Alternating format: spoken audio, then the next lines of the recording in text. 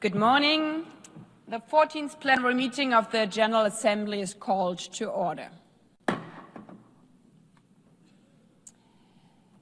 The Assembly will continue its consideration of Agenda Item 8, entitled General Debate. I now give the floor to His Excellency Osman Saleh Mohamed, Minister for Foreign Affairs of Eritrea.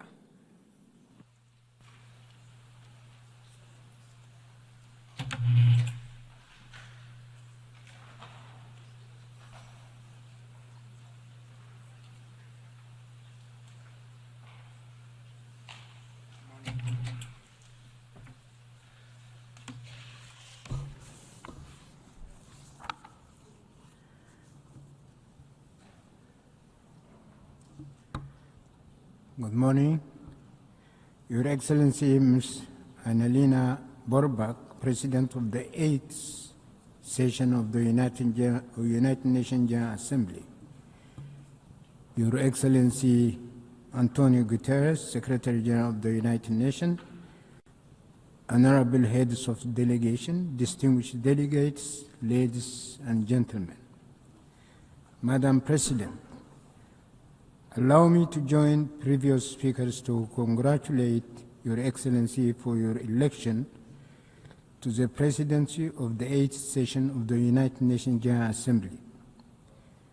During the 79th session of the United Nations General Assembly last year, I had briefly reflected as a backdrop and for purposes of historical reference to dwell on humanity's collective trajectory in the past 100 years. In this regard, the defining features of this century can be summed up by failure formed in 1995 and until the end of the Cold War, and reckless and dangerous trends set in motion in the prevalent unipolar world order in the last 30 years. As we all agree, the League of Nations and the United Nations were originally conceived as viable architectures of global governance to advance the pronounced lofty objectives that we all cherish.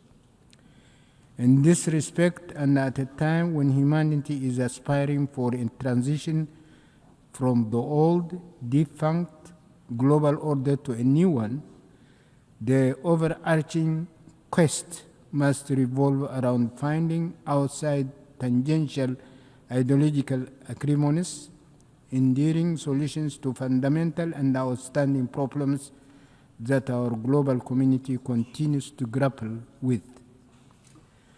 Economic injustice has remained the primary challenge for mankind and all the peoples as a whole since ancient times, from primitive social systems to the epochs of slavery and colonization, all the way until our contemporary times in a developed 21st century.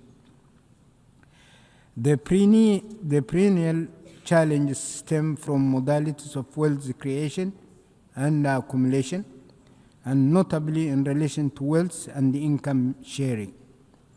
The fact is, past and present global systems are broadly rooted on monopoly, plunder, and deceit. Domination and attendant policies crafted to that end, military power that is garnered, and military assaults unleashed are indeed mere tools of domination and plunder. Similarly, various economic and financial architectures are essentially enunciated to bolster the objectives of domination and plunder. Policies formulated and operations undertaken to expand the spheres of influence are likewise sheer means of domination and plunder. Subtle corruption constitutes another means of domination and plunder. Wars, conflicts, and crises are also stoked and aggravated for the sole purpose of domination and plunder. Tools of propaganda and deception are weaponized for similar objectives.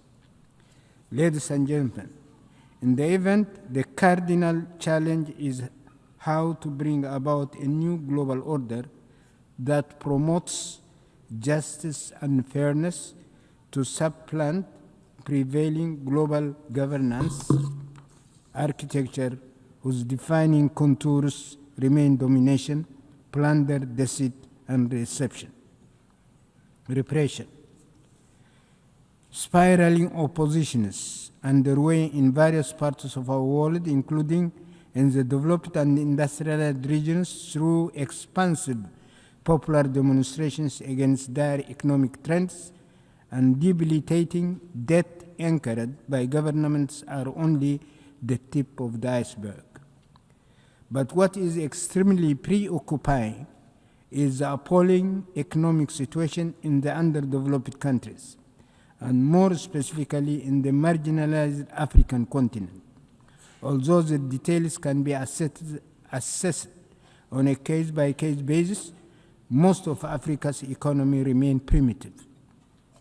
Africa remains a continent where raw materials are exported to the so-called developed economies for nominal prices, in which manufactured finished products are imported at highly inflated prices, where the economies are afflicted by huge losses in job opportunities, in which human capital and meager professional and skilled manpower are drained due to migration and brain drain, where presiding regimes lavishly waste borrowed money but cynically flaunt semblance of progress while burdened by mounting debt, are embroiled in corruption and political servitude to external forces, are afflicted by instability due to domestic polarization and endemic crisis, and where they face rapid population growth as well as imminent challenges and disasters. The scenario is very bleak indeed. Why was mankind's mission in the new century unsuccessful? The cherished mission does not contain novel and sophisticated inventions or ideological and philosophical dimensions. The values of the missions invoked and that underpin the struggle during the epochs of slavery have not changed whatsoever in this so-called new 20th century. The aspirations of mankind are: 1, to fairly own their economic resources and the fruits of their work and march on a sustainable path of generational progress and prosperity by accumulating wealth. 2, to secure peace and stability in order to guarantee prosperity and economic growth. 3, to ensure prevalence of fairness and justice as vital prerequisites for peace and stability. To promote mutual respect, complementarity, and cohesion integration, so as to bolster widest regional and global peace and stability, as well as mutual growth. 5, to establish appropriate legal executive structure and associated mechanisms for the implementation of these fundamental human aspirations. Ladies and gentlemen, although mankind's aspirations have not been realized as yet, its cherished aspirations cannot be shelved or postponed. Failure to achieve the desired objectives can only spur stronger resilience and greater moral imperative. In the event, the timely and pressing task for all the peoples of the world is to strengthen their organizational and coordination mechanisms in order to prevail against perennial injustices, domination, deceit, coercion, intimidation, plunder, and monopolization, whatnot. In this regard, we call for the categorical lifting of all unilateral coercive measures and sanctions imposed on countries such as Eritrea, and Cuba, including the unjust 60-year-long embargo against Cuba and its arbitrary designation on the spurious list of state sponsors of terrorism. This will require nurturing broad mechanisms of solidarity as well as continuous review and refinement of their strategies and methodologies. In this respect, the peoples of Africa should particularly work out, in view of the specific hurdles that they are facing, a robust mechanism in order to contribute their share with higher vigor to the collective mission for a new world order in tandem with ongoing endeavors for the consolidation of a broad international alliance. Ladies and gentlemen, on the occasion of the 80th session of the ANGA, I would like to mention that in the interest of time, I have chosen not to delve into vital issues pertaining to palpable shortcomings of the United Nations and its various agencies, along with possible remedial measures, as well as the various initiatives underway by several parties for the crystallization of a new global order. I thank you.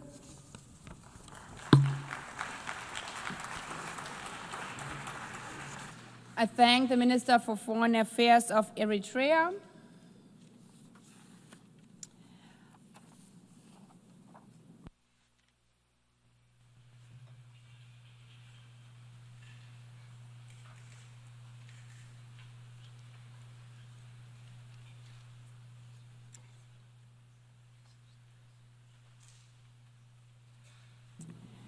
I now give the floor to His Excellency Alva Romanus Baptiste, Minister for External Affairs, International Trade, Civil Aviation and Diaspora Affairs of St. Lucia.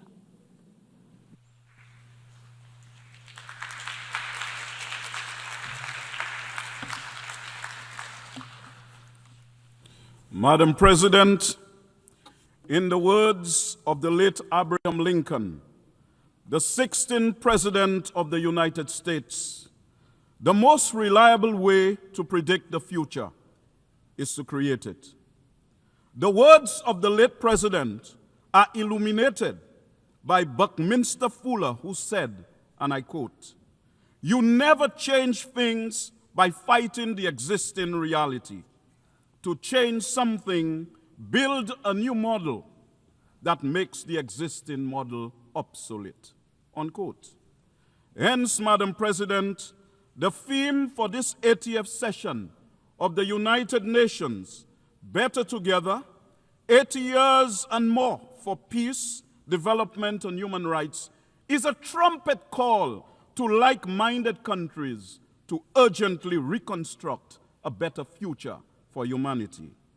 Building that better future together emphasizes the importance of international cooperation and shared responsibility.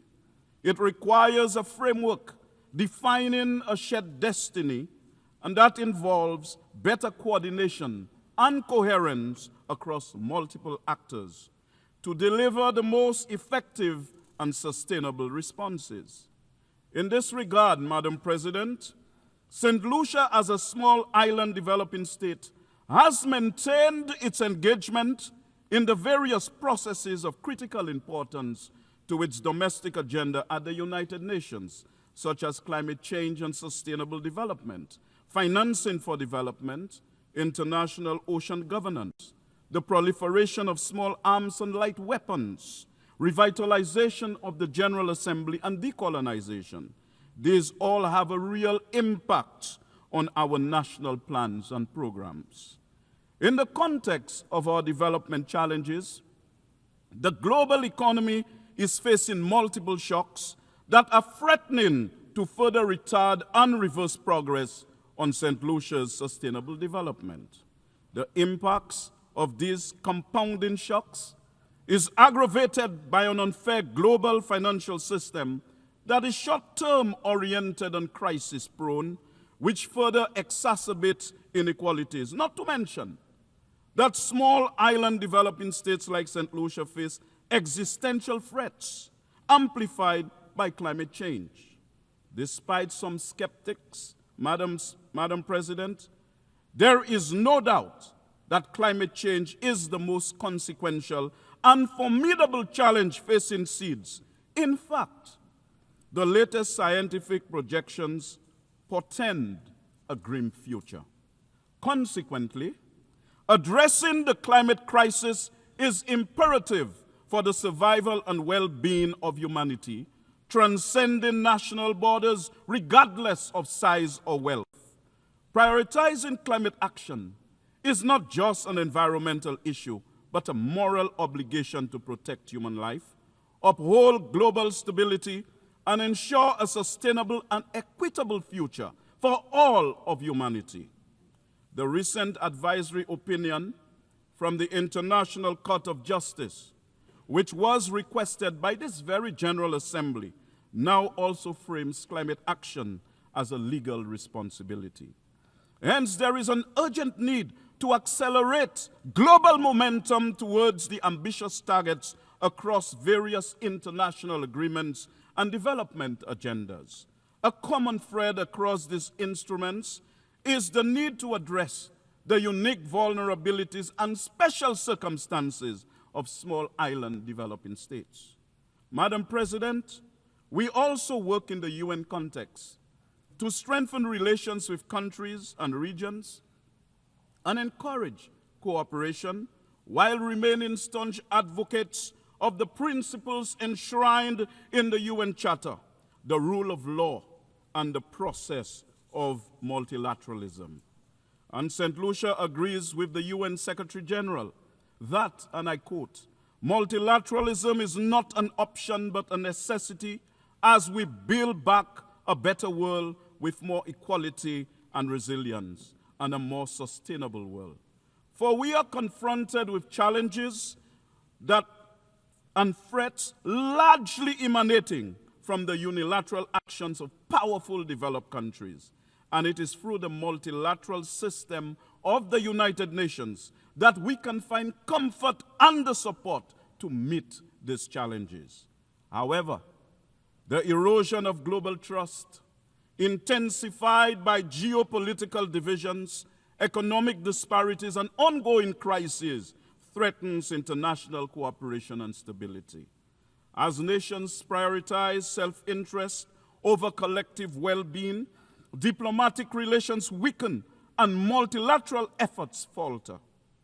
Madam President, while global solidarity is essential to uphold human rights, it is also important to support self-determination, especially for marginalized and colonized nations. Recognizing the right to independence fosters justice, equality, and dignity, and builds inclusive, sovereign societies that reinforce the universal principle that all peoples deserve freedom and self-governance. It is for this reason, Madam President, that the world must act urgently to bring an end to the gruesome carnage and injustices being perpetrated against the Palestinian people. And this must start with the implementation of the scores of resolutions that have been passed by the UN since 1947, which call for the Palestinians to exercise their right to self-determination. Madam President, I draw attention in particular to Resolution 3246 of 1974, which reaffirmed the unassailable rights of the Palestinian people to self-determination, national independence and sovereignty, and the right of the Palestinians to return to their homes and property. In St. Lucia's reaffirmation of its commitment to human dignity, equality, and justice, Madam President, the ongoing Israeli military operations in Gaza and the West Bank raise serious concerns about the humanitarian impact on innocent civilians, which has exceeded disturbing, alarming, and unacceptable parameters. Madam President, dropping bombs on civilian populations, on defenseless men, women, and children cannot constitute a defense of oneself. Using starvation as a method of so-called warfare cannot constitute defense of oneself. Madam President, the destruction of hospitals, schools, and places of worship in Palestine in no way constitute self-defense and are completely unacceptable, inhumane, and atrocious. Is it surprising to anyone, therefore, that based on publicly available data from United Nations and other agencies, at least 66,053 Palestinians have been killed, 65,062 in Gaza, and 991 in the West Bank, and of the identified fatalities, at least 18,430 are children.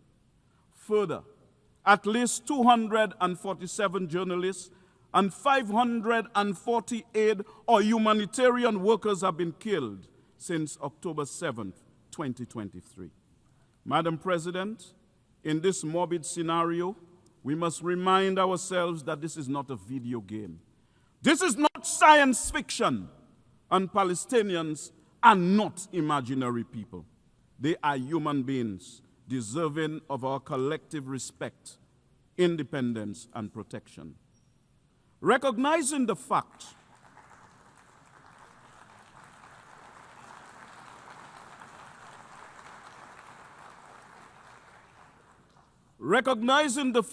of the shared humanity of both Israelis and Palestinians should cause us to value equally the life of an Israeli and the life of a Palestinian.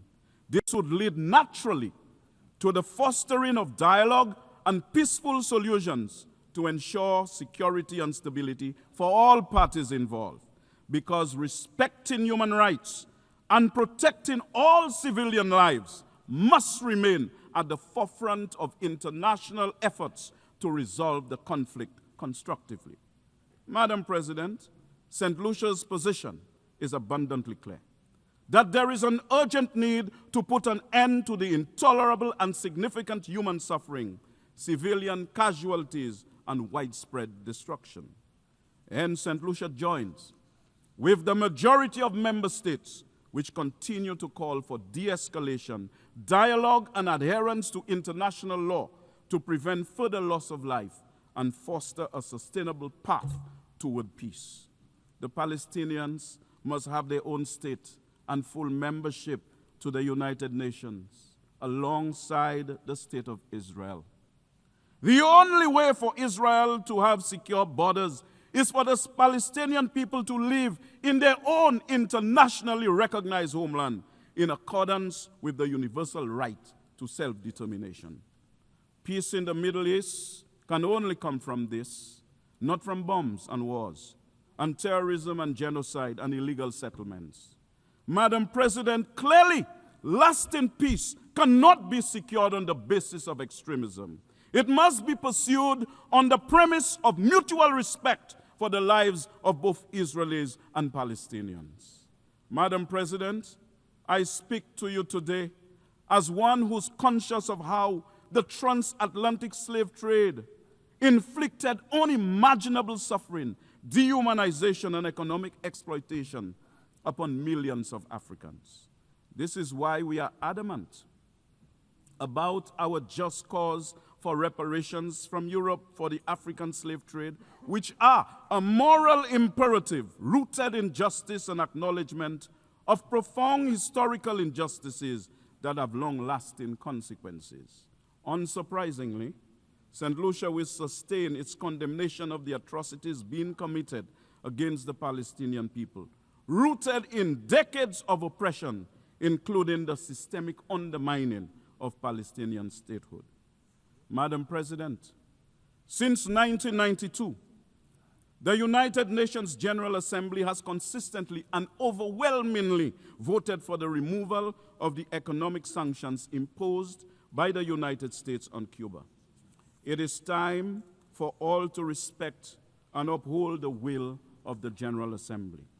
Madam President, St. Lucia has consistently called for an end to the U.S. embargo on Cuba and its removal from the list of state sponsors of terrorism because we embrace the view that engaging Cuba diplomatically rather than isolating it would unlock opportunities to foster regional cooperation, critical for long-term peace and development in the Caribbean, as well as to create an improved security architecture for the entire hemisphere.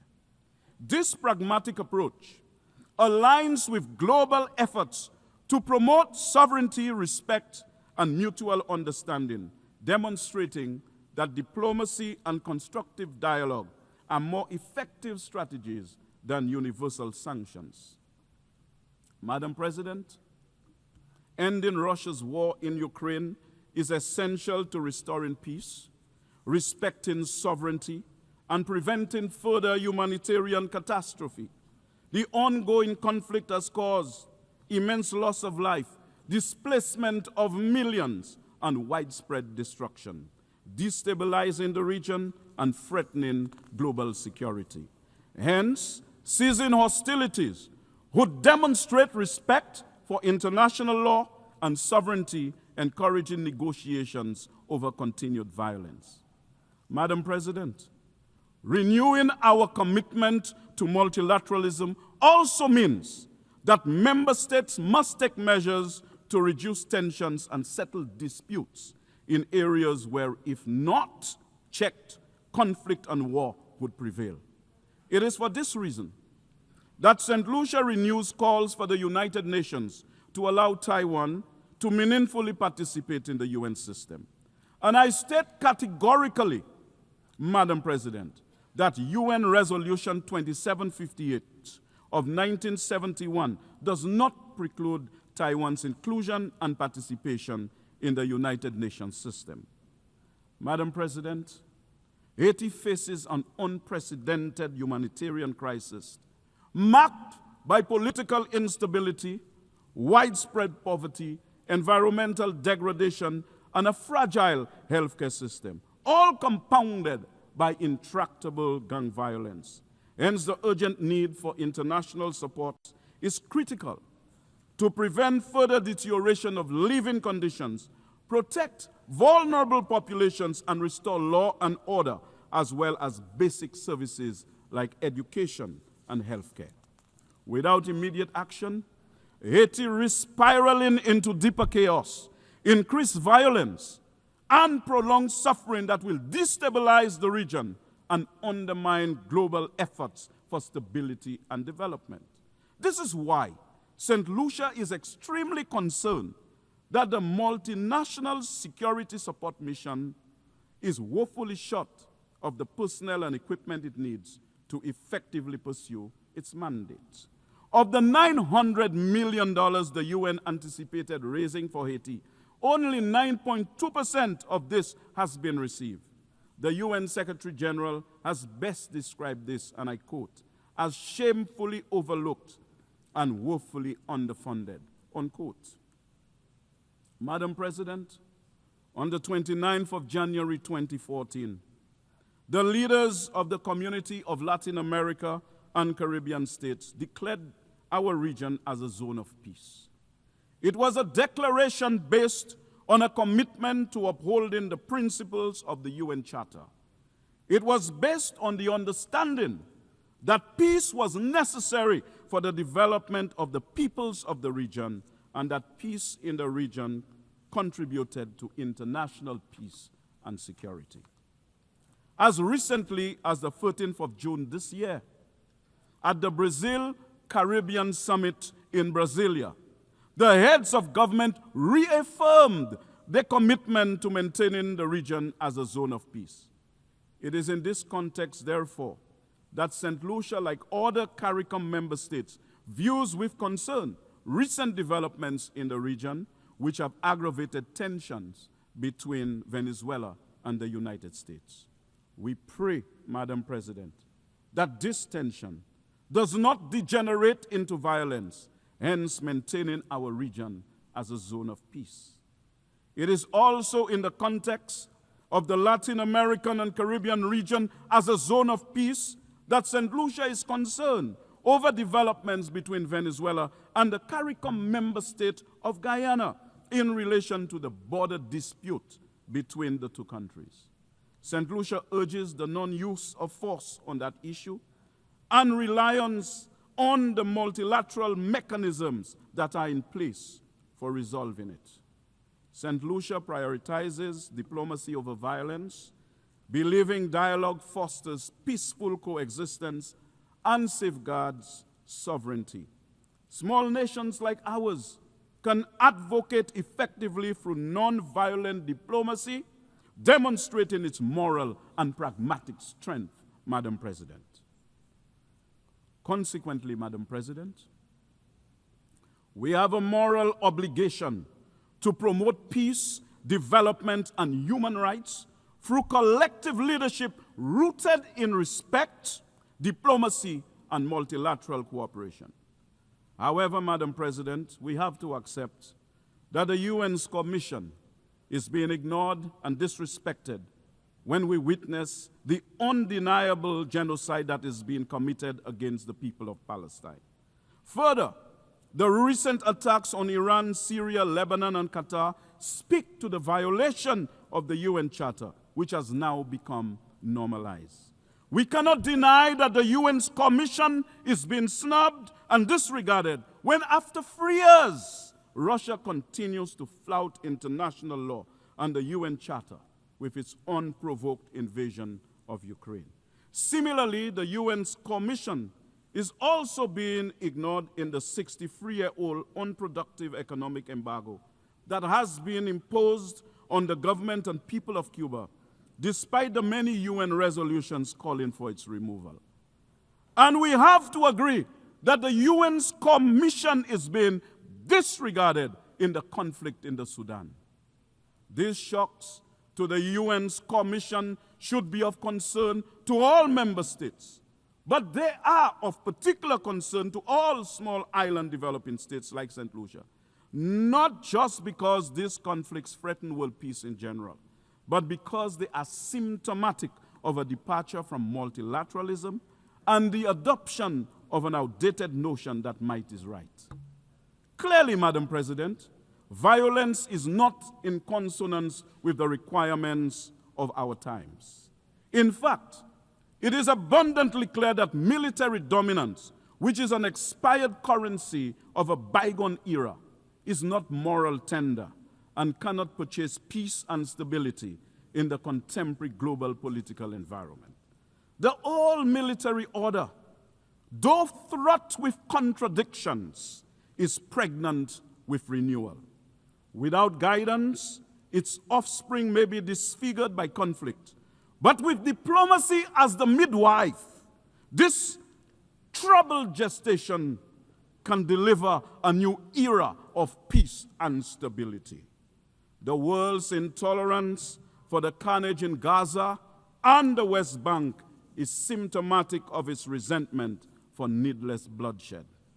While military dominance enables death and destruction, it cannot resolve the spectrum of challenges that we as a global family are called upon to confront within the framework of our integrated whole.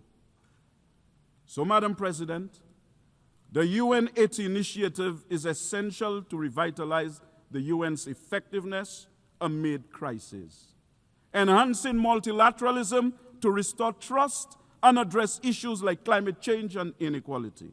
Madam President, despite challenges like limited enforcement, vetoes, and geopolitical interests, the UN remains a valuable conflict resolution tool. We should leverage the UN to advance economic and social priorities and a stronger international response to global issues. Hence, a new model for the United Nations should prioritize reforming its decision-making processes to enhance efficiency, accountability, and inclusivity, addressing current limitations like veto power and bureaucratic inertia. This model would shift towards a more equitable representation, empowering developing countries and marginalized groups ensuring their voices influence global solutions.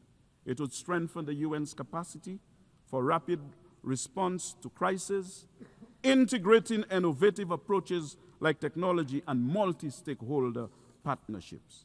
By fostering transparency and accountability, this new model would rebuild global trust, making the UN a more effective, responsive, and equitable platform for advancing peace, sustainable development, and human rights in an increasingly interconnected world. This model, Madam President, will give birth to an international environment of peace, of the absence of major conflicts and wars, of the decline of unilateralism, of a greater functioning multilateralism that protects us from climate change and climate injustice, from the scourge of illegal weapons smuggled into our countries, an international environment where nations honor their financial commitments and responsibilities and respond and respect and promote human rights that supports our efforts at regional integration. Madam President, as I prepare to close, this model would be a fine testament that after 80 years, multilateralism would be in a good place, and that with the United Nations, we can expect that in the years ahead, there will be more peace, greater development, and the prevalence of human rights. Let us choose it, my dear brothers and sisters.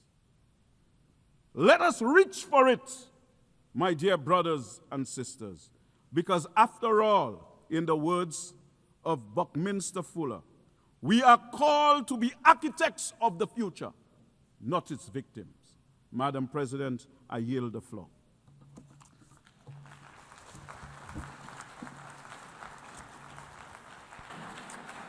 I thank the Minister for External Affairs, International Trade, Civil Aviation and Diaspora Affairs of St. Lucia.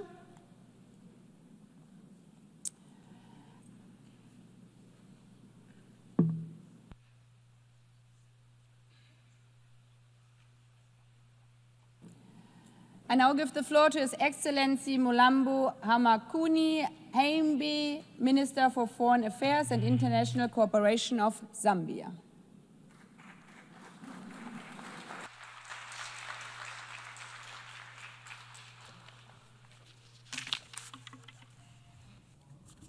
Your Excellency, Madam Annalena Baerbock, President of the 80th session of the United Nations General Assembly, Your Excellency, Mr. Antonio Guterres, Secretary General of the United Nations, Your Excellencies, Heads of State and Government, distinguished delegates. I am honored to address this August Assembly on behalf of Mr. Hakainde Hichilema, President of the Republic of Zambia. Allow me, at the outset, to congratulate you, Madam President, on your election to the presidency of the 80th session of the General Assembly.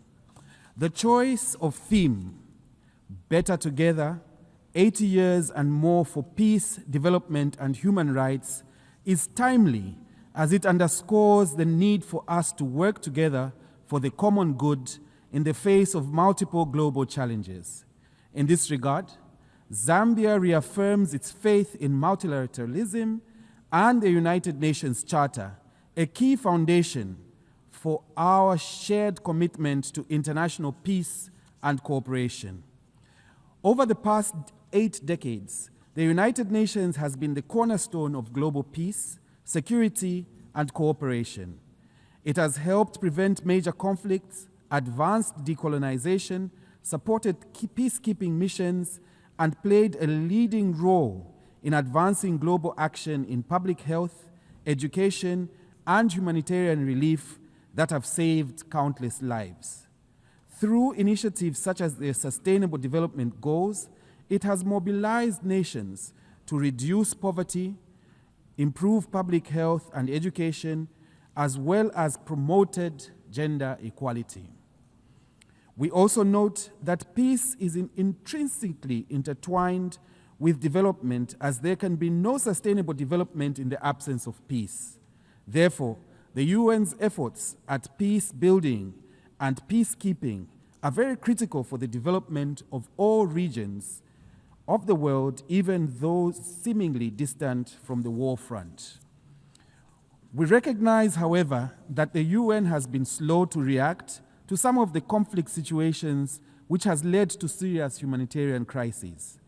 We also acknowledge the need for key reforms and genuine inclusiveness, particularly for Africa, whose voice remains stifled after 8 decades. We must reflect on this and other areas that could be enhanced. Those challenges remain. The United Nations has proved that multilateralism can deliver tangible progress for humanity. We are confident that the Pact for the Future and the Declaration on Future Generations agreed upon during the 79th session renews our hope and solidarity to sustain the momentum of the past 80 years. Madam President, as we undertake these reforms, it will be important to ensure that the pursuit of efficiency should not be at the expense of the United Nations' reach and impact on the interests of developing countries, particularly those facing the largest implementation gaps in the SDGs. The UN 80 initiative must strengthen delivery in the 3 core pillars of the United Nations of peace and security, development and human rights. We must preserve those parts of the UN that work. For instance, the resident coordinator system has helped coordinate various UN development agencies to ensure they work together effectively, efficiently, and transparently in supporting the host governments achieve SDGs. These reforms must serve to strengthen the RC system. Madam President, we meet at a critical moment when escalation in geopolitical tensions pose a significant threat to the gains made in the 80 years of the United Nations' existence. This exacerbates the existing challenges and places multilateralism under threat. Further, we have witnessed how challenges such as ongoing conflict situations, climate shocks, and the pandemic have negatively impacted the global economy. It is therefore clear that a short period of war or crisis can erase decades of development gains. We therefore categorically condemn war and aggression and urge all parties in conflict to choose diplomacy over violence. Allow me to re-echo President Hakainde Hichilema's constant reminder to the world that instability anywhere is instability everywhere. Zambia therefore remains an advocate for peace, human rights, good governance, and inclusive development for a strengthened multilateral system. Further, we remain committed to the principles enshrined in the United Nations Charter. Zambia has been actively engaged in regional peace efforts. We continue to support the work of the African Union and regional organizations in mediation and peacekeeping, including in the Horn of Africa and the Great Lakes region. Here at the United Nations, we as African nations count on the continued support of the international community in initiatives to silence the guns in Africa and resolve conflict worldwide for a more secure world. Madam President, inspired by the 2030 Agenda for Sustainable Development and our national vision, we have undertaken bold reforms to improve the lives of our people, even as we recover from the devastating drought that affected our country in 2024. A cornerstone of our strategy is investing in our people, especially the youth. Believing that education is the greatest equalizer, our government introduced free primary and secondary education for all children, recruited a number of teachers to improve the quality of education. We further recognize that a healthy population underpins productivity and inclusive growth. Zambia therefore remains steadfast in its pursuit of health for all, by building resilience, equitable and accessible health systems.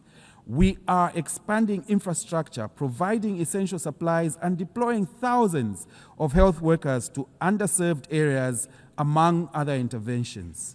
While we recognize the changing landscape in official development assistance, we call on development partners to continue their effort to support HIV/AIDS programs, especially with antiretroviral therapy, so that countries such as Zambia that have made progress in the fight against HIV do not regress on account of funding constraints.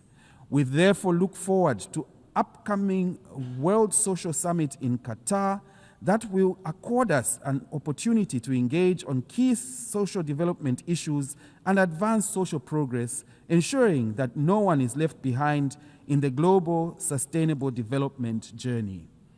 We urge all member states and development partners to prioritize health spending as a strategic investment because human capital is the greatest asset of any nation.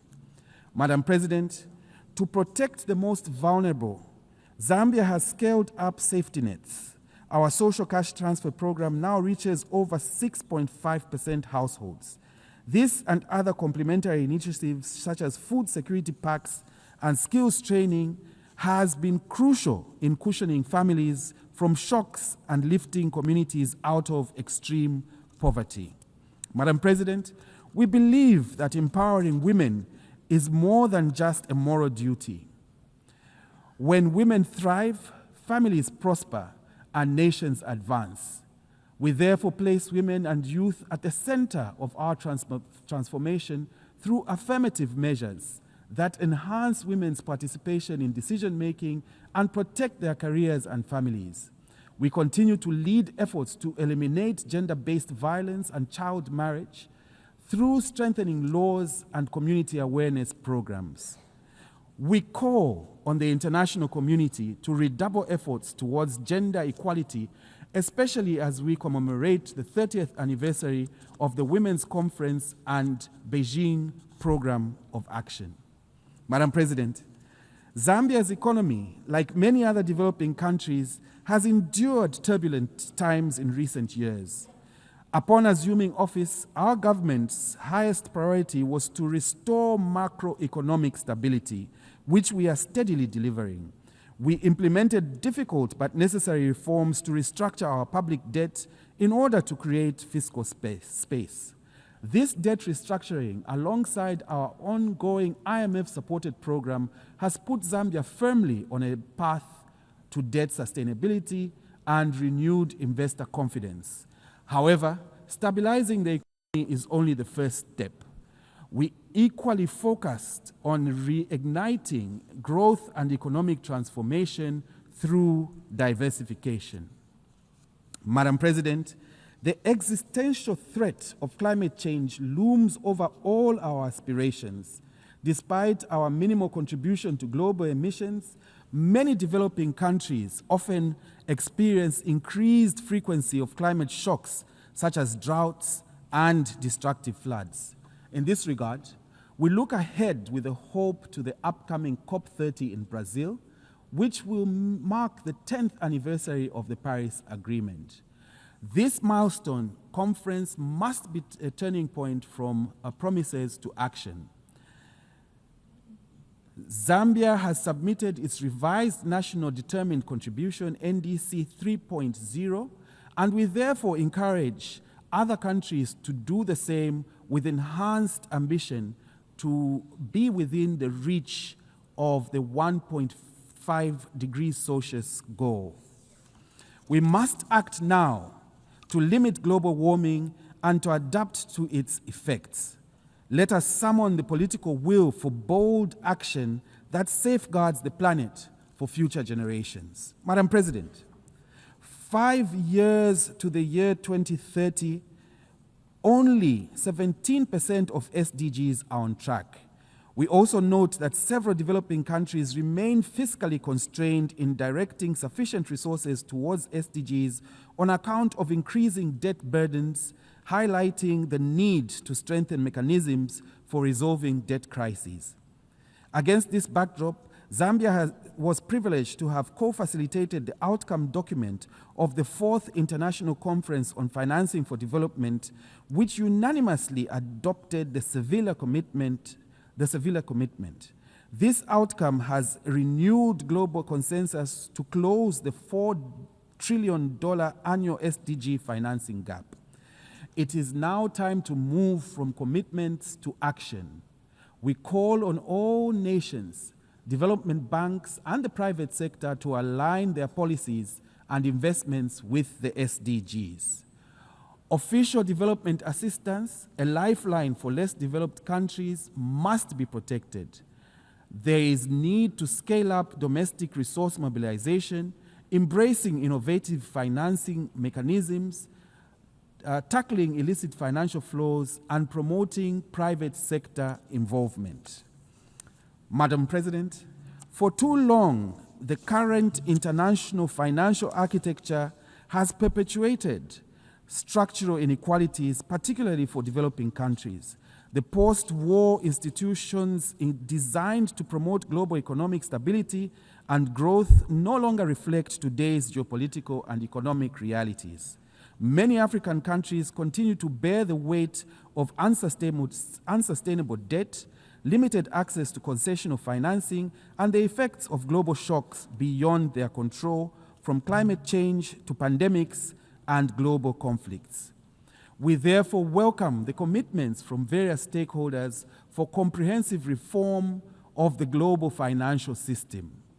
This reform should include governance reform of global financial institutions to strengthen representation of developing countries in international economic decision-making. Zambia further welcomes initiatives such as the Borrowers Forum to ensure fair and timely resolution of debt. Madam President, Zambia is both a least developed country, LDC, and a landlocked, or as we prefer, land-linked developing country, an LLDC. These two categories of countries face unique structural challenges. In July 2025, Zambia was privileged to host the LDC Future Forum in Lusaka, whose insights on building resilience to shocks and the need for innovation to address challenges were empowering. During the conference, our Republican President, Mr. Hakainde Hichilema, underscored the need for LDCs to build resilience by being more proactive and self-reliant. As a landlocked country, Zambia welcomes the Awaza Program of Action, which prioritizes structural transformation, trade facilitation, regional connectivity, resilience, and ICT infrastructure, which reflect our own priorities. We also welcome the Awaza's call for innovative financing. Landlocked need not mean isolated and encased. I repeat, Madam President, landlocked need not mean isolated and encased. As our President fondly states, LLDCs can become land-linked rather than landlocked, and we in Zambia are committed to making this vision a reality. Allow me to appeal, Madam President, that even as we reform the office of the High Representative for for less developed countries, landlocked countries, and SIDS must be maintained. It is of imperative importance. Madam President, the theme of this session, Better Together, also compels us to reflect on the United Nations' readiness to address today's complex challenges. The Security Council's current composition and working methods reflect a bygone era and are overdue for reform. Decisions on critical peace and security issues are all too often stalled by the veto power of a few, even when the wider membership speaks clearly. Africa, with 1.4 billion people, still has no permanent seat, a historical injustice that must be rectified. Zambia therefore reaffirms the Common Africa position on Security Council reform as set out in the El Zulwini Consensus and the Sirte Declaration. We call for comprehensive reform that expands both permanent and non-permanent membership to make the Council more equitable, effective, and reflective of today's world. Madam President, Excellencies, 80 years ago, the world emerged from war with a promise to never again allow division and destruction to define our collective future. That promise is being tested today. Let this 80th General Assembly be remembered as a turning point where the world chose solidarity over silence, justice over inertia, and unity over division. We must act not out of fear, but out of hope, not in isolation, but in solidarity, as we are better together. Madam President, Your Excellencies, I thank you.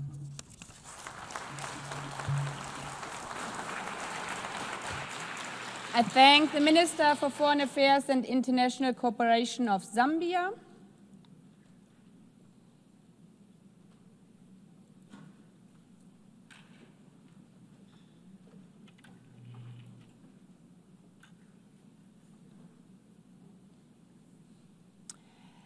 I now give the floor to Her Excellency Anita Anund, Minister for Foreign Affairs of Canada.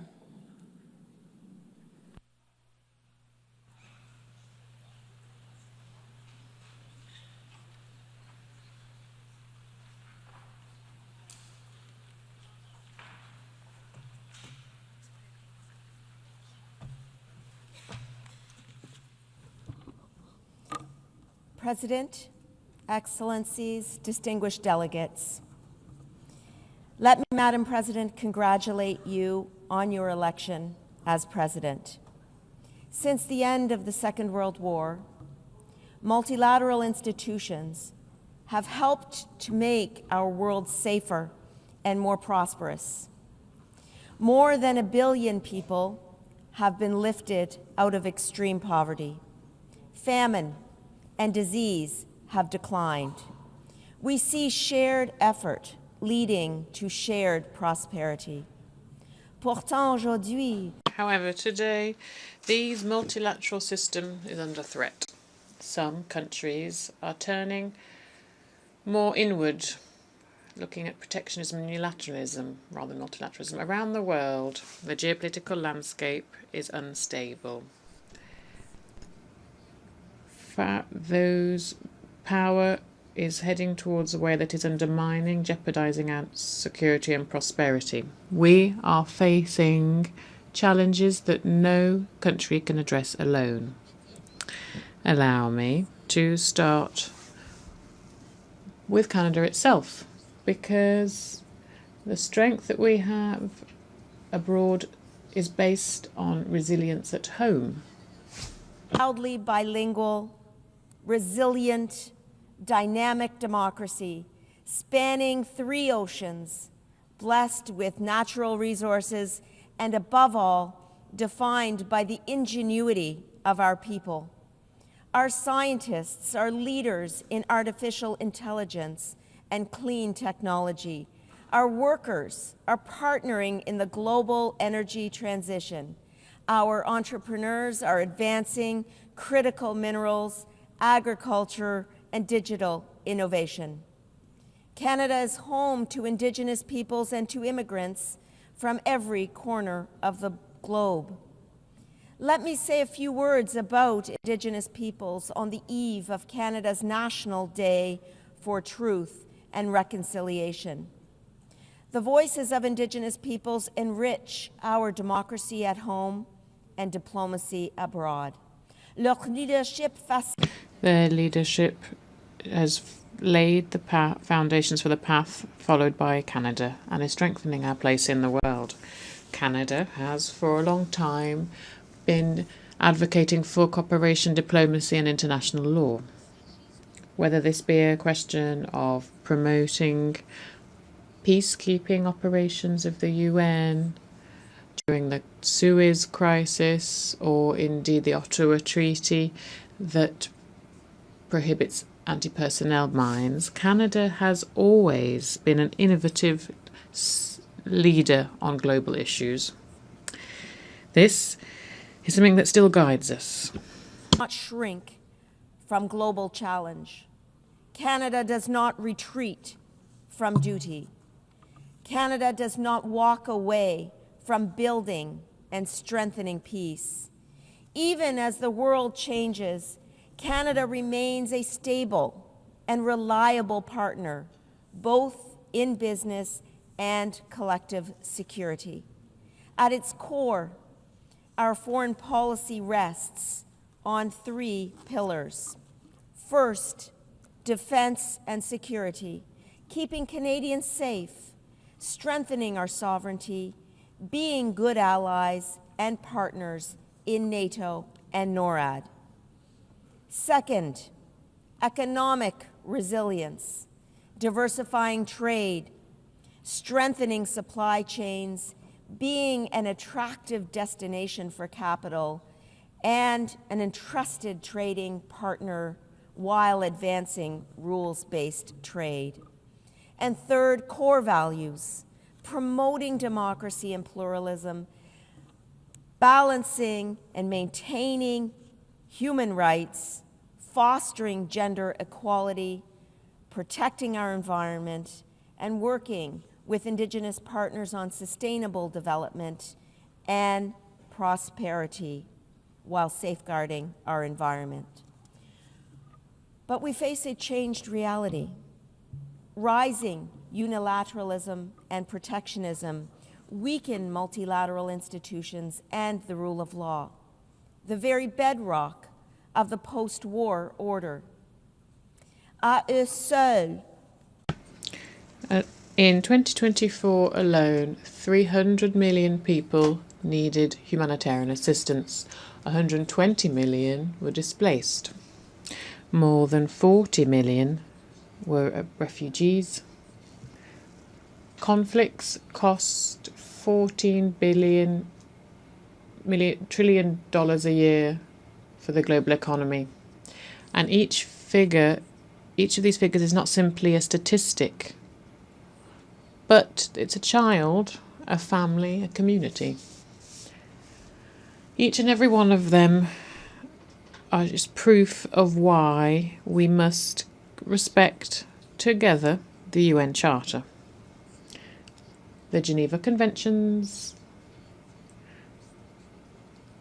the Refugee Conventions, and Human Rights Conventions. These stark realities, retreat is not an option. Canada will not turn inward. Canada will work to reform and strengthen multilateral institutions such as the United Nations so that they are more resilient and more effective in meeting the challenges of today and tomorrow. Canada is an Arctic nation. In the Arctic, a critical part of Canada and the world, climate change and new geopolitical pressures create both risks and responsibilities. Canada will safeguard its sovereignty, modernize NORAD with the United States, bolster NATO with fellow members, and work with Indigenous peoples to ensure that the Arctic remains a region of peace, cooperation, and sustainable development. The challenges to security are not confined to our own borders. Russia's 2022 illegal full-scale invasion of Ukraine stands as a grave breach of the UN Charter. Russia's aggression, attacks on civilians, and abduction of children are flagrant violations of international law. Putin believed Ukraine would fall in 3 days. 3.5 years later, Ukraine still stands, its sovereignty intact, its people unbowed, its courage unbroken. Canada's position is clear. Putin cannot be permitted to redraw boundaries at his will. Might does not make right. Ukraine is not backing down, nor will its friends, including Canada.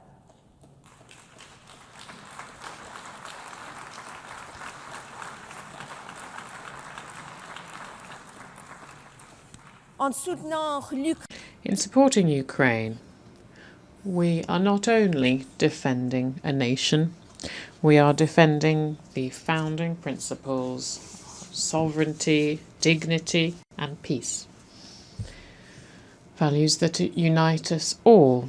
Canada has already pledged $22 billion of various types of aid to Ukraine, and Ukraine can count on our long-term support. Here at the UN, last week, the Prime Minister Carney and President Zelensky reaffirmed our shared commitments, something that is shared by a large number of you here, to bring back Ukrainian children, bring them home. The October 7th terrorist attack by Hamas on Israeli civilians was absolutely horrific. Hamas is a terrorist organization and an impediment to peace. Canada calls on Hamas to lay down its weapons and to release all remaining hostages immediately. The scope of the humanitarian crisis in Gaza is catastrophic and requires urgent action. Canada has committed over $340 million in humanitarian aid, and our call on Israel to help protect the civilian population of humanitarian aid at scale, and to ensure the two-state solution is eroding, as is evident in Israel's illegal expansion, reflects long-standing Canadian policy based on the right a commitment to a two-state solution,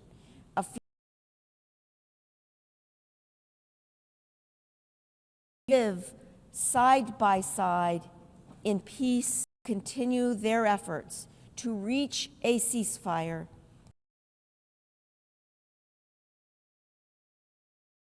processes that must follow. Canada will participate. We are committed to efforts to strengthen the capacity of partners in the region.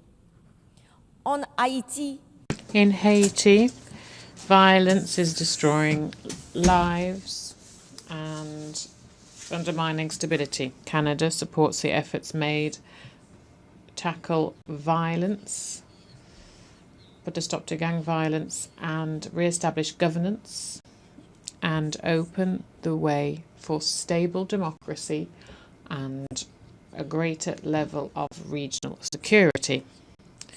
These struggles are not something that happens far away in today's interconnected world. Conflicts, indeed, that break out anywhere in the world affect all of us. Global economy, Canada's diplomacy is also focused on delivering growth and economic resilience for our people. To grow our economy and create opportunities for our businesses, Canada is deepening partnerships in Europe, the Indo-Pacific, the Americas, and Africa. Recent progress includes a strategic defense partnership with the European Union, the Canada-Indonesia Comprehensive Economic Partnership Agreement, signed just last week, expanded agreements with Mexico, and continued leadership through key trade agreements such as the CPTPP and CETA. These are not just trade agreements. These are bridges of resilience, engines of prosperity, and commitments to the rules-based system that benefits us all. Through multilateralism, we can build an inclusive and sustainable global economy.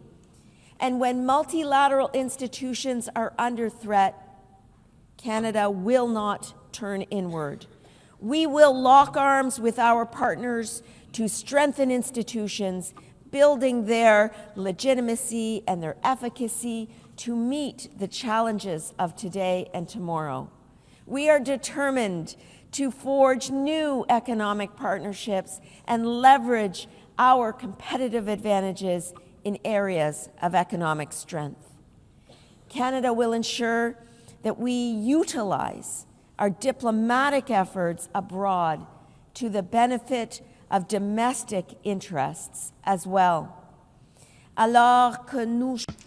At a time when we're all looking to strengthen resilience, security and economic growth of our peoples, we cannot renounce or give up on our multilateral institutions and processes. Multilateralism remains our best hope to address global challenges. Rather than rejecting international norms, we should instead strengthen multilateralism by reforming its international institutions.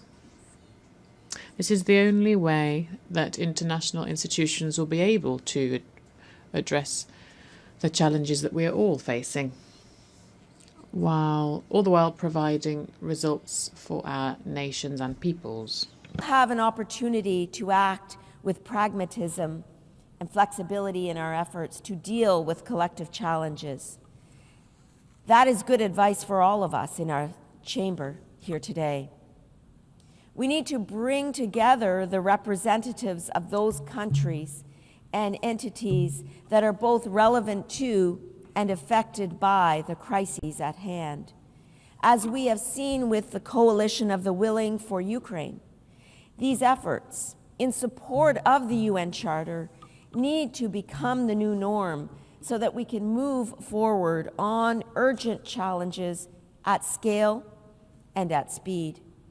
A generation of Canadians, including Canada's fierce and inspiring ambassador to the United Nations, Bob Rae, who has provided a lifetime of dedicated service to our country, helped to build these multilateral institutions.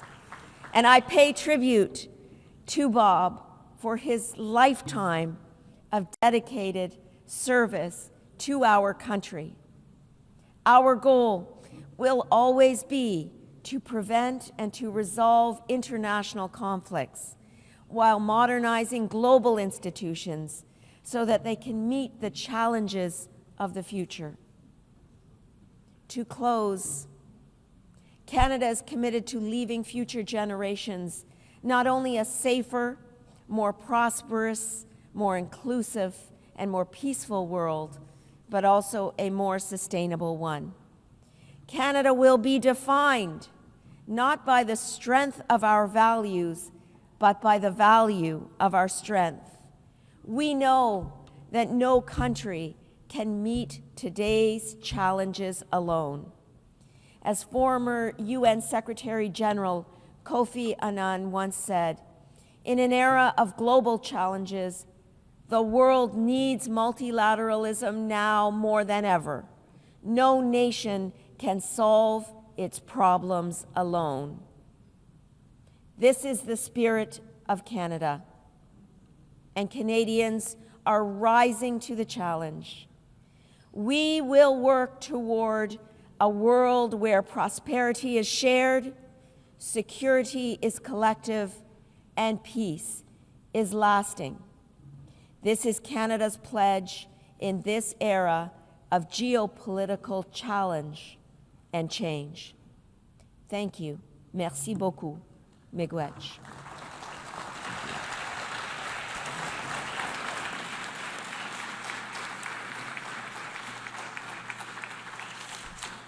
I thank the Minister for Foreign Affairs of Canada.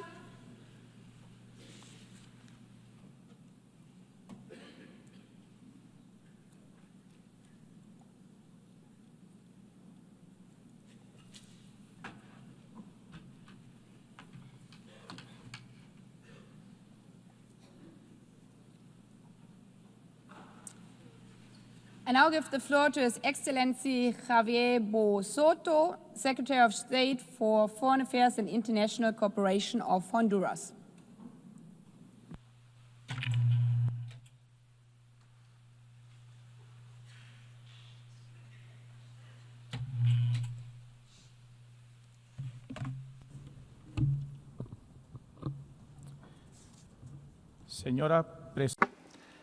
Madam President of the General Assembly, Secretary General of the United Nations, Heads of State and of Government, Ambassadors, distinguished delegates, ladies and gentlemen.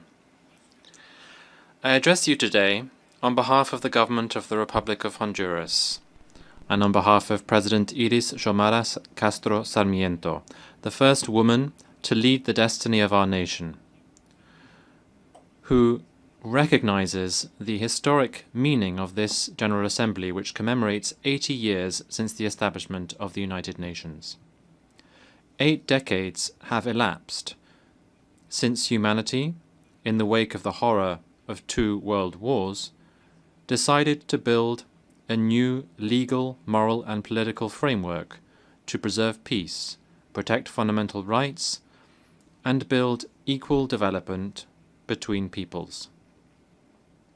Today, in 2025, we need urgently to see if this foundational promise has been fulfilled, or, worse, if there is the risk of it being meaningless, given the unprecedented challenges of the 21st century.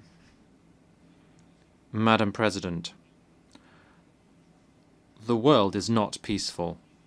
The genocide in Gaza, the devastation in Ukraine, persistent violent crises, particularly in the Middle East, Africa and Haiti, the dangerous weapons business of global capitalism, all show the failure of the multilateral system to fulfill its essential mandate to achieve peace, to prevent barbarism, to stop the progression of the nuclear race, which major powers are engaged in and which could be the apocalypse of humanity.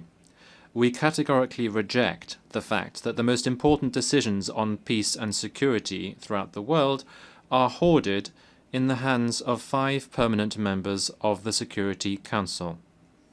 Their veto power, which has become an anachronistic privilege, has paralyzed collective action and the calls for peace in different parts of the world, and has allowed those committing war crimes to enjoy impunity. The UN cannot remain a hostage to special interests, nor can it be idly complicit in the face of the destruction of entire peoples. It is morally unacceptable that while billions of dollars are spent on weapons, budgets for peacekeeping operations, humanitarian aid, and sustainable development are being slashed.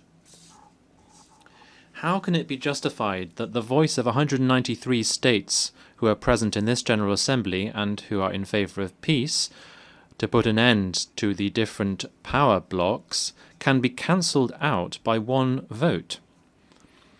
We cannot continue to sustain a global order founded on privilege and inequality that leads to suffering for millions of poor people throughout the world.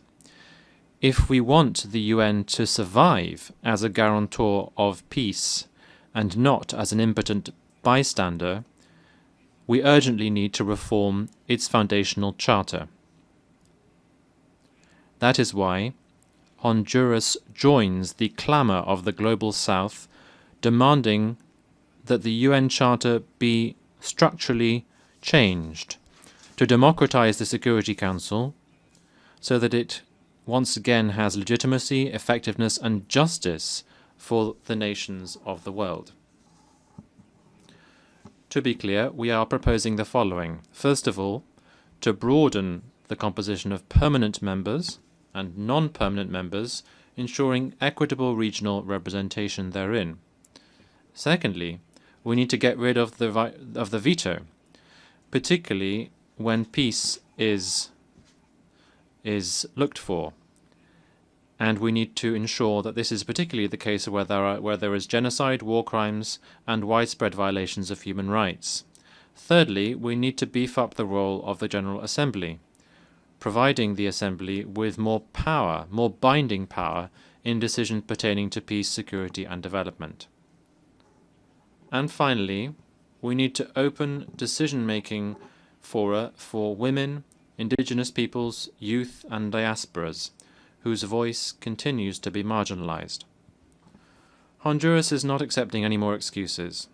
We will not remain silent in the face of injustice. The norms of the international order cannot continue to be defined by the logic of war, the hegemony of capital, or strategic workings of the most powerful. It must reflect the universal desire of people to live in peace, democracy, with dignity and freedom. Ladies and gentlemen, in Honduras we have embraced these principles: civil, political, and environmental rights. 12 years and 7 months on since the coup d'etat against the democratic president Manuel Zelaya in Honduras, back then, a drug dictatorship was installed, whose head, Juan Orlando Hernandez, was convicted in New York and sentenced to 45 years imprisonment for being part of a drug trafficking cartel to traffic drugs towards the United States. Public-private corruption, violence, and institutional deterioration were the instruments used by the Honduran oligarchy to continue exploiting our natural resources and our entire people. Our government has begun the process to recover from this episode by carrying out root and branch changes, focusing on the well-being of the majorities who were sacrificed by the drug dictatorship and historically excluded by the neoliberal economic model. This recovery has meant putting people's lives above business and putting education and health above privilege. Our progress has been clear. Poverty, which was 73% in 2021, has come down to 63% in 2024. And extreme poverty has been reduced from 54% to 40%. This means that more than 1 million people in Honduras have been lifted out of poverty in these 3 years. Inequality has also been reduced by almost 6 points on the Gini index. This is double what the previous government had achieved. In addition to this, the income of the 20% poorest, who had been sacrificed as a result of the looting and the indebtedness that had been carried out by the previous government, in contrast to this, in the administration of the democratic socialism of Xiomara Castro that we now have, these people have seen their income increase by 150%, and they now have access to health, sports, security, education, roads, agriculture, and energy provided free of charge. In terms of security, Honduras ended 2024 with a homicide rate of 26 for each 100,000 inhabitants. This is the lowest rate in 20 years. In the anti-corruption fight, we have opened our public finances to scrutiny from social audits. We have got rid of corrupt trust funds, and we have recovered our public goods. The tax justice law sent to the National Congress is part of our progressive tax reform, which aims to redistribute wealth for education, health, agriculture, and social protection, and it eliminates privileges given to the most powerful 25 economic groups and 10 families who monopolize 80% of the country's GDP and enjoyed generous tax breaks. In terms of gender, we have improved gender equality in decision-making. Our cabinet has equal representation of women and men, and we also have programs that have been rolled out to eradicate gender-based violence. Distinguished delegates, Honduras is striving to recover its forests. We have a zero deforestation program to 2030. In this effort, we have established 3 military battalions to protect our forests. Honduras is one of the countries that it suffers most as a result of climate change, even though we are one of the countries that contributes the least to global pollution. Droughts, devastating storms, a loss of biodiversity, and forced displacements are all open wounds that we have not caused, but which we are nevertheless paying with our lives and with our future. This is a struggle that we cannot carry out alone. Similarly, we reject the way in which migration is being criminalized, with harsher laws and more militarized borders. This road resolves nothing. It only perpetuates tragedy. It multiplies suffering, and it denies the fact that there is shared international responsibility to address a human and global phenomenon. People migrate as a result of unequal systems that have failed them for years, not because of their own choice. Criminalizing them means punishing them twice, first to poverty and then to exile. Colleagues, our foreign policy is based on our unwavering respect for sovereignty, the self-determination of people, and human rights. That is why we denounce the illegal unilateral sanctions that throttle economies and condemn people to misery. These measures, such as those imposed against Cuba for decades now, must cease immediately. We unreservedly condemn all forms of foreign occupation and threats of military interference in our hemisphere. They are totally unacceptable. Measures such as these mean denying people's rights to live in free sovereign states. This right is inalienable, and its recognition cannot continue to be postponed or manipulated. No rhetorical justification can legitimize the violation of sovereignty or the subjugation of nations. That is why today, before this General Assembly, we repeat our recognition of the State of Palestine, in line with our historic commitment and with our unwavering stance in favor of peace, security, and the coexistence of 2 states in the Middle East. Madam President, ladies and gentlemen, this November, Honduras will hold general elections, which will be transparent, inclusive, and democratic. The government of President Xiomara Castro will ensure the free participation of all political sectors, respect for public freedoms, and the presence of regional and international electoral observation missions. Madam President, the United Nations must dare to change so as not to be a relic of the past, but rather the voice of the future.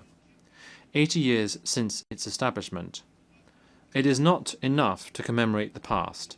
It is now time to open fora for dialogue and hope for a better tomorrow that is still possible. Thank you very much.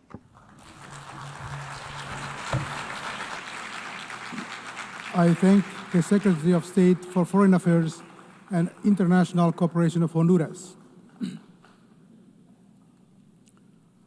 I now give the floor to His Excellency Edward Bizimana, Minister of Foreign Affairs, Regional Integration and Development Cooperation of Burundi.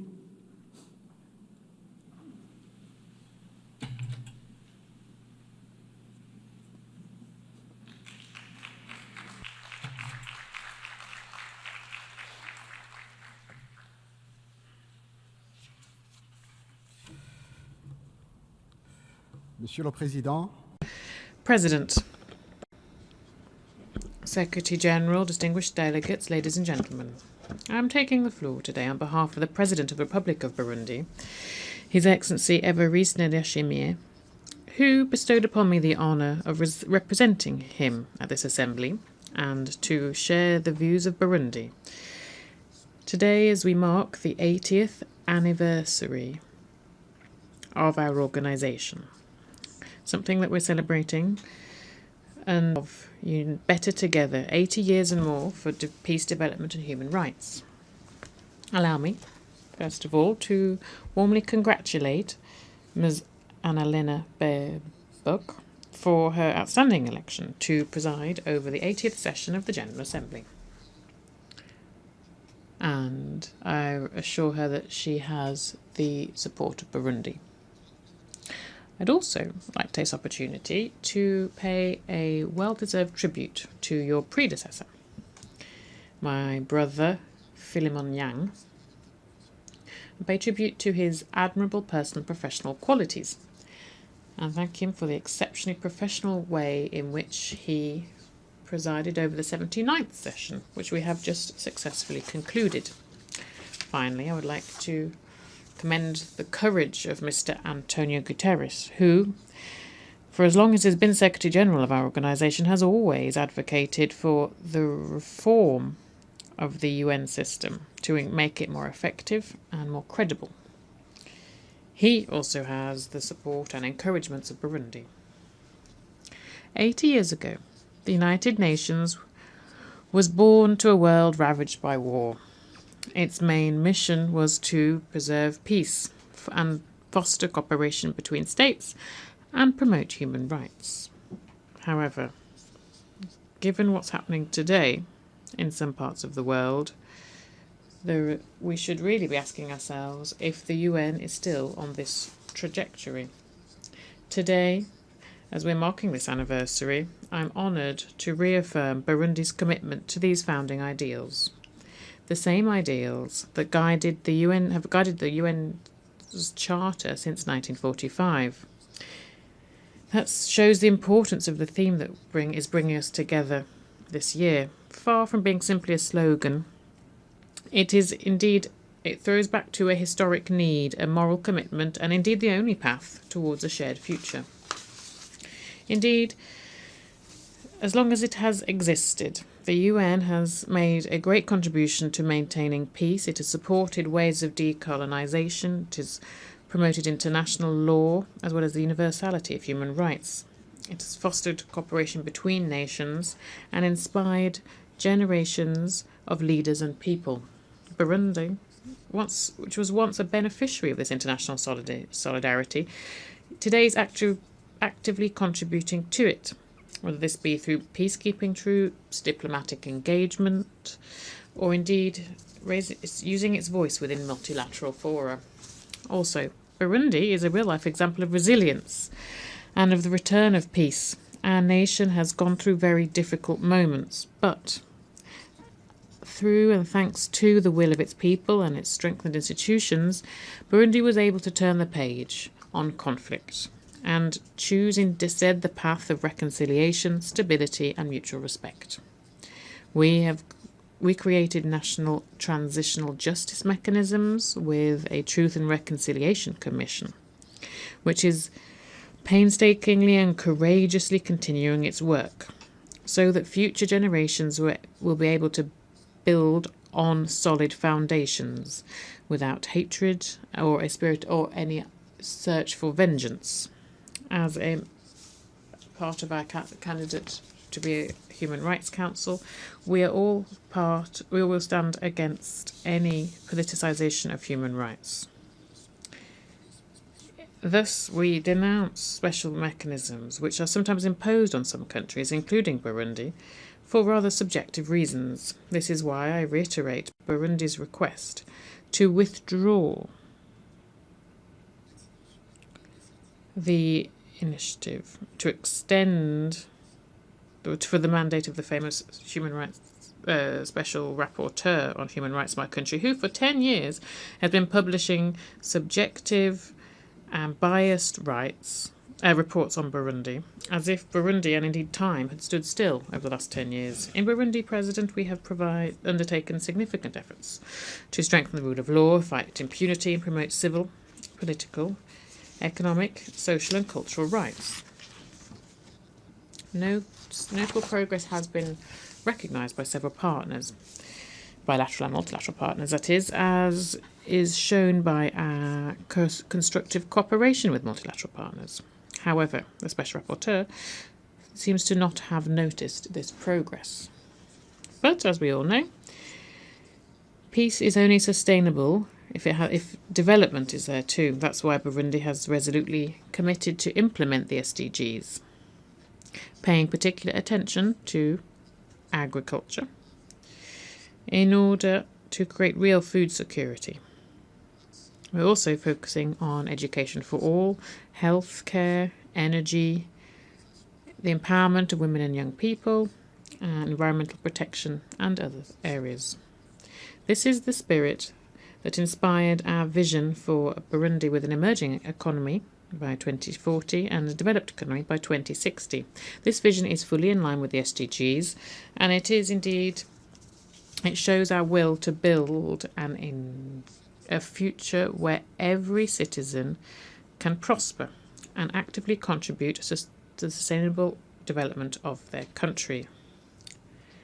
President, ladies and gentlemen, as we celebrate 8 decades of our shared organisation, we cannot close our eyes and turn our back on the tension, ongoing or latent conflicts, the horrors that we're seeing in Gaza, in the Democratic Republic of the Congo, in Sudan, in the Sahel, and in many other areas of the planet. The violence that we've been seeing recently, particularly the indifference and the cynicism that seem to be accompanying it, have reached such heights that we can't help but wonder where our humanity, where our empathy, where our sense of duty have gone. What happened to our commitment to cooperate for a better world? We need to have a heart of stone to remain indifferent to the suffering of the people in the DRC and in Gaza. When faced with this situation, Burundi believes that only a renewed and fair multilateralism can provide lasting responses to the many crises that we're facing. Geopolitical manoeuvring calculations based on indifference, inaction, or on double standards or on egotism are dragging us into the abyss. This is why Burundi is appealing for peace. But for real peace. Not a peace that is selective, nor one that is subject to egotistical, self-serving interests. The peace that Burundi wants to see is a peace that's based on international law, on dialogue, and the respect of state sovereignty. President, neither peace nor human rights can prosper without social justice and without equality between nations. This is why Burundi stands side by side with its African partners and advocates for more just representation of Africa within decision-making bodies, particularly the Security Council. This is a condition for its legitimacy and effectiveness. How can an entire continent that has made such a contribution to the life and efforts of the UN be ignored in this way? Africa remains the only continent that for 80 years now has not had a permanent seat at the Security Council. In this connection, Burundi welcomes the ambitious UN 80 initiative, the initiative that seeks to strengthen effectiveness, coherence and relevance of the UN system. We share the conviction that 80 years after its creation, our organisation needs audacious and lucid modernisation. However, we wish to underscore the concerns expressed by numerous countries in the global south, particularly countries in Africa. It is crucial that this reform be member state-led, guided by a spirit of equal geographical representation, transparency, multilingualism, and the respect for regional priorities. Development, social and economic rights, the fight against inequality, climate action, and international solidarity must never be sidelined in the name of streamlining. A more effective UN, yes. A UN that's just reduced to budgets and technocratic work, no. Moreover, no reform of the UN system would overcome the question of political governance. We'd recall that the Security Council reform has been worked on for decades. It now is a question of justice. Africa has a united voice on this issue in the Eswatini consensus, is demanding that the historic injustice be corrected so that Africa can be fairly represented in decision-making bodies. It's not a favour, but it is a right, if we want the UN to remain loyal to itself. In summary, Burundi is supporting ambitious reform, but as long as it is inclusive, just, balanced, and focused on the real needs of people, rather than being a reform that's fashioned by external priorities. President, as we work to reform multilateralism, guided by justice, dialogue, and truth, the recognition of historic injustice should be the bedrock upon which we build lasting peace. This is why Burundi would like to reaffirm the importance of the recognition of the genocide committed against the Hutu of Burundi in 1972. This is a question that's already been brought to the attention of this UN General Assembly during the 79th session. The memory, truth, and reconciliation are powerful tools to rebuild society and to build peace. Silence cannot be an option when we're talking about restoring the dignity of victims and preventing from tragedies of the past from happening again. Thus, Burundi would humbly request the support of all UN member states and support for the recognition of this genocide.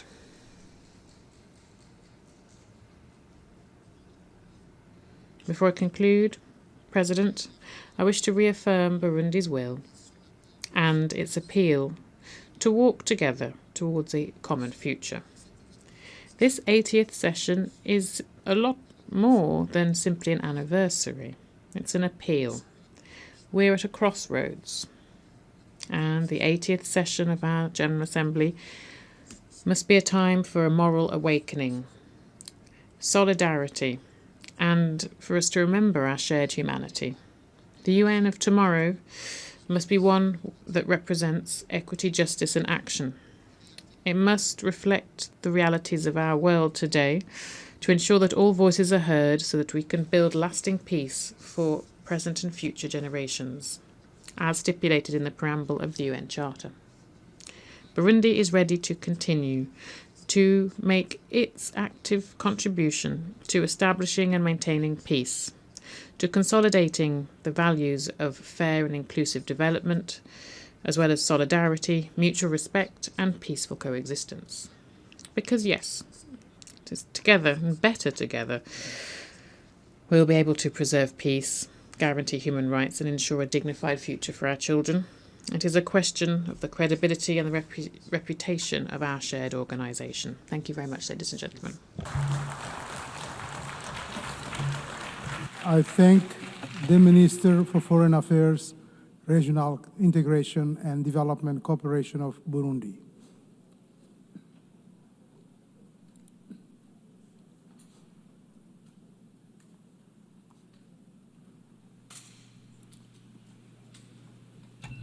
I now give the floor to His Excellency Ahmed Attaf, Minister of State, Minister for Foreign Affairs, National Community Abroad, and African Affairs of Algeria.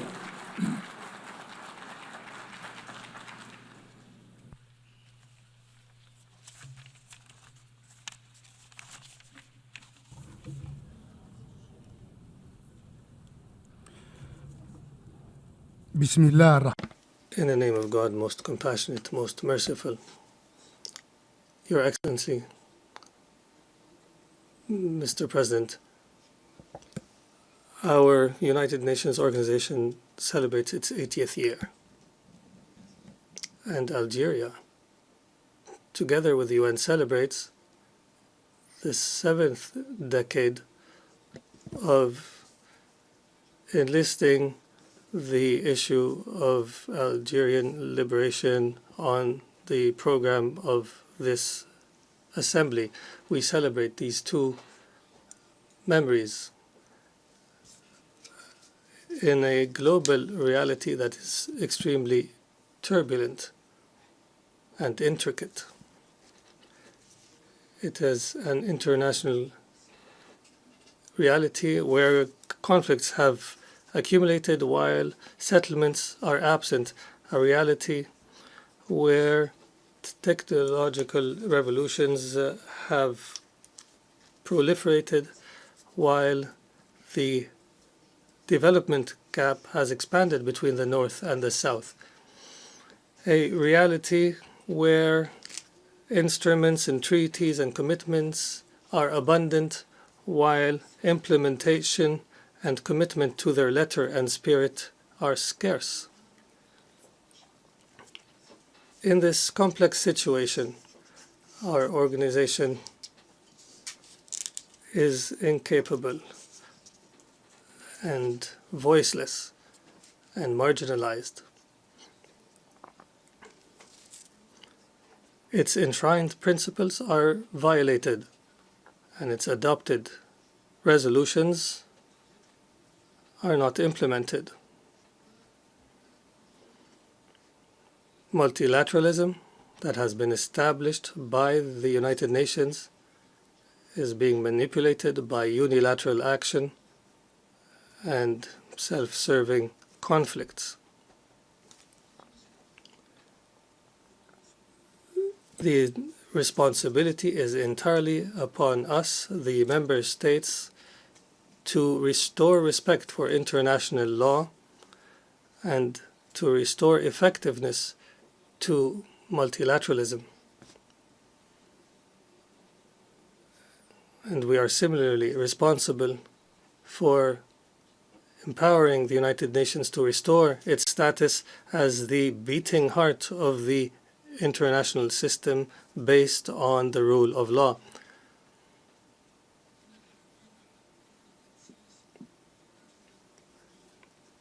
The memory of establishing our United Nations must lead us to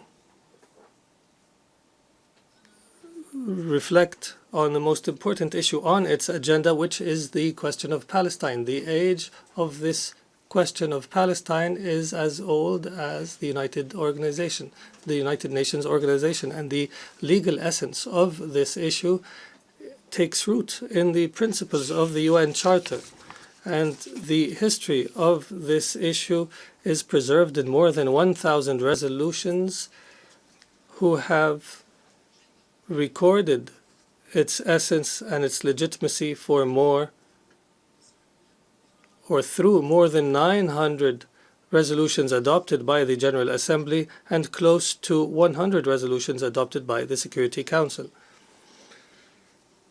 The question of Palestine faces the greatest threat ever today, which is the threat of erasure through annexation and displacement, as well as through suffocating the legitimate institutions that represent the Palestinian question, and that may also eliminate the two-state solution that has been the consensus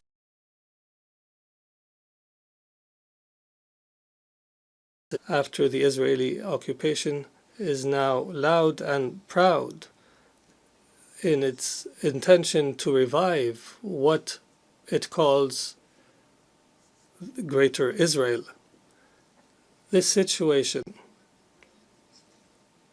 makes it incumbent on the international community as a whole to uphold the action so that the seal of our 8th decade be the seal of Palestinian pain, catastrophes, and tragedies.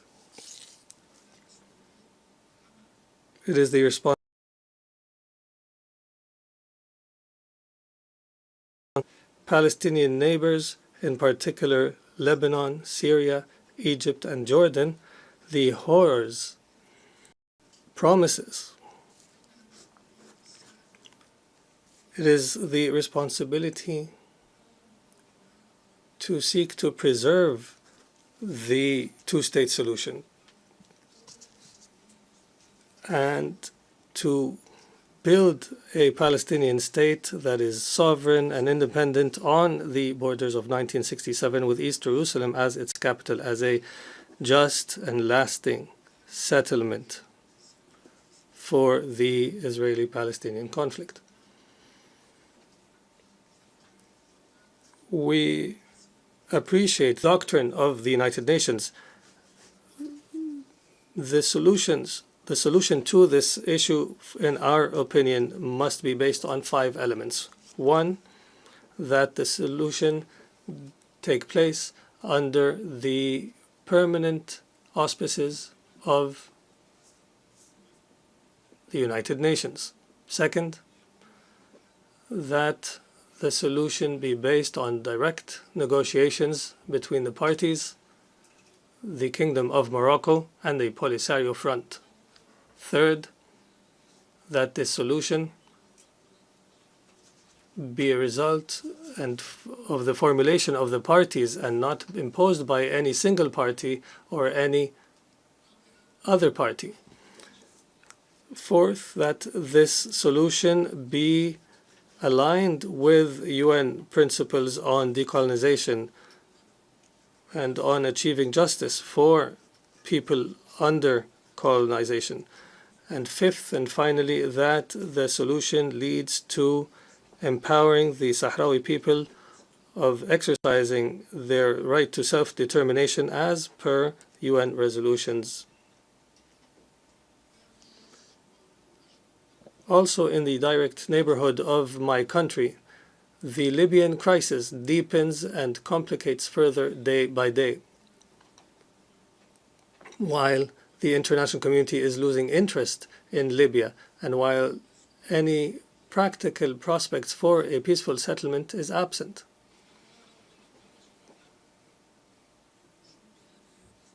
"14 years after the start of the crisis, this sisterly nation remains trapped in divisions that are fueled and invested by foreign interventions, as per plots that do not desire the best for Libya or desire Libya's stability or security.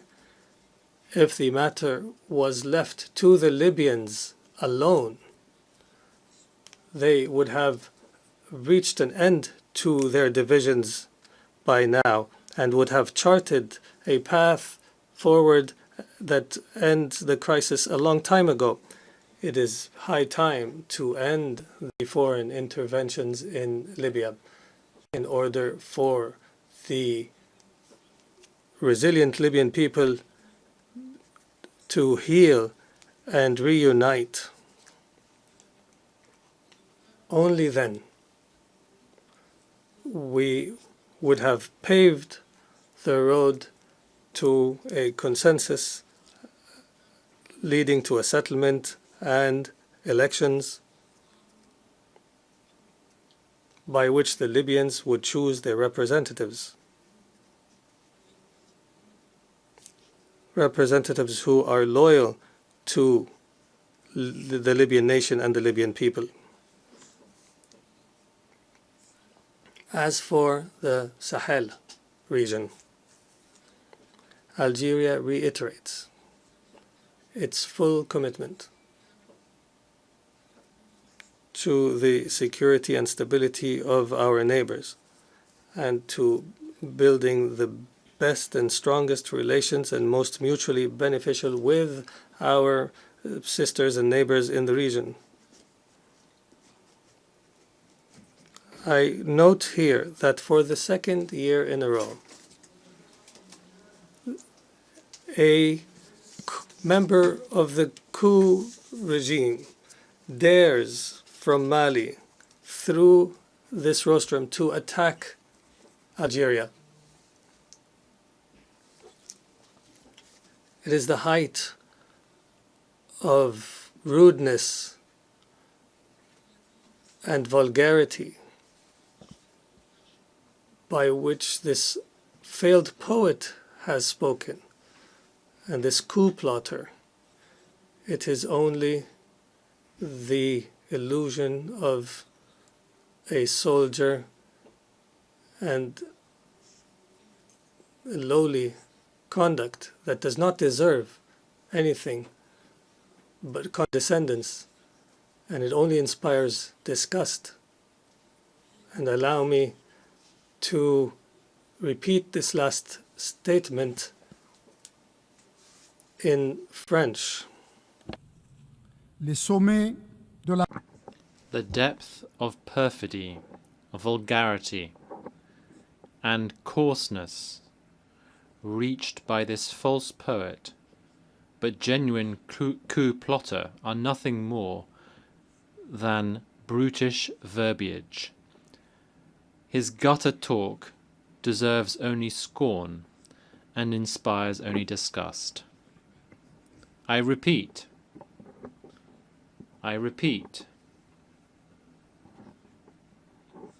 once again, the depth of perfidy, vulgarity, and coarseness reached by this false poet, but genuine coup plotter, are nothing more than brutish verbiage. His gutter talk deserves only scorn and inspires only disgust. Instead of excelling in blaming others and distracting from one's own failures, we would have hoped that coarse soldier and his likes had excelled at other disciplines that are more noble and more beneficial for Mali, such as restoring security and stability in their country, or the skill of improving the living standards of the people in Mali, and finally, the skill of empowering Mali with a governance that is befitting to its legacy and great history, a governance of competence and integrity, and that is loyal. The Republic of Mali deserves better than those coup plotters and conspirators. Algeria fully understands that this sisterly nation cannot be reduced to a few that do not aspire to a better people. The Algerian hand remains extended, and our efforts continue, and our patience will not run out. Connect us to the people of Mali. Our ties will not be shaken.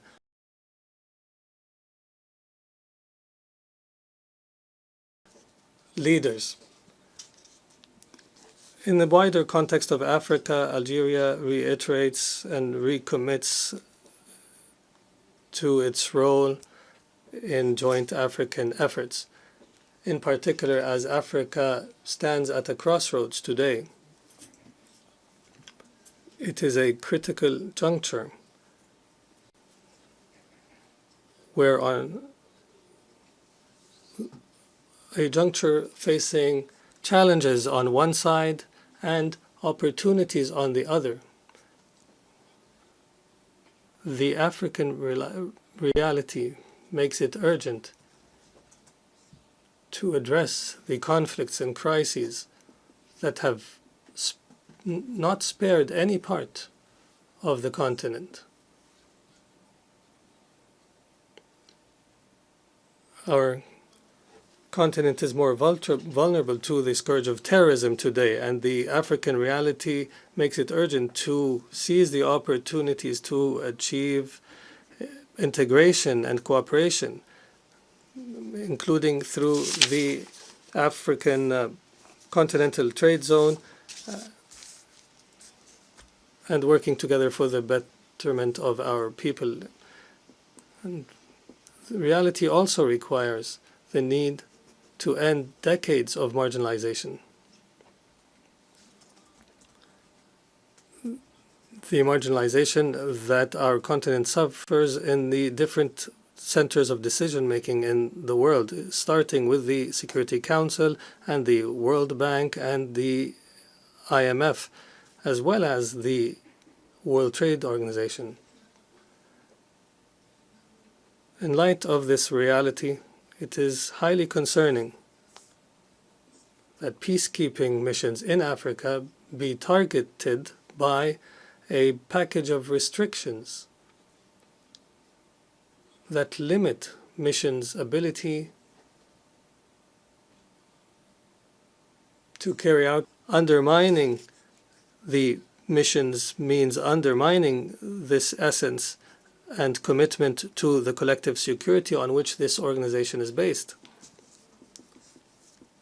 In the Euro-Mediterranean, Algeria continues upholding its responsibility as a constructive partner and as a reliable partner that is fully engaged in all the efforts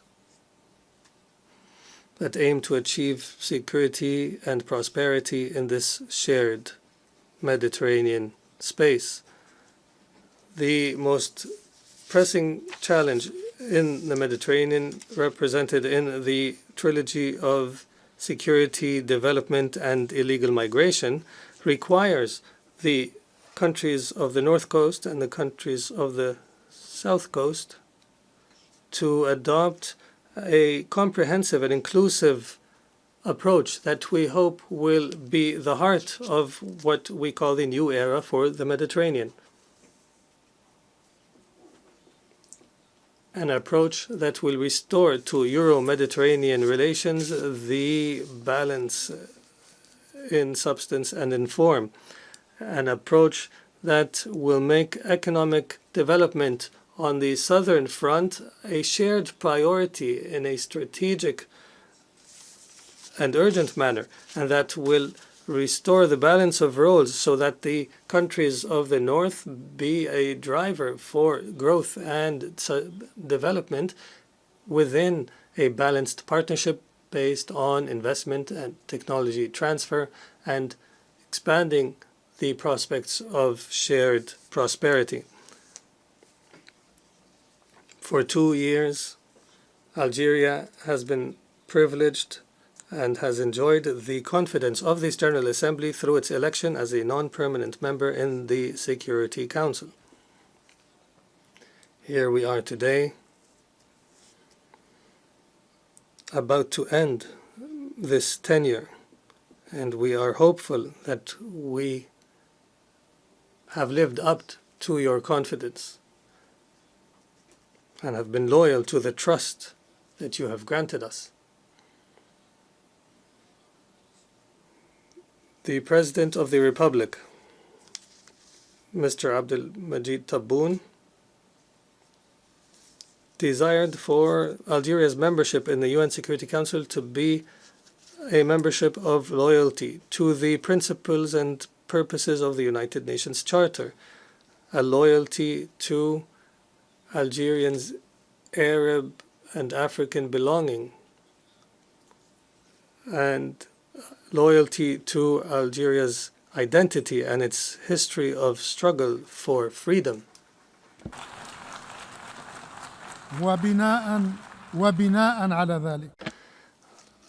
Accordingly, we have pursued with all our effort and sincerity to translate these commitments to actions through coordination with our African brothers and sisters within the A3 group and through cooperation with our partners within the wider group of the elected 10 members, and as well as through consulting all relevant actors of brotherly and sisterly nations and friendly nations outside the Security Council. We have attempted and exerted our utmost, where we have been successful at times and at other times have not achieved our desired goals. However, we have not surrendered and have never taken for granted a status quo. In our consolation is that Security Council's inability to address a lot of critical issues, at the forefront of which is the issue of Gaza, this incapacity did not silence the international conscience that is loudly heard in the overwhelming majority of the member states in the Security Council and in this UN General Assembly. The international conscience, overwhelming majority, and therefore Algeria is certain that hope remains alive for a better future for our United Nations, a better future for the international community, and a better future for the whole of humanity. Thank you all, and thank you, Madam President. I thank the Minister of State, Minister of Foreign Affairs, Algeria.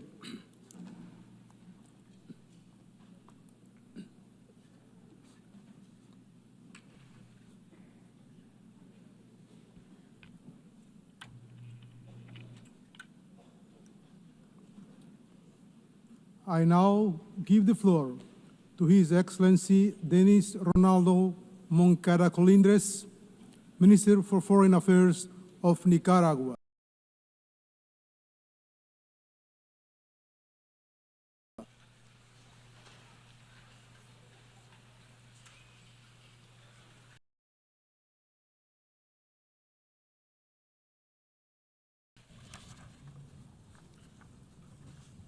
Señor Presidente, President and the people and government of the entire world.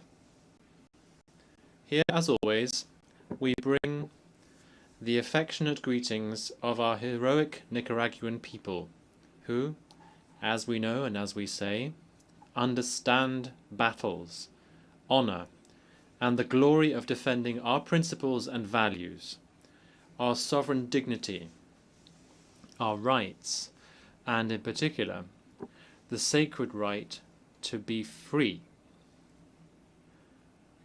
and thus to choose our own cultural, social, economic, and political model, to make progress in the fight against poverty, faced with all the challenges of these difficult moments in the history of humanity.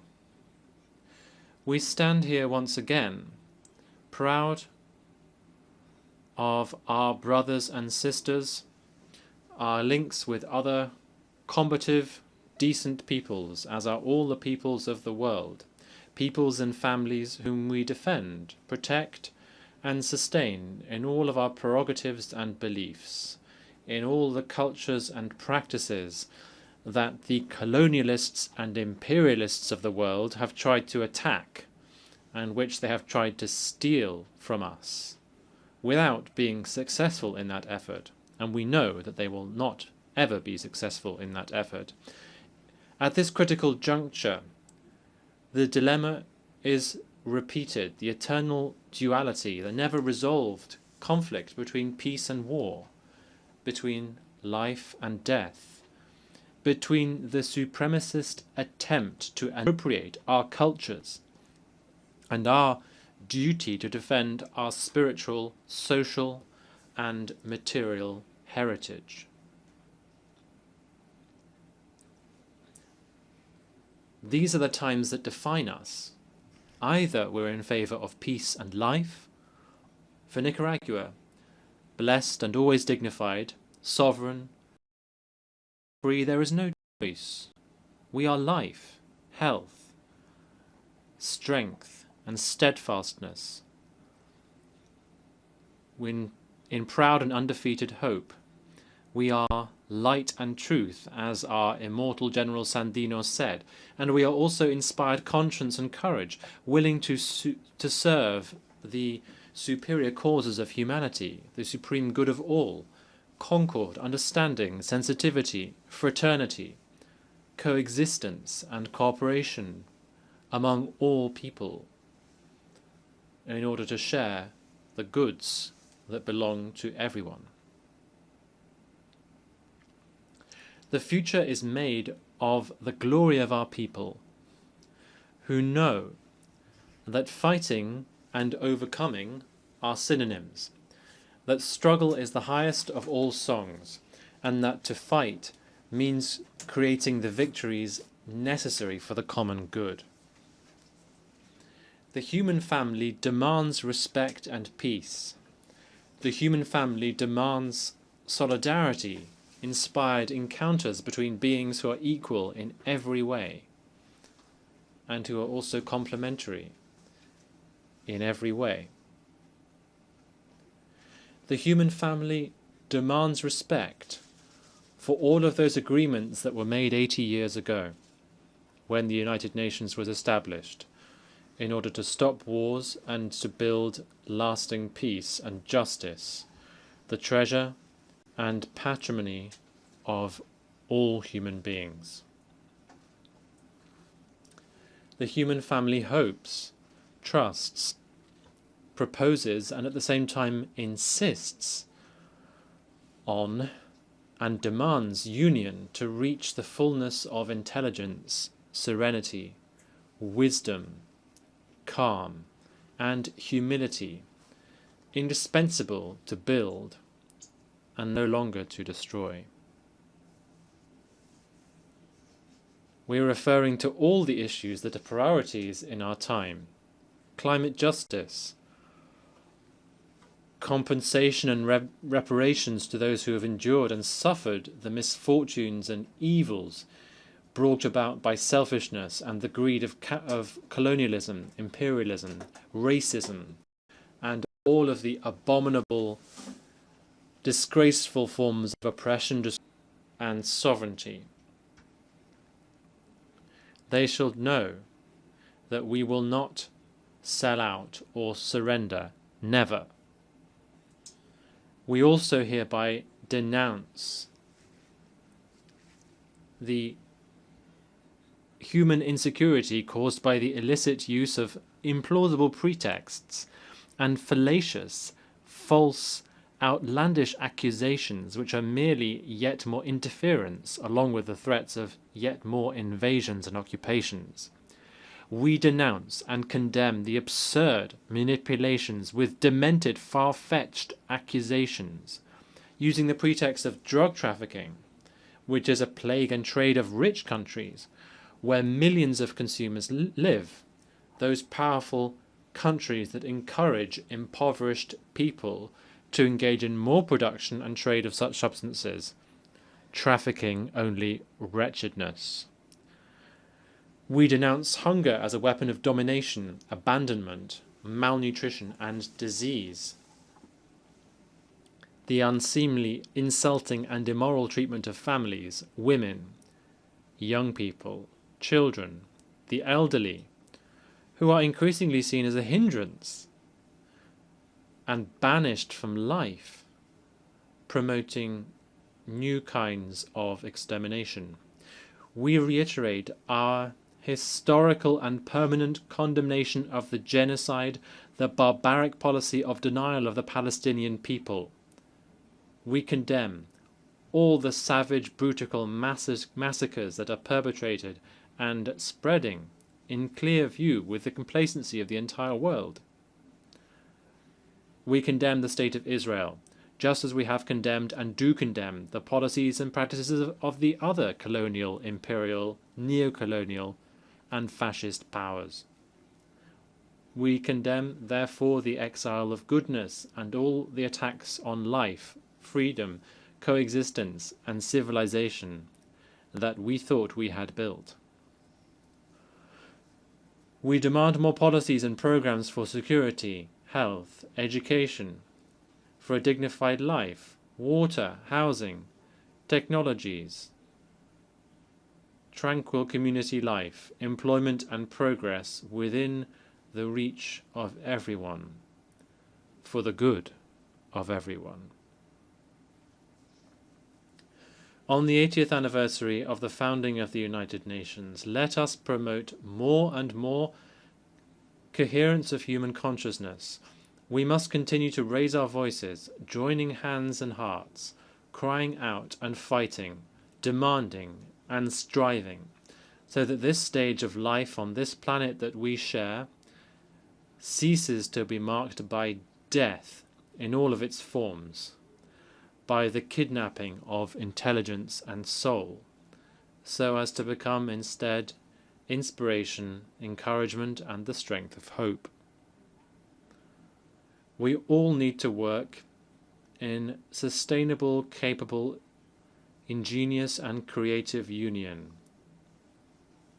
We all need to keep making our way. We need to be committed and steadfast to build unity, building brotherhood and sisterhood, affinity and unity, which is the true strength, fulfilling the always further on, which as a deep spiritual currency should be a daily anthem for each person, for everyone. On the 80th anniversary of the United Nations, we all need to change the paradigm. We need to change attitudes. We need to change our behavior. We need to be truly human, to stop repeating the past without results.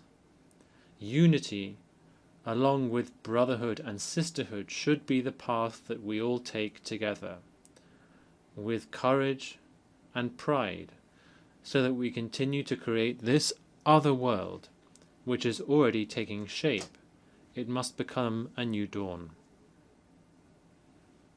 Poverty, violence, and arrogance are ignorance.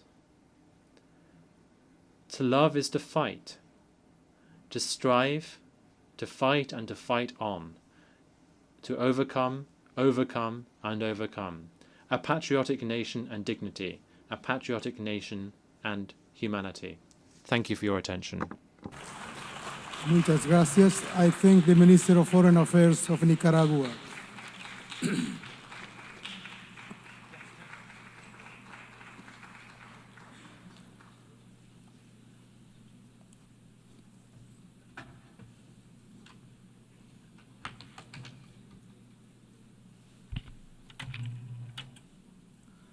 I now give the floor to His Excellency Archbishop Paul Richard Gallagher, Secretary for Relations with States of the Holy See.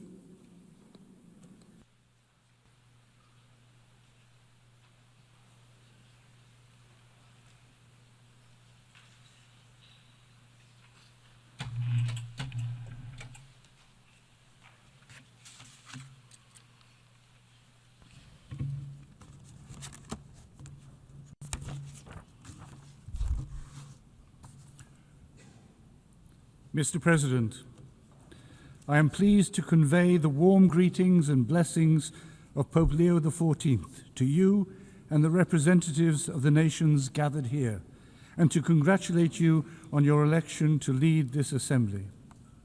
At the outset, I would like to thank this General Assembly for the tribute paid to Pope Francis following his demise last April. As you may all know, when Pope Leo XIV was elected, his first words to the world were, "Peace be with you all." A peace that is unarmed and disarming, humble and persevering. In a word torn by wars and conflicts, he made peace to be his first message.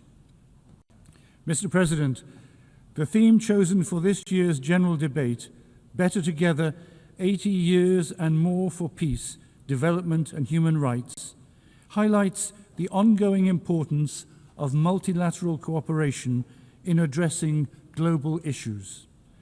This is particularly pertinent this year, as the international community commemorates the establishment of the United Nations in 1945. It is an opportune moment to reaffirm the organization's core values of fostering international peace, development, and universal human rights, values that are all the more important in an increasingly fragmented world. It is crucial for the international community to take collective action to prevent and end conflicts, combat poverty, and advance human rights solemnly declared in the 1948 Universal Declaration, and one of the most important achievements of this organization. It is circumstances where escalating geopolitical tensions, a raging climate crisis, widening inequalities, and rising poverty demand renewed global solidarity. The United Nations must adapt itself to a transformed world and maintain its effectiveness in the face of emerging threats such as environmental degradation and technological disruption, which no single country can tackle alone. As representatives of all the nations of the globe, we are united by our shared humanity, created in the image and likeness of God, called to live in fraternity, solidarity, and mutual respect. In a world grappling with mounting challenges, it is necessary to recommit to the foundational pillars of peace, justice, and truth. It is imperative to explore and build on these pillars, while drawing lessons from history to forge a more equitable future. Mr. President, of the many crises currently affecting the international community, the war in Ukraine is one of the most profound and painful. Its prolonged existence is turning once vibrant cities into piles of rubble and extinguishing the smiles of children who should be growing up playing games instead of living amid the constant sound of sirens and in shelters. This war must end now. The Holy See renews the appeal made by Pope Leo XIV for an immediate ceasefire, which will pave the way for sincere and courageous dialogue. The Holy See is paying close attention to the situation in the Middle East, with a view to achieving a just and lasting peace between Israel and Palestine based on a two-state solution in accordance with international law and all relevant United Nations resolutions. Pope Leo XIV implored that all the hostages be freed, that a permanent ceasefire be reached, that the safe entry of humanitarian aid be facilitated, and that humanitarian law be fully respected, especially the obligations to protect civilians as well as prohibitions of collective punishment, indiscriminate use of force, and the forced displacement of the population.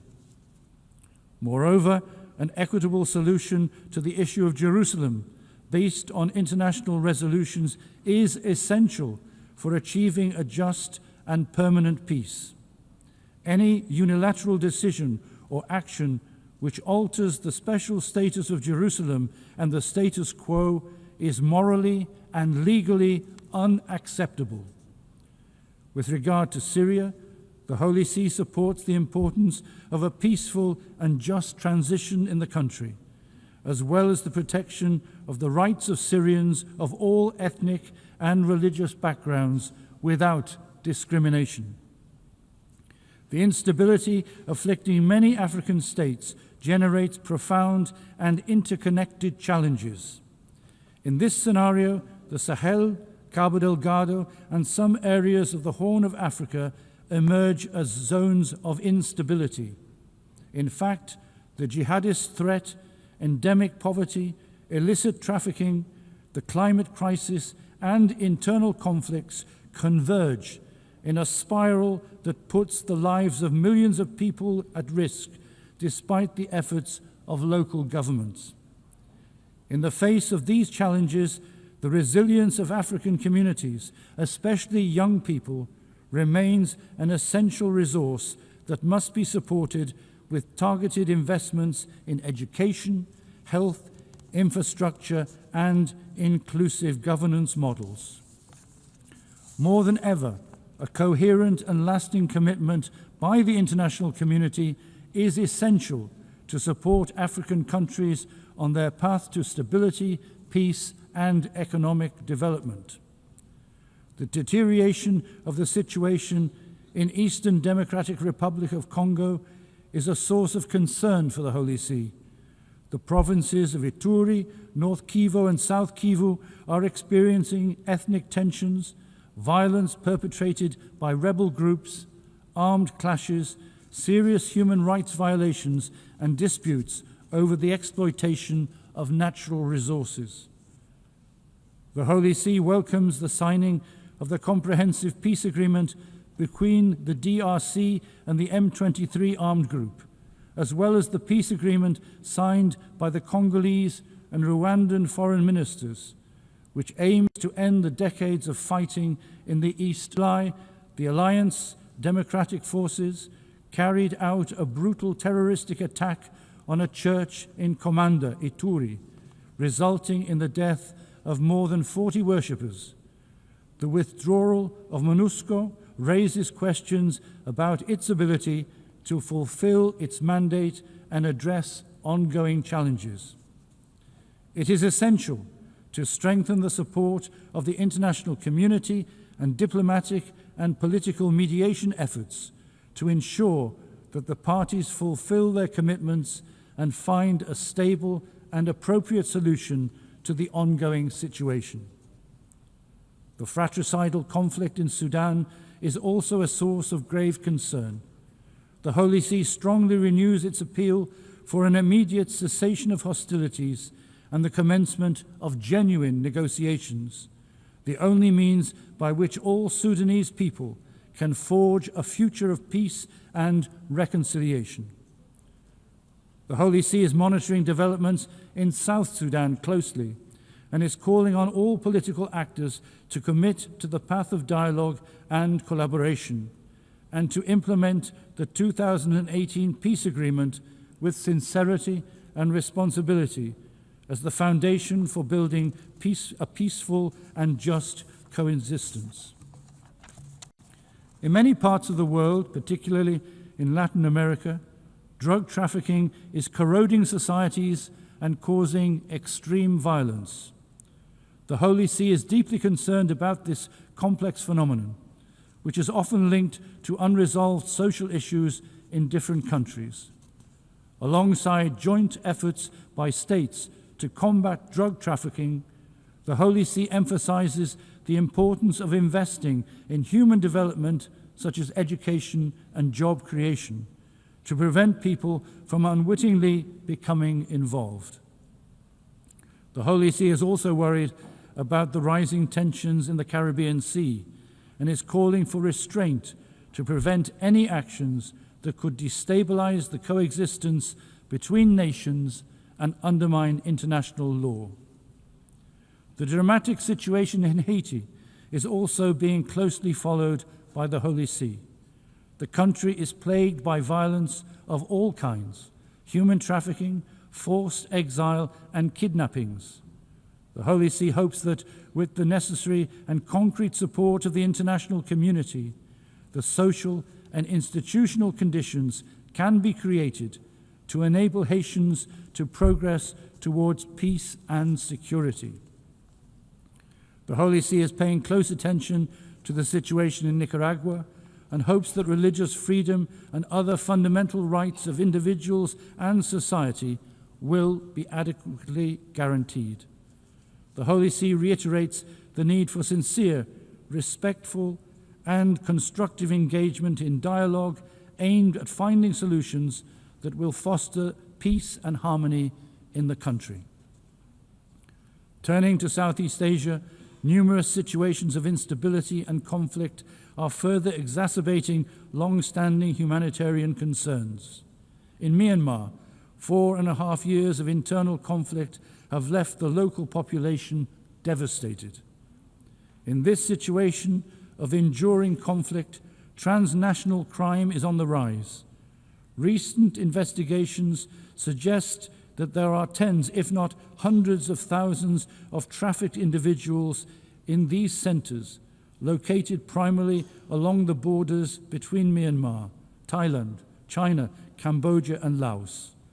Only by the concerted efforts of the international community can transnational crime be adequately addressed. The Holy See is closely following developments in the Western Balkans, particularly in Bosnia and Herzegovina. The Balkan countries are connected to European values for historical and cultural and geographical reasons, and they aspire institutionally to integrate with states that already belong to the European Union. The Holy See maintains that the historical and current issues affecting the region can only be resolved through dialogue and collaboration. The Holy See, while acknowledging the peace agreement between Armenia and Azerbaijan signed in August, invites the two countries to continue on the path of reconciliation in order to achieve stable and lasting peace in the South Caucasus. Mr. President, on the occasion of the 80th anniversary of the United Nations, the Holy See reaffirms the enduring importance of this institution and the significant good it has accomplished across numerous fronts since its founding in 1945. The United Nations continues to be a vital forum in which all nations engage in dialogue as sovereign equals to address global challenges. There is an increasing general agreement in the international community on the need to reform this institution by rediscovering its foundation and adapting it to reflect the needs of the current era. As Pope Leo XIV affirms, this effort demands a genuine willingness to engage in dialogue inspired by the desire to communicate rather than clash. As a result, there is a need to give new life to multilateral diplomacy and to those international institutions conceived and designed primarily to remedy eventual disputes within the international community. The Holy See calls for a recommitment to the original principles enshrined in the UN Charter. It is important to resist the temptation to replace these foundational commitments with new ideas or programs that risk diluting the UN's mission. Central to this mission is striking a balance between the four pillars of the United Nations: promoting of human rights, maintaining international peace and security, achieving sustainable development, and upholding rule of law. The rule of law in particular is the sine qua non of a just international order, providing the foundation for all other efforts. This anniversary provides an opportunity to reinforce the United Nations position as a beacon of hope and a force for good in addressing humanity's most urgent needs.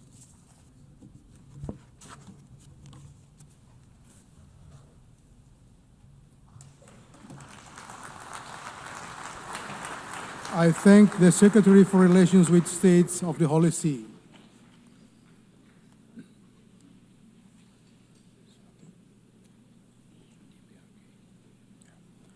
I now give the floor to His Excellency Kim Song-yong, Vice Minister for Foreign Affairs of the Democratic People's Republic of Korea.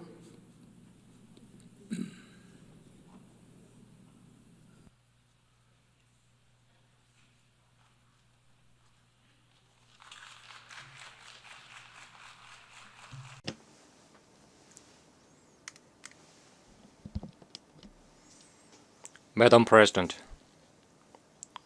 Mr. Secretary General, distinguished delegates.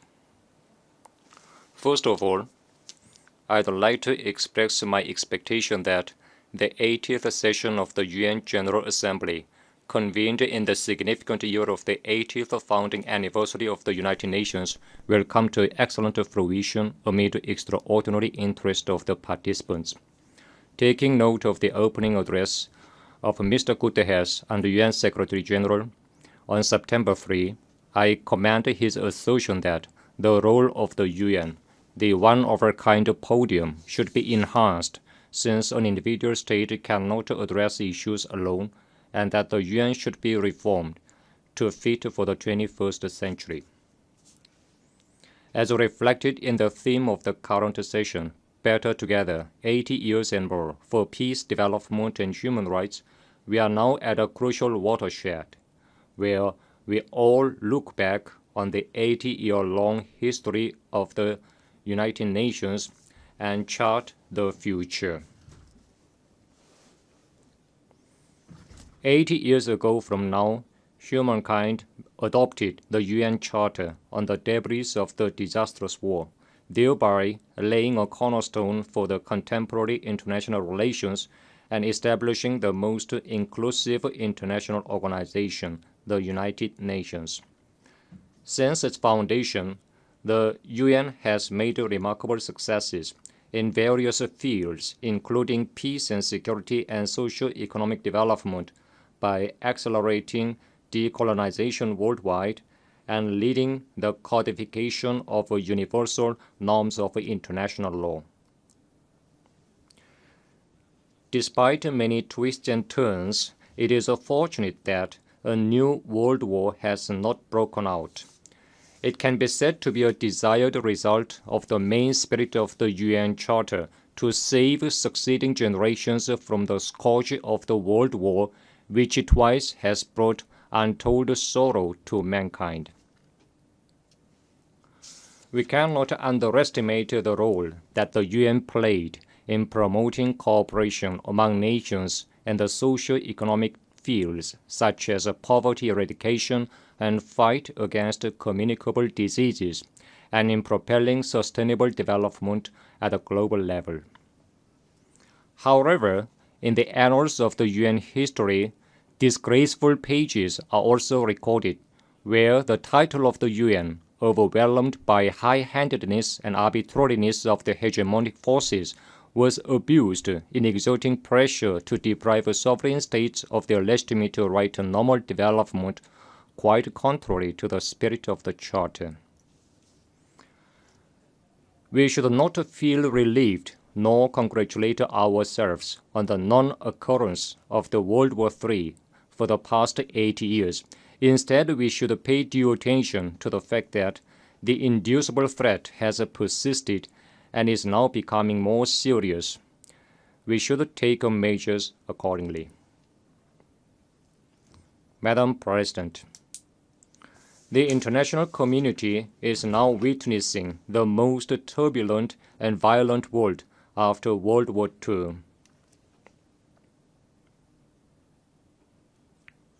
The modern history has recorded many incidents and events, but today the international norms and order established and consolidated along with the foundation of the UN are disregarded, and the sovereignty of states is openly violated as never before. The indiscriminate tariff war vis-à-vis the entire world has plunged the global economy as a whole into the swamp of stagnation and instability. Even the 2030 Agenda for Sustainable Development, committed to eliminating inequality and poverty and ensuring human dignity worldwide, is denied for the reason that it does not meet the interest of an individual country. This is the stark reality. The UN has served as a multilateral forum where all countries of the world, big or small, get together and discuss common responses to global challenges on an equal footing, transcending differences in size, population, and state power. That UN is now faced with an unprecedented severe crisis. All these turbulences and pains suffered by the world are fundamentally caused by high-handedness and arbitrariness and avarice of hegemonic forces in their attempt to subject the whole world to their interests and to place their exclusive interests above the common good of mankind. Madam President, today the complicated international situation highlights the need to reconsider the role of the UN responsible for maintaining international peace and security. As the world's most universal international organization, comprising all sovereign states on the globe, the UN cannot be represented by a certain individual state or a small group of states. In particular, in order to prevent arbitrariness and high-handedness of specific forces, it is imperative to expand and strengthen the representation of developing countries that take up an absolute majority of the UN membership, and to correct the Western-led inappropriate structure in the Security Council entrusted with an important mandate of maintaining international peace and security. Only when the UN puts an end to the arbitrary, high-handed, biased, and double-dealing practices in all its activities and strictly adheres to the principles of sovereign equality, non-interference in internal affairs, impartiality, and objectivity, can it restore its image as an organization with the full qualifications and capacity for realizing the purposes of the Charter. Madam President, peace and security are long-cherished desire of humanity and the first agenda of the UN. Without peace and security, we can neither attain the SDGs nor think about a good future that ensures human dignity and prosperity. However, the present objective security situation of the Korean Peninsula is faced with serious challenges more than ever. The US-ROK US-Japan military exercises and the US-Japan ROK trilateral military cooperation system directly targeting the DPRK rapidly evolve into a more offensive and aggressive military bloc with a nuclear element content. Meanwhile, war exercises and military buildup against our state are breaking all the previous records in terms of scale, nature, frequency, and scope.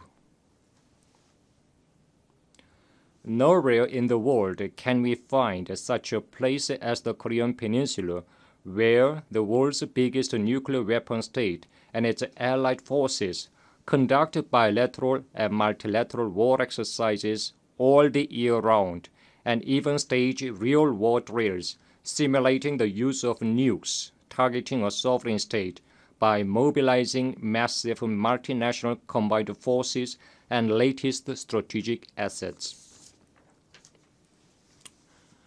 Even a few days before the current session begins, the US and its allied forces waged nuclear war drills such as Iron Mace and Freedom Edge, aimed at mastering the procedure and methods of nuclear attacks against the DPRK and the fait accompli scenario, thus extremely straining the situation on the Korean Peninsula.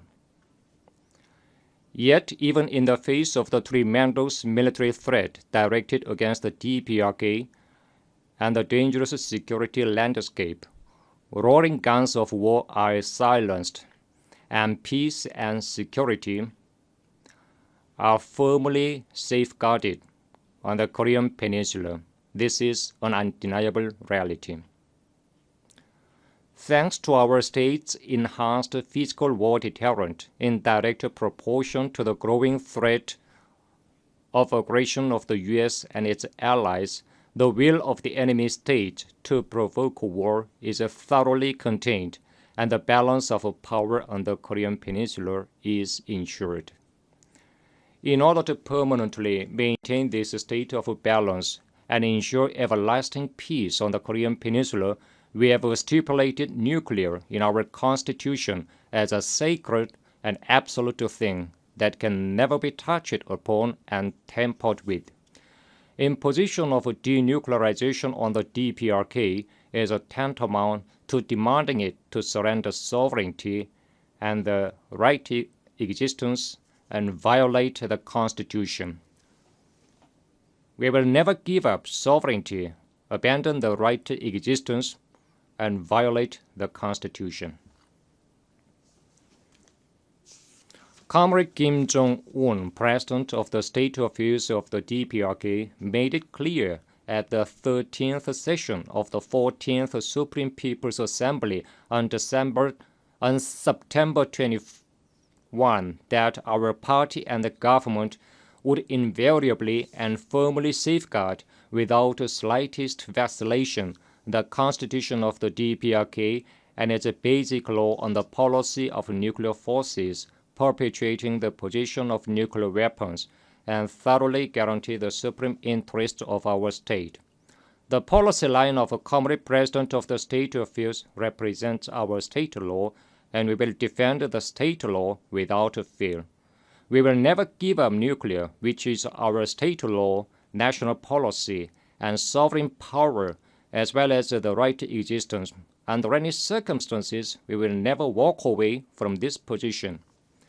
Madam President, the DPRK is vigorously opening up the road to overall national prosperity on the basis of peace and security guaranteed by its powerful strength. Vigorous efforts are underway to further consolidate the driving force and potentials for development of a self-reliant national economy in the overall national economy, including industry and agriculture, and to meet the output target. As a result, the completion of the 5-year plan of national economic development set forth by the 8th Congress of the Workers' Party of Korea is definitely within reach. Notably, construction of 50,000 residential houses in Pyongyang is carried out without fail on an annual basis, well ahead of schedule. Meanwhile, creatures for welfare of the people, including rural dwelling houses, large-scale greenhouses, and modern hospitals, are being built grandiosely.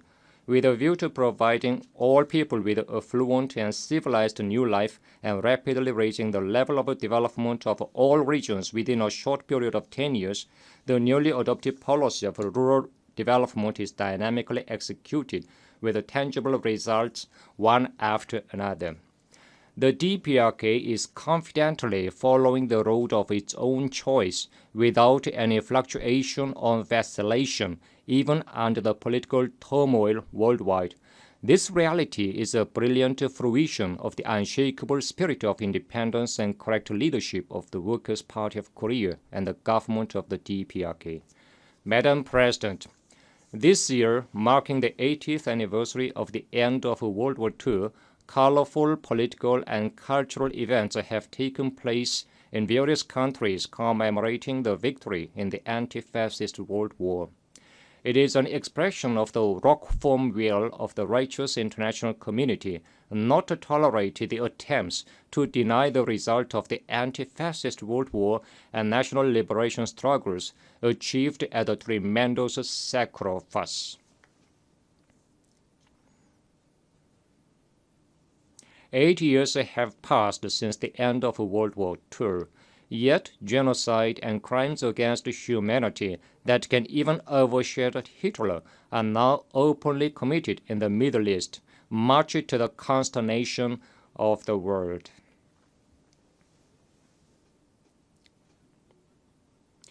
Israel, which massacred over 60,000 Palestinian civilians in the past 2 years, is seeking to occupy the whole area of Gaza by force and completely exterminate the Palestinian population. We strongly urge Israel to stop immediately crimes against humanity and withdraw from the Gaza Strip. Likewise, we fully support the establishment of an independent state of Palestine with East Jerusalem as its capital and Palestine's full-fledged membership of the UN. Madam President,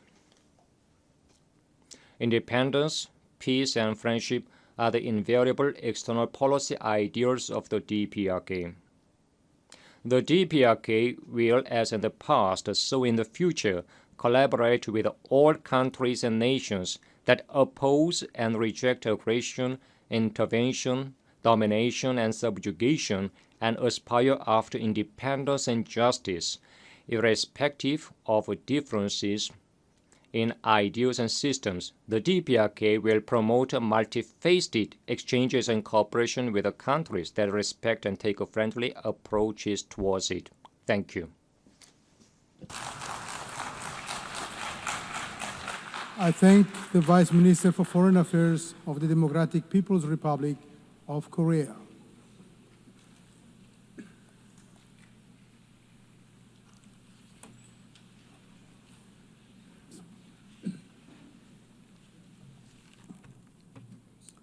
I now give the floor to His Excellency George Lucia, Chair of Delegation of Republic of Moldova.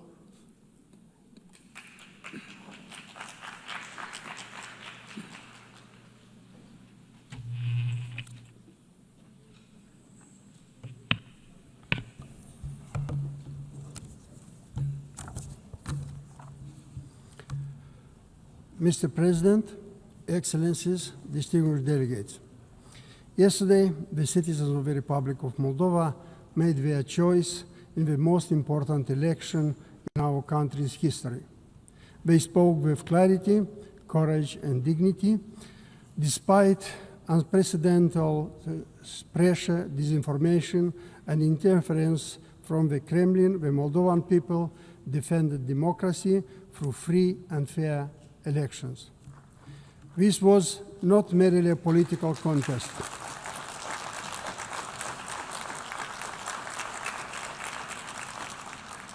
It was a test of resilience, of whether a small nation can withstand relentless attempts to destabilize, divide, and erode trust in its institutions. Moldova passed this test. Our citizens, from villages to cities, and from the diaspora who traveled thousands of kilometers to cast their ballots, stood united. They refused to be intimidated or deceived.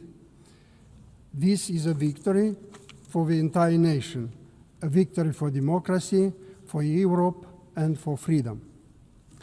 The Moldovan people have given a strong mandate for our European integration. They affirmed that our future lies in the European family, in peace, prosperity, and the rule of law. The European Union has been indispensable for Moldova's progress. EU support has strengthened our economy, modernized our institutions, and helped us withstand external pressure, from energy blackmail to disinformation campaigns.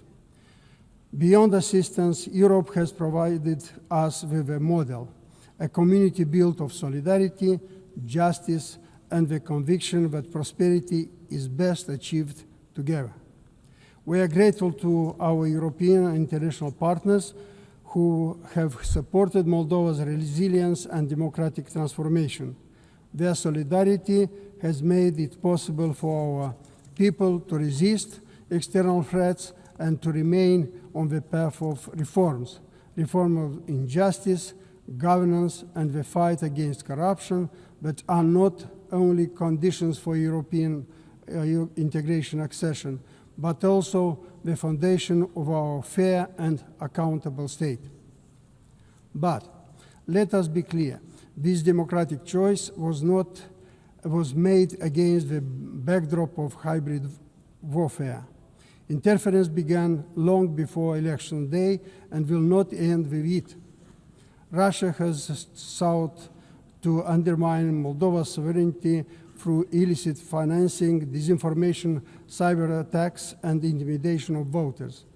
On elections day itself, attempts were made to obstruct the diaspora vote, spread false narratives, and target electoral infrastructure. Our institutions, supported by civil society and independent media, stood guard and defended its sovereign will of our people. Yet, national resilience is not enough. The threats we face are global. Democracies everywhere are being tested by increasingly sophisticated tools designed to manipulate information, erode trust, and distort elections. That is why Moldova calls for stronger cooperation to safeguard democracies. We urge the Assembly and UN members to join forces in protecting democracies from novel threats with novel means. Moldova's commitment to democracy is inseparable from our commitment to peace.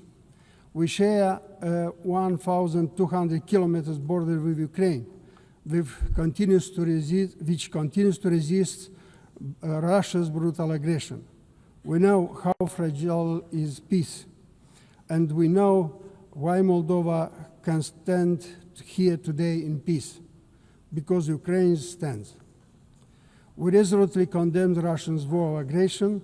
We support Ukrainians' sovereignty and territorial integrity within its internationally recognized borders, including its territorial waters.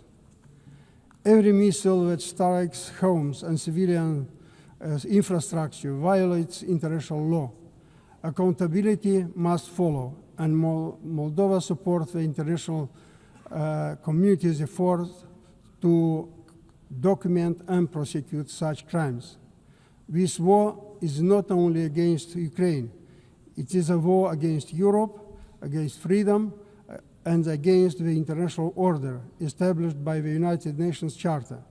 Moldova will continue to stand with Ukraine and with all those who defend peace. The Republic of Moldova is committed to an exclusively peaceful reintegration based on our sovereignty and territorial integrity within international recognized borders. We once again call for complete, unconditional, and immediate withdrawal of Russian troops and ammunition from Moldovan territory, in line with Russia's own international obligations. This withdrawal must be transparent and under international monitoring. Excellencies, Moldova's election was a national choice, but its meaning is global. It showed that democracy can prevail even under relentless pressure. Yet, democracies cannot stand alone. They need solidarity, resilience, and support. As the United Nations marks its 18th anniversary, Moldova reaffirms its commitment to the United Nations Charter. We support this organization's effort to secure peace, advance the Sustainable Development Goals, address climate change, protect human rights, and establish global norms against corruption, disinformation, and foreign interference. Distinguished delegates, the people of Moldova have chosen freedom. They have chosen Europe. They have chosen peace. We are fully aware that consolidating our democracy and advancing towards European membership will be a demanding journey that made more difficult by Russia's persistent threats. But it is a journey we are determined to pursue. With unity at home and solidarity from our partners, above all the European Union and the United Nations family, we continue to build a democratic, resilient, and prosperous Moldova, a Moldova that contributes to peace in Europe and to the work of these United Nations. I thank you.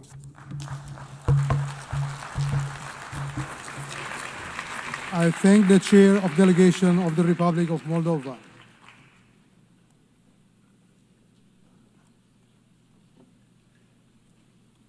I now give the floor to Her Excellency Agnes Mary Chimbiri Mulande, Chair of Delegation of Malawi.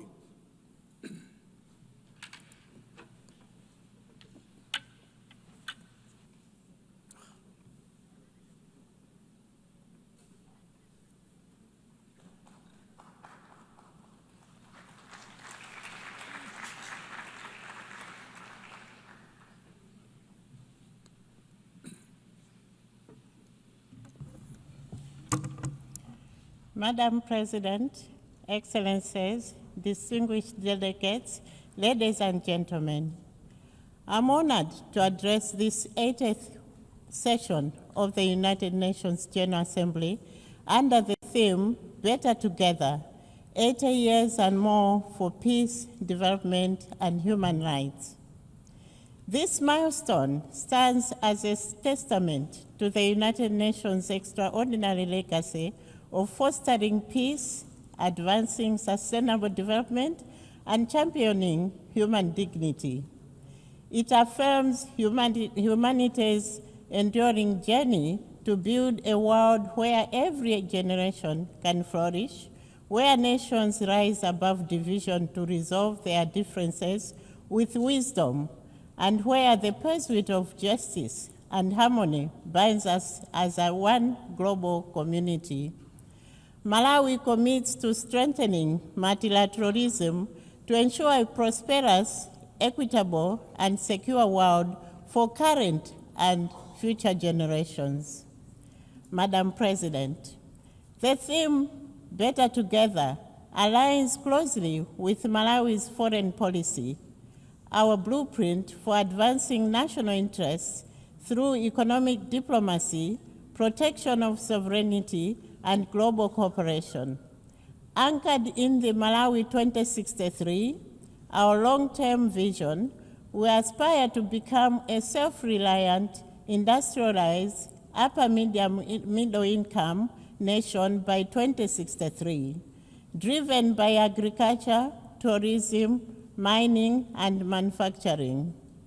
Achieving this goal demands both unwavering national commitment and active engagement with the global community in a peaceful world. While sovereignty remains the cornerstone of our identity to ensure the protection of territorial integrity and natural resources, our policy equally recognizes that global collaboration is essential.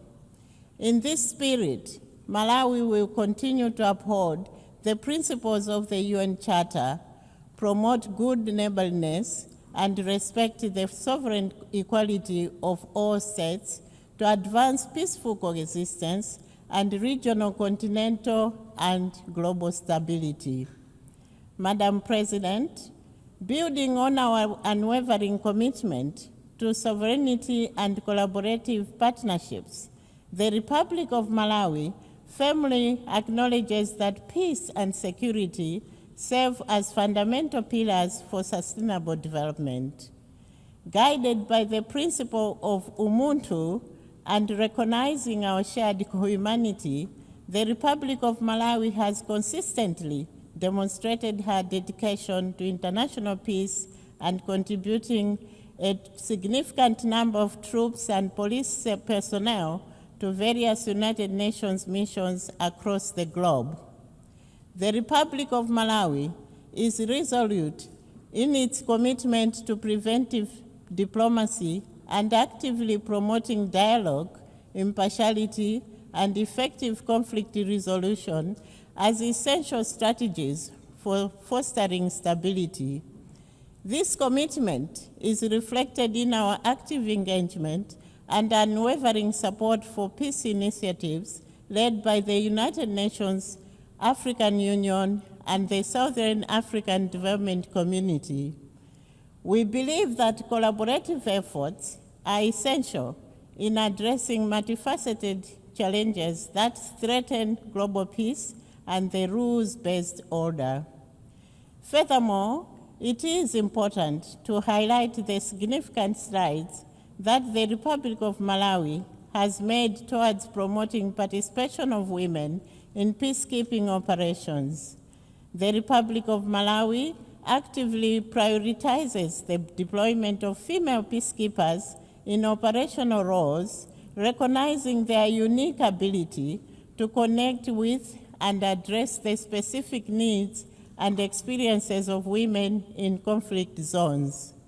This initiative not only empowers female personnel, but also enriches the overall effectiveness of our peacekeeping efforts by fostering a deeper understanding of the complexities surrounding gender issues in these environments. On that note, Madam President, I'm pleased to report that the positive outcomes of this approach are becoming increasingly evident. The inclusion of women in our peacekeeping forces has proven beneficial, not just for the missions themselves, but also for the communities we serve. Furthermore, I'm proud to say that Malawi stands among the nations that have registered significant strides towards gender equality and the empowerment of women and girls.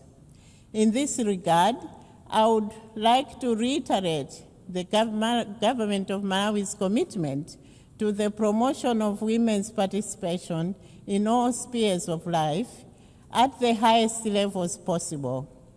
We in Malawi believe that no meaningful socioeconomic progress can happen when half of the population is left behind. Our conviction to gender equality and women empowerment is driven by the recognition that women and girls are the bedrock on which social progress is based. It is for this reason that Malawi supports the proposal to consider electing a female United Nations Secretary General.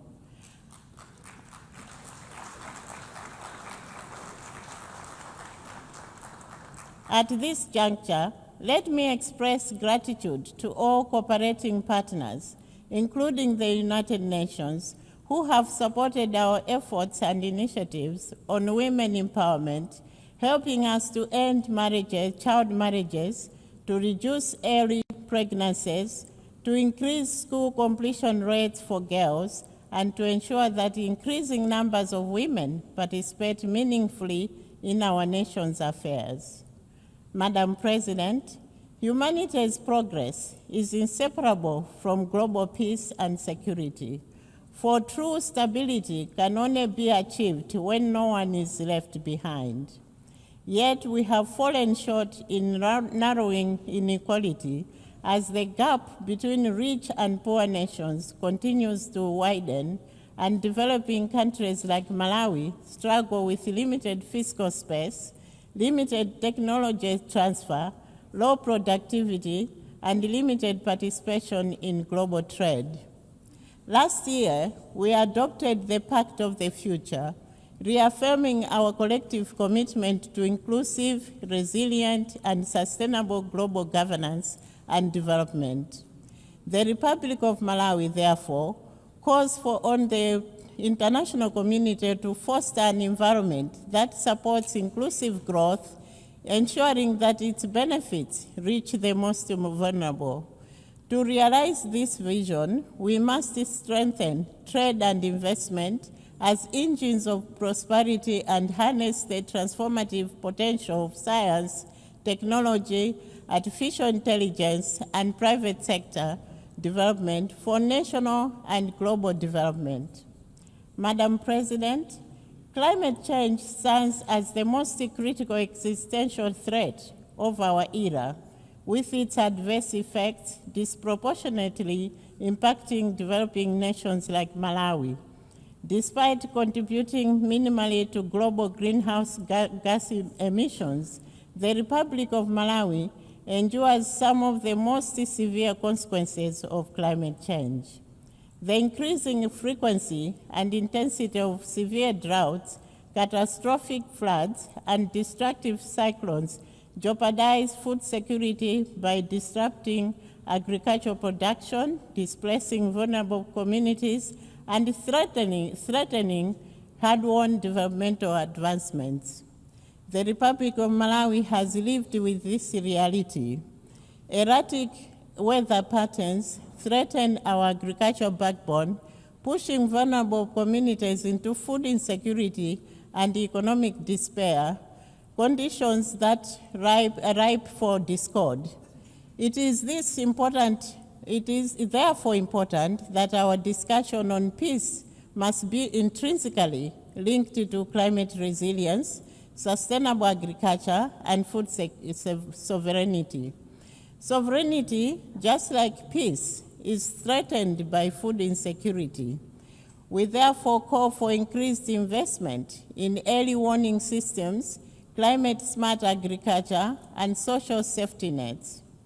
A world that is food secure is a world more peaceful.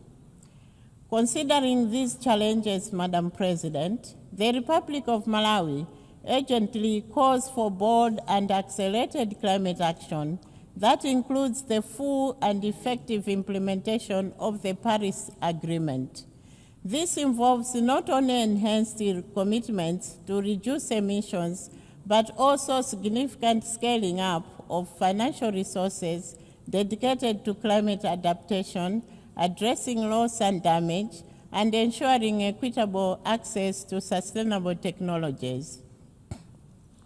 The Republic of Malawi firmly believes that only through a collective sense of responsibility and international solidarity can we protect our planet and provide a sustainable future for our generations to come.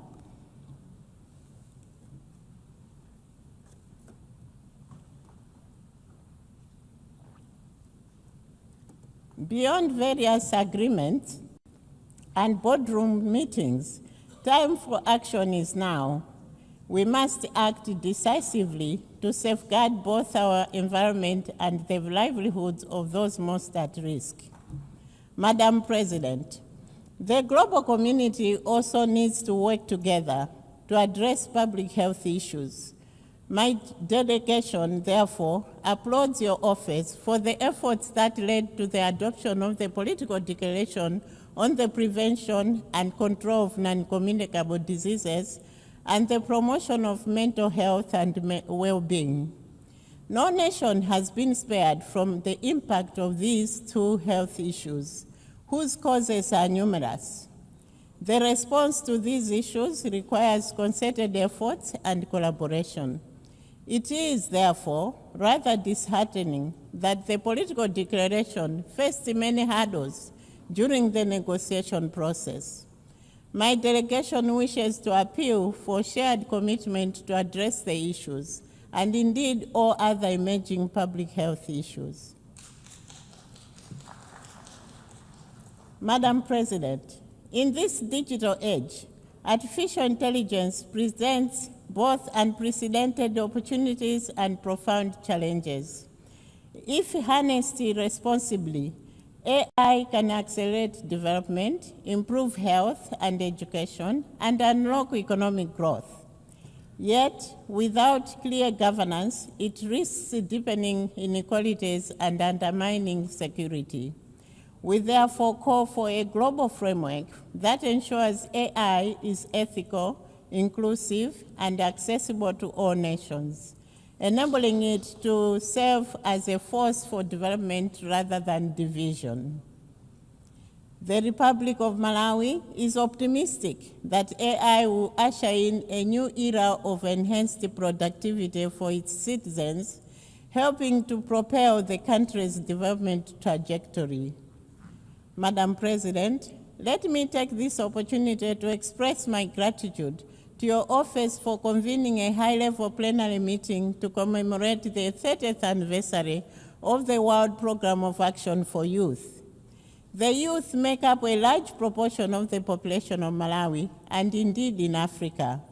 They are an indispensable force for sustainable development. They are leaders, major actors and beneficiaries of investments and creators of wealth for today and tomorrow. It is for this reason that the government of Malawi developed the 2023-2028 National Youth Policy to demonstrate its commitment to place young people at the center of the national development agenda and to undertake reforms which support effective engagement of youth in policy development, implementation, and monitoring in all sectors. Two notable areas that the Republic of Malawi has proudly championed in relation to youth and development is the Youth Peace and Security Agenda and Youth Innovation and Entrepreneurship. To that end, we are investing in education, vocational training, and meaningful political and economic participation of our youth. We have an inclusive national peace architecture that enables women and youth to participate as negotiators, mediators, and community leaders. We have also created a Youth Innovation Fund that supports youth innovators and entrepreneurs to realize their dreams. We therefore urge the international community to create concrete pathways for youth inclusion in political and economic decision-making processes. Let us invest in their potential, not just fear their energy. To that end, the Republic of Malawi calls for investing for peace through a dedicated funding for youth-led peace building. Madam President, in closing, the Republic of Malawi reaffirms its unwavering commitment to multilateralism and to the central role of the United Nations in addressing the pressing challenges of our time. But let us be clear, noble mandates alone will not deliver results unless they are matched by the necessary resources, fairly allocated and predictably provided. Let us match our ambition with the resources required to deliver. Let us ensure fairness to those who contribute to the work of the United Nations. Let us pursue reforms that strengthen accountability and inclusivity. And let us build an organization that reflects the diversity of our membership and the hopes of our people. In this regard, Madam President, I would like to inform this Assembly that the Republic of Malawi remains resolute in her advocacy for equitable representation in the United Nations Security Council. This crucial reform is essential as it will ensure that diverse voices of capable nations are heard and considered in the decision-making processes that impact not just specific regions, such as the global north or global south, but the entire world. By fostering a more inclusive dialogue, we can collectively address pressing global challenges and promote a more just and balanced approach to international governance. No other time is suitable for this reform like now. Madam President, as we look beyond 80 years, Malawi envisions a revitalized United Nations, one that is agile, inclusive, and responsive to the needs of developing nations. The challenges of climate change, inequality, and digital transformation demand renewed collective action. In the spirit of better together, we call for a strengthened multilateral system that prioritizes peace, sustainable development, and human rights, ensuring a thriving planet for our children and grandchildren. Malawi stands ready to contribute to this shared vision, guided by our foreign policy and enduring principles of the United Nations. I thank you all. I thank the Chair of Delegation of Malawi.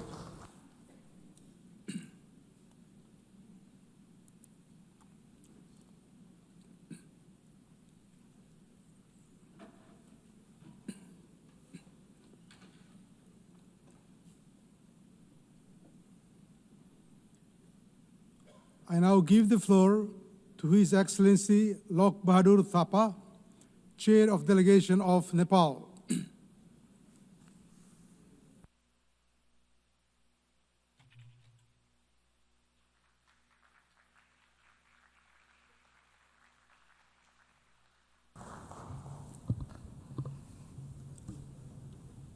Mr. President, Excellencies, distinguished delegates, it is my honor to address this august assembly. At the outset, allow me to extend my warm greetings from Nepal, the land of Sagarmatha, that is Mount Everest, the highest mountains in the world, and the birthplace of Lord Buddha, the apostle of peace and compassion. I congratulate Her Excellency Annalena Baerbock on her elections as the President of the 80th sessions of the General Assembly. I assure her of Nepal's full support. I also extend our appreciation to Secretary General Antonio Guterres for his steadfast leadership in these challenging times. Mr. President, first let me share about the recent political developments in Nepal.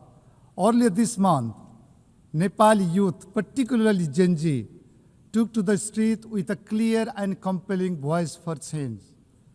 Their call was not for narrow interest, but for a nation built on the pillars of good governance, transparent, accountable, and responsive to the people.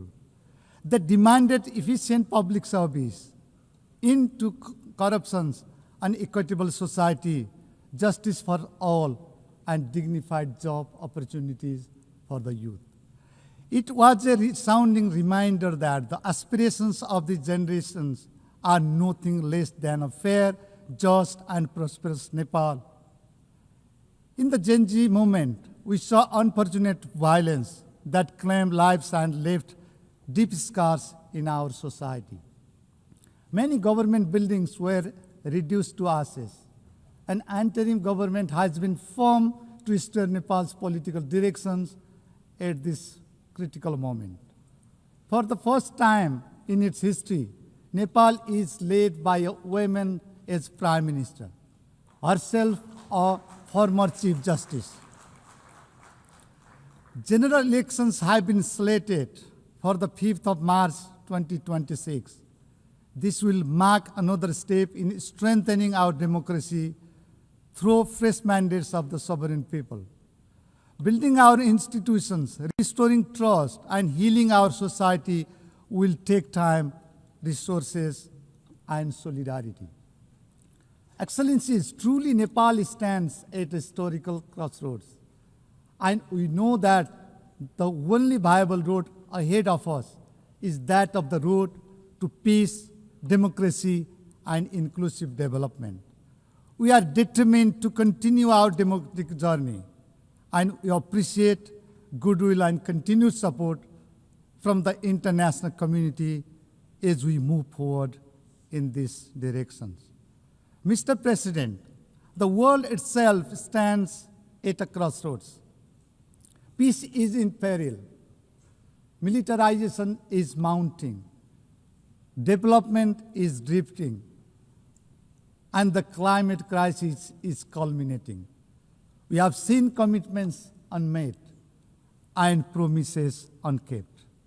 In this context, the theme of these sessions, Better Together, 80 years and more for peace, development, and human rights, couldn't be more relevant.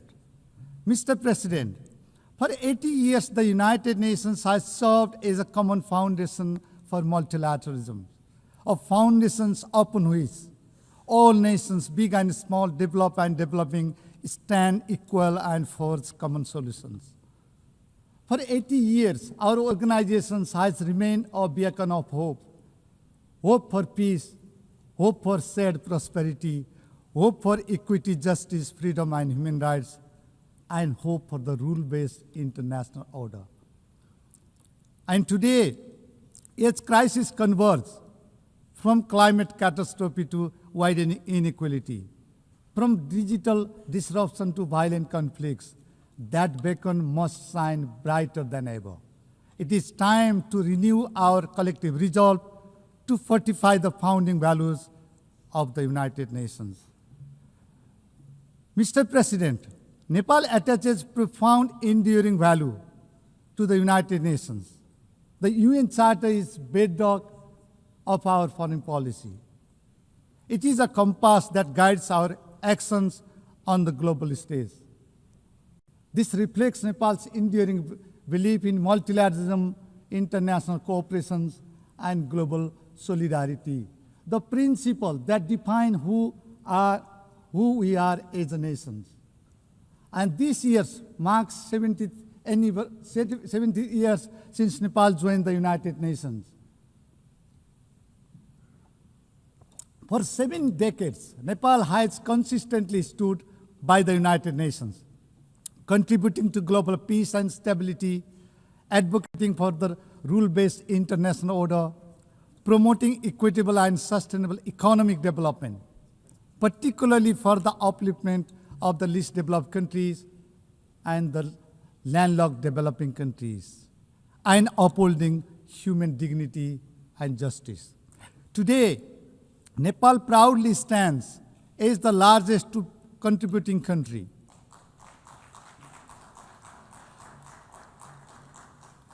Our highly professional peacekeepers have served with a deep sense of duty to secure peace and stability in the conflict-ridden parts of the world. Nepal remains a steadfast advocate for complete and general disarmament. The lasting peace and safer world depends on the reductions of all weapons, conventional and emerging alike. Nepal strongly condemns terrorism in all its forms and manifestations, which stands for peace, security, and the protections of innocent lives everywhere. As the chair of the Global Coordination Bureau of the least developed countries, Nepal is leading the group to ensure equitable, inclusive, and sustainable development guided by the spirit of no one is left behind. As co-facilitator of the 4th International Conference on Financing for Development, held in Sevilla, Spain, Nepal contributed to advancing key priorities, catalyzing investment for sustainable development, addressing the debt crisis, reforming the international financial architecture, and revitalizing multilateral cooperations. Nepal is deeply honored to serve as the President of the Economic and Social Council this session.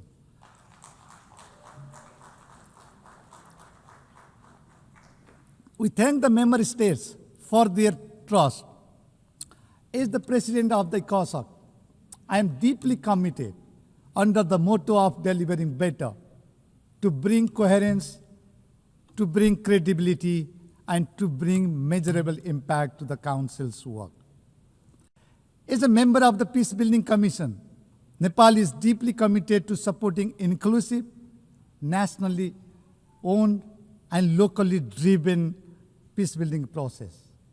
Mr. President, the world today faces challenges of profound gravity and urgency.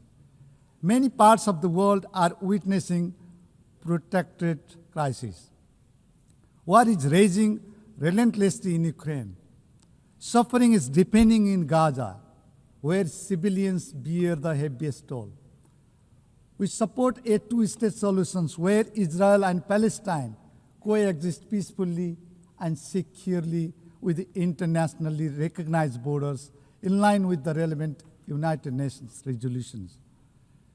Nepal is deeply concerned about the innocent civilians held hostage by Hamas.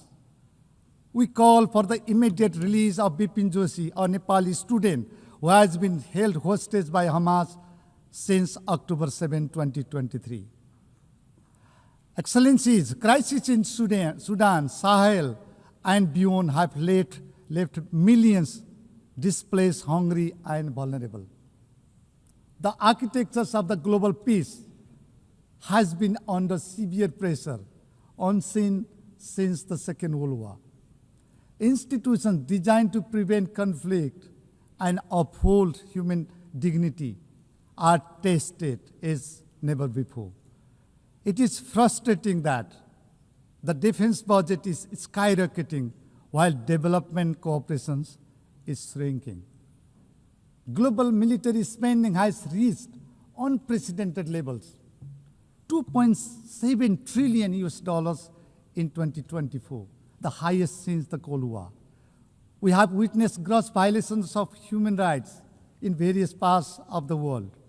Children and most vulnerable are caught in the crossfire.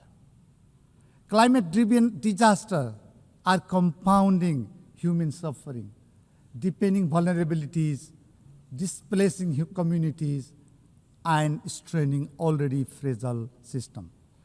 The very institutions we build to confront these global challenges are under immense strain.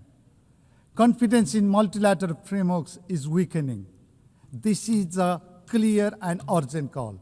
to reassess, strengthen, and revitalize our multilateral institutions, and to fortify global solidarity and actions. Mr. President, let me highlight a few areas that deserve urgent global attention. First, peace and security. Beyond words, peace demands actions. It demands courage, and it demands the commitment. In these turbulent times, dialogue must triumph over hostility, diplomacy over conflict, and cooperation over divisions. We must take urgent and coordinated actions to prevent conflict, uphold justice, and foster inclusive development. It is incumbent upon us to address the root causes of the conflicts, including poverty, inequality, and marginalizations. Second, we must strengthen multilateralism and rebuild trust. Multilateral institutions must deliver not just promises, but results. They must be representative, transparent, and accountable. In this interdependent world, no single nation, however rich and powerful, can resolve global problems alone. We must uphold multilateralism for fostering global cooperations and coordinations. We must repose our trust in multilateralism, anchored in sovereign equality, territorial integrity, and national independence. Third, accelerating the implementations of the 2030 Agenda is critical. As the progress on the Sustainable Development Goals is far off track, the world must act with greater urgency and solidarity. We strongly call for the timely and effective implementations of the Compromiso de Sovia. Sustainable investment must be boosted to deliver on our promises. Development assistance is critical for making progress in sustainable development. We appreciate the developed countries that meet the ODA target and strongly urges others to fulfill the commitment. We must make development finance adequate, easily accessible, predictable, and aligned with national priorities. Institutional and human capacity support tailored to the needs and priorities of the countries, particularly in the global south, should be prioritized. We must reform trade systems to be fair, to be inclusive, and to be responsive to the developing countries. It is incumbent upon us to address the debt burdens facing by many developing countries. Debt relief, including debt restructuring and debt swap, should be scaled up to ease debt distress. Priorities should be given to inclusive development. We must invest in youth and promote gender equality and empowerment of women and girls. The rights, safety, and dignity of migrant workers must be fully respected and protected. Fourth, climate justice and climate actions. Climate change has disproportionately affected vulnerable populations such as low-income communities and developing nations. Nepal is deeply concerned about the disproportionate impact of climate change, particularly in the mountain regions. We have first-hand experience of glaciers melting in our Himalayas that are seriously threatening the lives and livelihoods of millions downstreams. To discuss the climate crisis and chart out the way forward, we convened the Sagarmatha Samvad, that is Mount Everest Dialogue, in May this year under the theme Climate Change, Mountains, and Future of Humanity. The Samvad adopted the Sagarmatha call for action, reaffirming our shared commitment to the Paris Agreement and 2030 Agenda. Nepal is proud to be among the few countries to have submitted our third nationally determined contributions, NDC 3. By 2035, We aim to reduce emissions by nearly 27% and expand renewable energy eightfold. Excellencies, as the world confronts a climate catastrophe, we must act with urgency and resolve. This is not a crisis of emissions. It is a crisis of equity, of survival, and of justice. Nepal calls for urgent, fair, and ambitious actions to protect vulnerable communities. Polluters may take responsibility with actions.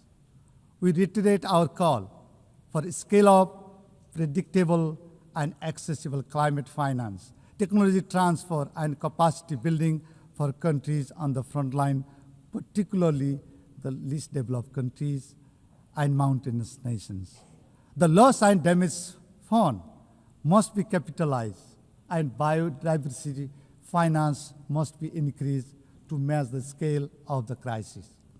Nepal urges the international community, especially developed countries, to demonstrate genuine solidarity and moral clarity by delivering on the ICJ advisory opinion and upholding their obligation to protect the climate systems.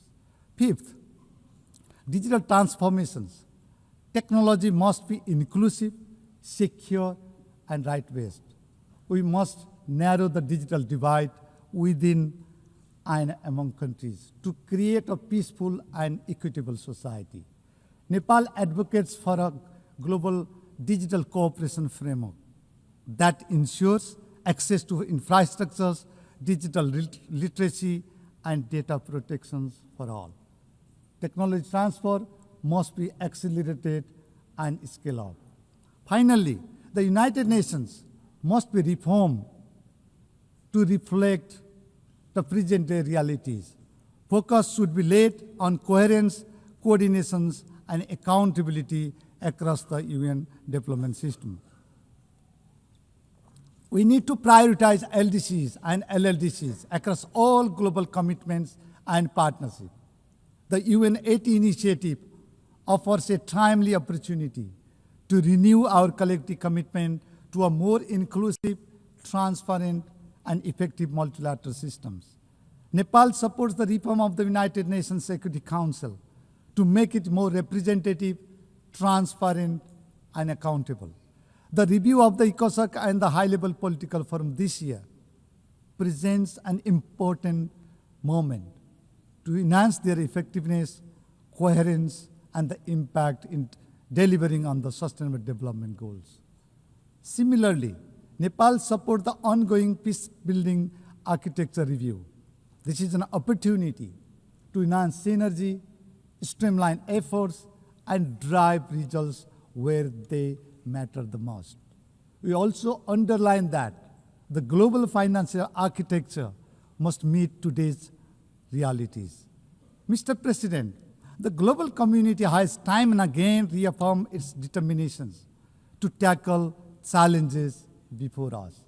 And we have shown that we can achieve more when we act in genuine partnership, when we choose collaborations over confrontations, and when we replace disagreements with dialogue, and we are committed to peace, prosperity, and sustainable future.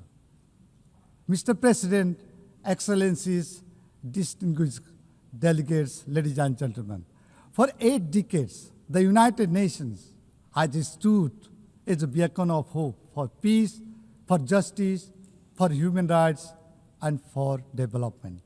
Today, that legacy calls upon us more urgently than ever.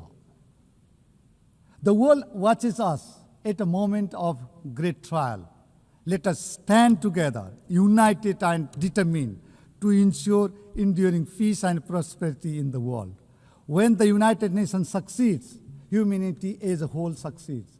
When it falters, it is the innocent and vulnerable who bear the heaviest cost.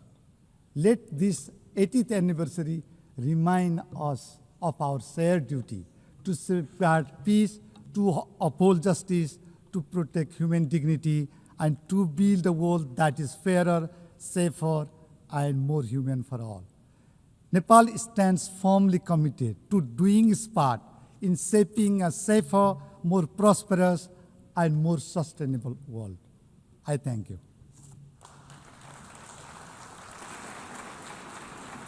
I thank the Chair of Delegation of Nepal.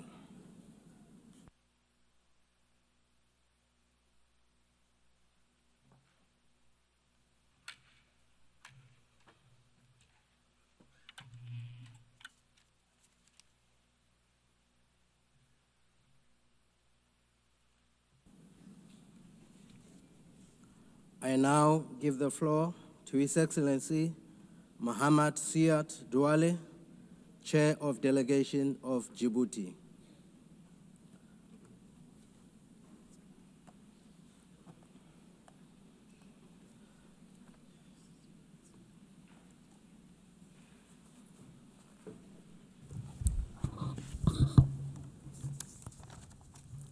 Madame la Présidente. President, at the outset, I would like to extend our heartfelt congratulations to Her Excellency Ms.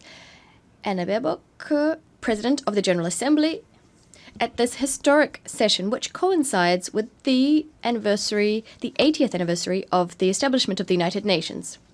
The theme you've chosen for this session, Better Together, 80 years and more for peace, development, and human rights, edifyingly conveys the international community's patient, meticulous, painstaking quest, which it has been undertaking since the UN Charter was signed 80 years ago. We can take pride in what we've achieved and all of the successes of our organization. Despite the difficult context, nothing should dent our determination to build a world that's less unequal, that exhibits greater solidarity, a world that is more peaceful and more prosperous. We extend our gratitude to your predecessor, Mr. Philemon Yang. We're grateful for his openness, his leadership, and his ongoing efforts throughout the session that's just drawn to a close. President, Secretary General, over the last 8 decades, the role of the United Nations was pivotal in support to decolonization in Africa and Asia, as well as on conflict resolution, nuclear proliferation, the fight against poverty and climate change, the promotion of human rights, and the management of pandemic risks. The United Nations, well aware of the need to sharpen its tools, has continuously undertaken the necessary reforms so as to do an ever better job in fulfilling its mandate and responding to the challenges of our time. Under the leadership of the current Secretary General, at the request of member states, given the slow implementation of the SDGs, and with a view to building a multilateralism that's more inclusive, more effective, and interconnected, we adopted the recommendations set forth in the flagship report entitled Our Common Agenda. Faced with the unpredictability of the future and the exacerbation of certain trends which could sap international cooperation, as well as the emergence of new challenges, we, as contracting parties, adopted a Pact for the Future which contains a global digital compact and a declaration on future generations. We stand convinced that we need to build a better world in which we would live better together. We agreed on an ambitious program covering important issues such as peace and security, sustainable development, climate change, digital cooperation, in particular ensuring that we make artificial intelligence a technology that benefits all, in addition to human rights, gender equality, young people, future generations, and the transformation of global governance. Nonetheless, the aforementioned accomplishments cannot conceal the devastating consequences engendered by geopolitical and geoeconomic fragmentation we're currently seeing. Conflicts are proliferating. They're dragging on in Ukraine, in Sudan, as well as in the Sahel. The unspeakable horror of what's going on in Gaza, where children are assassinated with impunity on a daily basis, where famine is being wielded as a weapon of war, while the international community is unable to effectively stop the genocide that's underway, as confirmed by the analysis report drafted by the United Nations and published on the 16th of September under the leadership of Judge Navi Pillay. The norms governing the use of force are being violated with chilling regularity, as illustrated by the bombing, the raids, and the extraterritorial assassinations committed by Israel. We condemn the terrorist attack against Qatar and the violation of its sovereignty and territorial integrity. Speaking on behalf of the Republic, His Excellency Ismail Omar Guelleh, we reiterate our solidarity with the Emir, His Highness Sheikh Tamim bin Hamad Al Thani, as well as the government and the brother people of Qatar. The Security Council is paralyzed by the recourse to the veto, which has become systematic. International law and the norms which have guided us to date are being called into question, a dangerous trend. There's also a crisis of confidence between states, aggravated by the serious liquidity crisis owing to arrears in the payment of assessed contributions.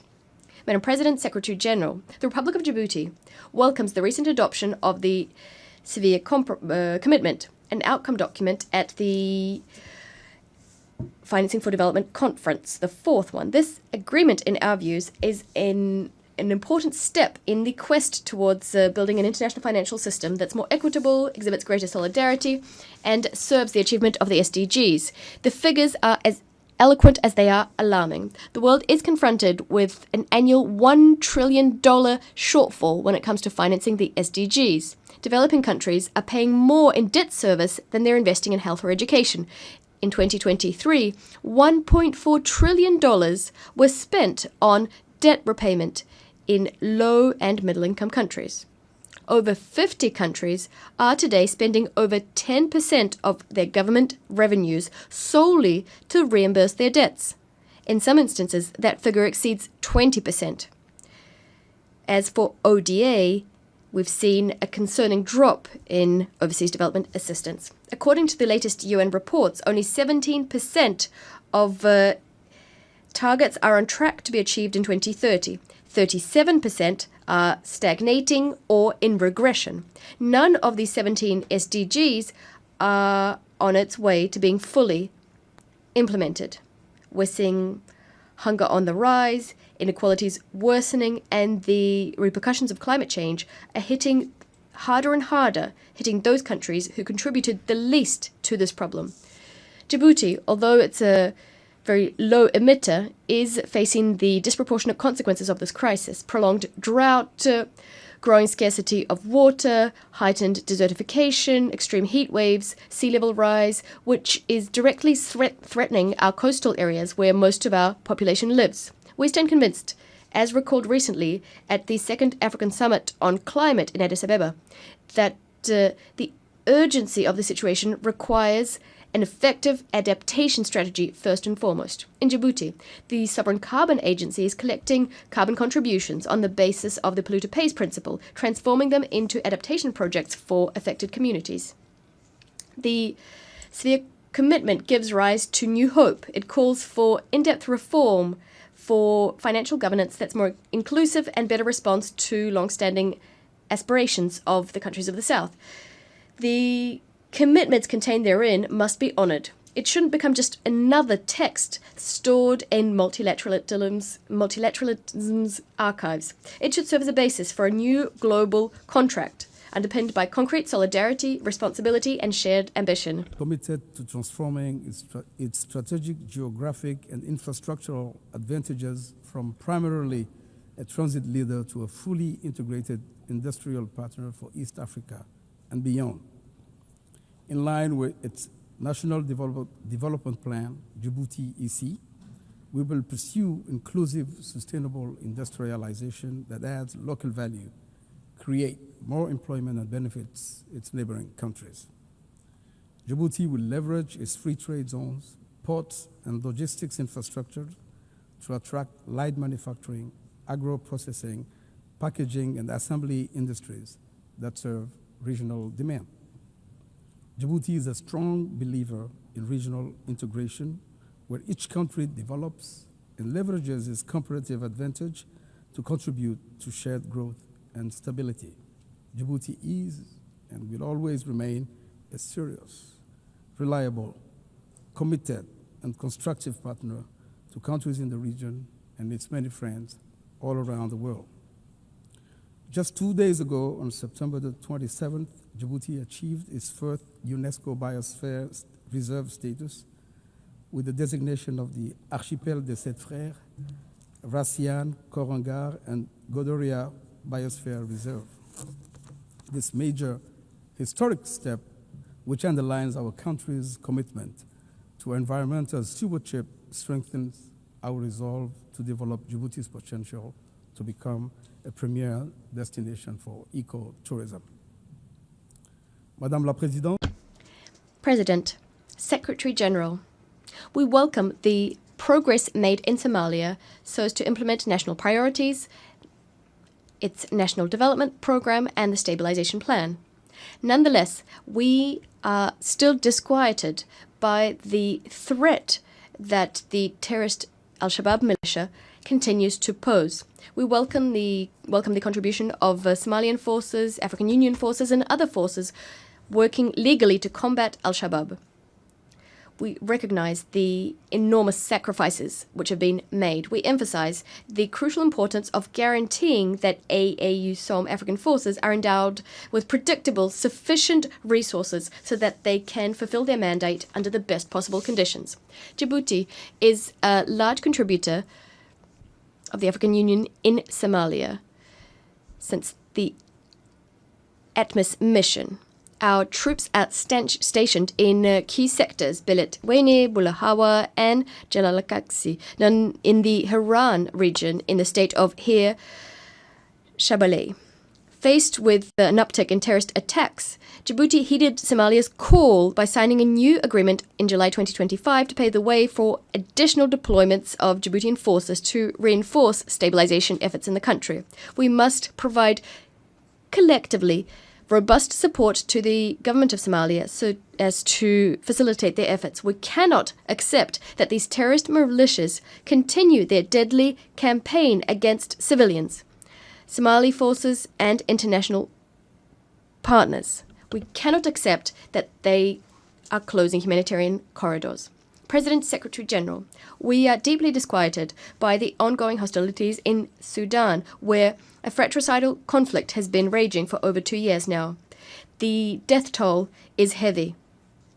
Civilian infrastructure has been destroyed, which is very costly, resulting in the disruption of essential services being provided such as water, health, and electricity. The ongoing deterioration of the security and humanitarian situation is prompting large-scale displacement. Sudan, which has over 30 million people in need of assistance, according to UN figures, is confronted with a disastrous humanitarian situation which demands an immediate, coordinated response on the part of the international community.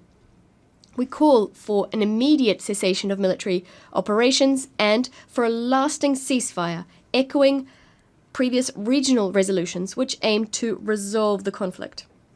Djibouti reaffirms its commitment to the sovereignty, territorial integrity, and the national unity as well as the stability of Sudan, in accordance with regional and international commitments. We reiterate our willingness to work in partnership with regional and international actors who wish to find a peaceful way out of the crisis. We call to place the interests of the Sudanese people as well as regional stability at the heart of our efforts at all times.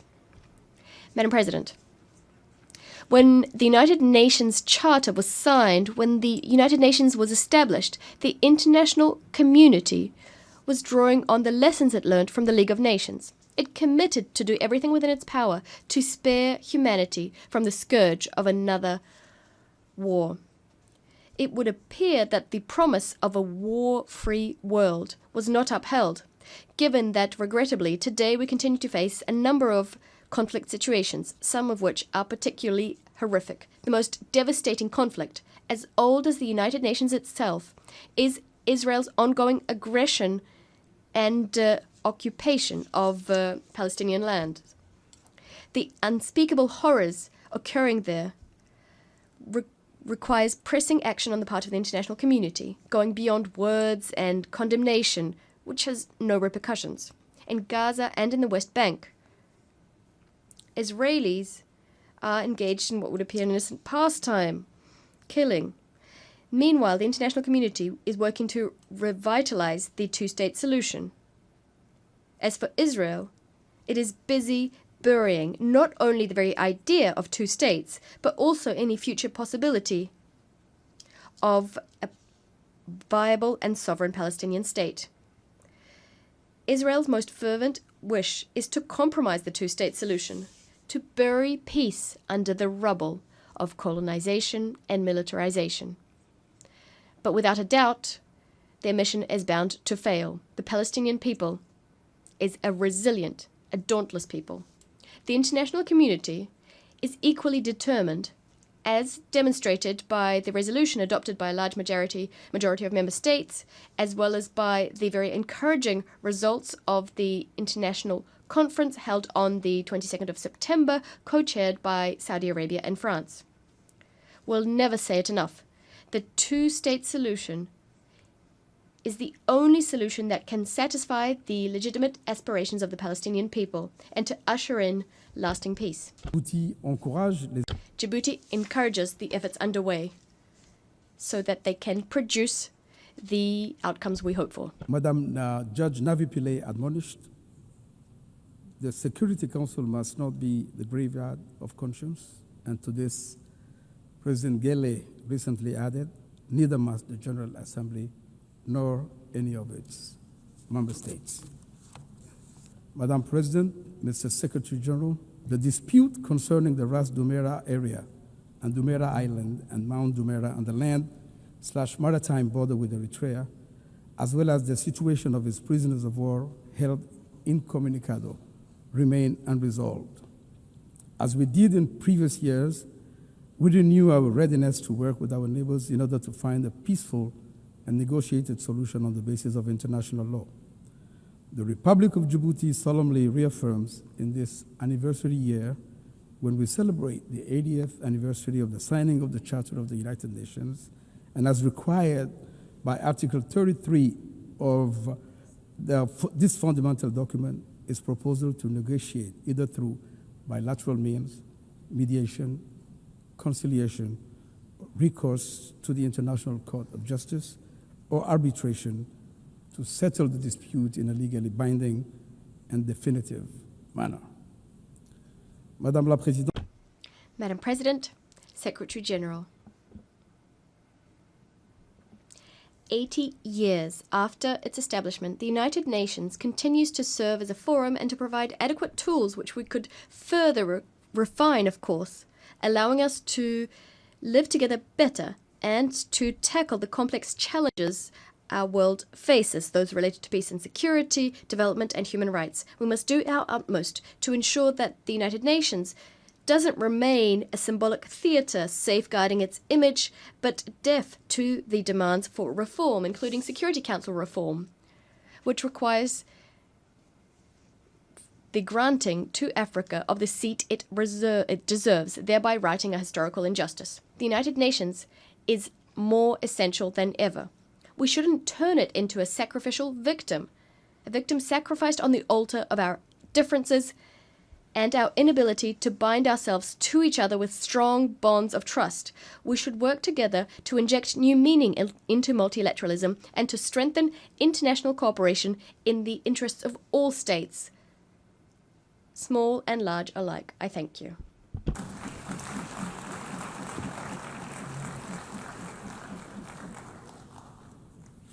I thank the Chair of Delegation of Djibouti.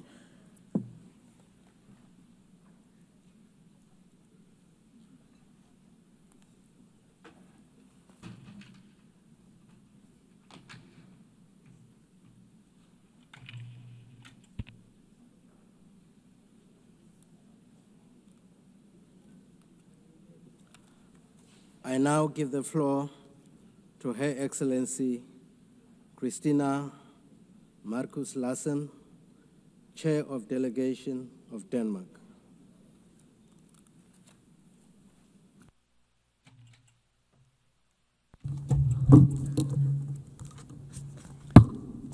Thank you, Mr. President. Mr. President, distinguished delegates, friends, and colleagues, 80 years ago, representatives from around the globe came together to establish the United Nations. My country, Denmark, was part of that historic moment. But many other nations were not given that opportunity. In 1945, the world was still a world of empires, of colonies and dependent territories that were not free to choose their own political destiny. The establishment of the United Nations did not change that overnight. Yet, it set the world on a course toward a radically different order. An order based on the equal rights and self-determination of peoples and of nations, large and small, a rules-based international order. As this order grew into being, the world saw tremendous progress.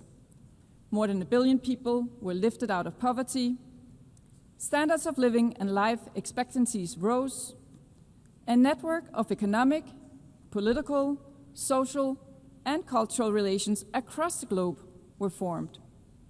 It even seemed that wars between states were becoming a thing of the past. In recent years, this path has been broken. Wars are back. Extreme poverty is on the rise. International law is under pressure. Does this mean that the United Nations has become irrelevant? Of course not. The conclusion is the opposite. The UN is as essential as ever. Without the UN, the world would be in a much worse state. But as the world is changing, so must the United Nations. Excellencies, last year we agreed on the Pact for the Future. We committed to updating global governance, doing away with historical injustices of the existing system, expanding the Security Council and reforming the international financial architecture, bringing about a system that delivers for all. This year, the Secretary General presented his UN 80 reform initiative. I thank the Secretary General for his bold act of leadership.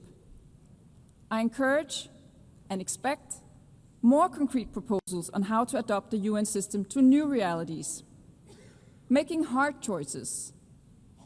And I ask fellow member states to engage constructively in the process. Excellencies, as an elected member of the Security Council, Denmark works towards ensuring that the Council fulfills its vital mandate towards safeguarding international law, including international humanitarian law, and ensuring that the voices of those affected by conflict are heard by the Council. At times, we succeed with fellow members through a shared sense of purpose. Too often, however, results are not possible.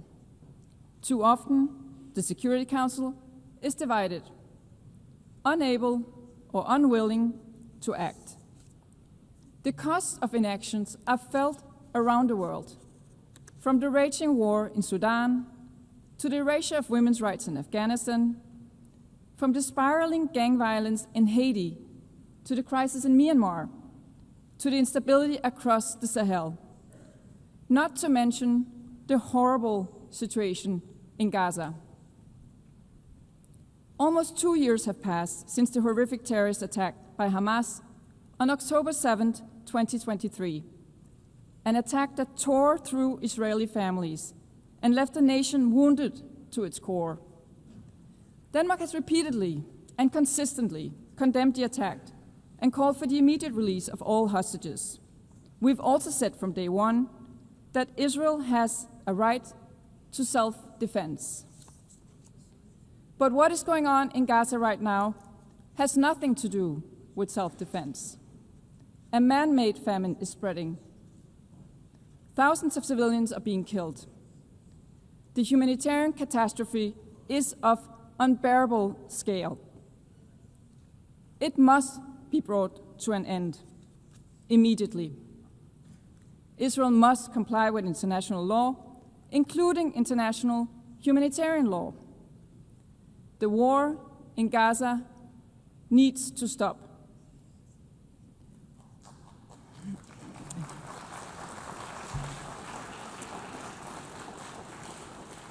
The two-state solution remains the only solution to a lasting peace for two peoples, both deserving of security, both deserving of dignity. The high-level conference on the two-state solution last Monday clearly demonstrated that the momentum is growing, that we are witnessing a renewed energy and enthusiasm for peace based on the two-state solution, a solution that Denmark is prepared to build on. The keys to recognition of a Palestinian state can no longer lie in the hands of the Israeli government. The Palestinians themselves must become masters of their own destiny. Excellencies, in Ukraine, Russia's horrific and illegal war of choice continues. A war that could end tomorrow if only Russia wanted to. If only Russia would withdraw to its own territory and refrain from trying to alter international borders by force.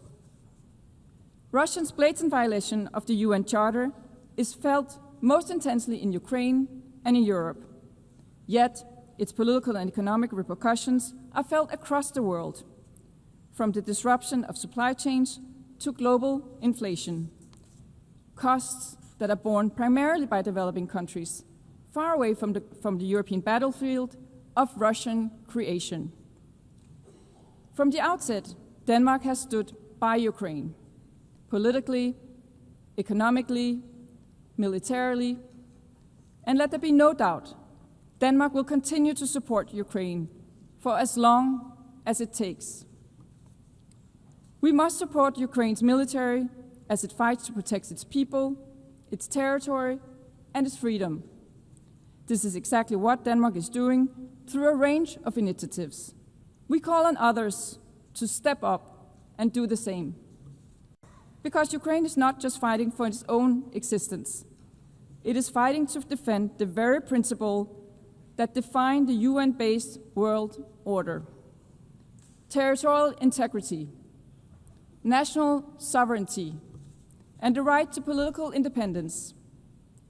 Let us never forget that Russia is the aggressor. Russia's repeated violations of European airspace with aircrafts and drones underline Russia's insistence on staying on a path of war. So, colleagues, I ask you, are these the actions of a country generally committed to peace? Excellencies, our collective inability to halt the killings, suffering, and injustices in Gaza, Ukraine, Sudan, and beyond must not prompt us to submit to a world ruled by brute force. On the contrary, it must inspire us to work harder, to sustain the instruments and mechanisms we have built over the last 80 years. To Denmark, this includes maintaining our firm support for the International Court of Justice and the International Criminal Court as core international justice institutions. We do believe that this is paramount. It also includes maintaining our firm support for the Sustainable Development Goals. With only 5 years to 2030, we are still far from reaching those goals, and the financing gap is widening. For 45 years, Denmark has delivered on the UN target of 0.7% in official development assistance. We call on other fellow member states to join us, not as an act of altruism, but as a long-term investment in our shared future. Excellencies, in a world of competing crises, climate change and its impact remain real. Flooding, drought, heat waves. Again, the cost of inaction are felt across the world, and particularly in developing countries. The COP30 climate summit in Brazil will be a decisive moment. The benefits of the green transition are evident. Demand for clean technology is on the rise. In 2024, more than 90% of new power added to the world's grid came from renewable energy. Green transition is not only good for the planet, but also for investments, innovation, jobs, competitiveness, and resilience. So sometimes all good things really do go together. Excellencies, building on a livable planet for future generations is not just about nature or resources. It's about people. Defending human rights is as essential as today as it was in 1945, perhaps ever more so as the pressure is growing, especially on the rights of women and girls. To Denmark, it is evident that gender equality is not only the right thing to do, it is the smart thing to do. That is also why Denmark, as we look to the upcoming process of selecting a new Secretary General for the United Nations, is encouraging member states to put forward qualified female candidates. After 80 years, it is high time for a woman to be at the helm of this organization.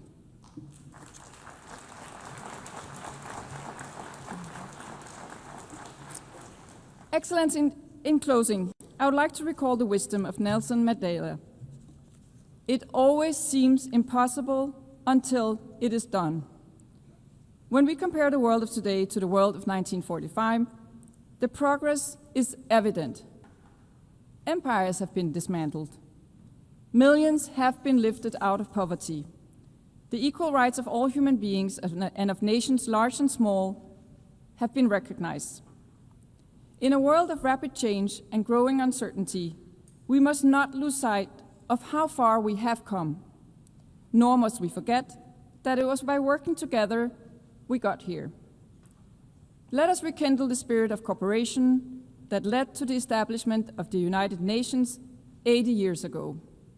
It always seems impossible until it is done. I thank you, Madam President.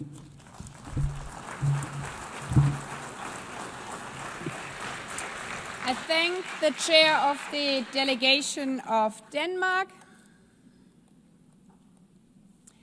I now give the floor to His Excellency Marc Hermanie Nadudu Araba, chair of the delegation of Benin.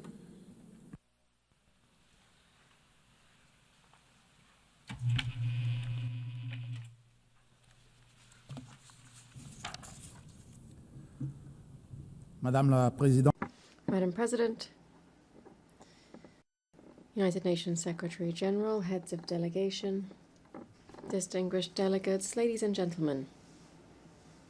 It is with a profound sense of honor and responsibility that I take the floor on behalf of His Excellency Mr. Patrice Talon, President of the Republic of Benin, on the occasion of this 80th session of the United Nations General Assembly. I wish to first and foremost extend my warmest congratulations to Ms.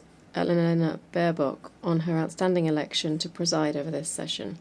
I assure her that she will have the full support of my delegation in discharge of her noble mission.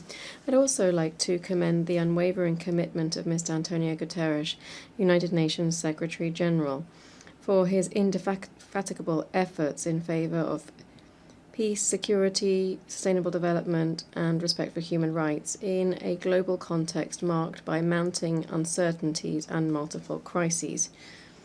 At this time in which we are celebrating the Oak Jubilee of our common organization, I believe it's timely to conduct an assessment of its progress in charting the path towards a better and more peaceful world.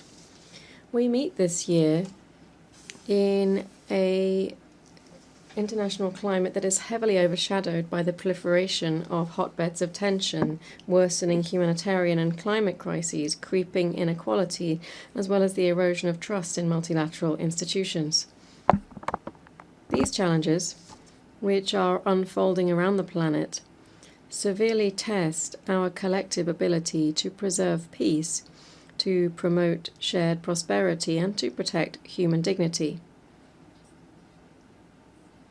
This tumultuous global context fully confirms the relevance of the topic chosen for this general debate: Better Together, 80 years and more for peace, development, and human rights.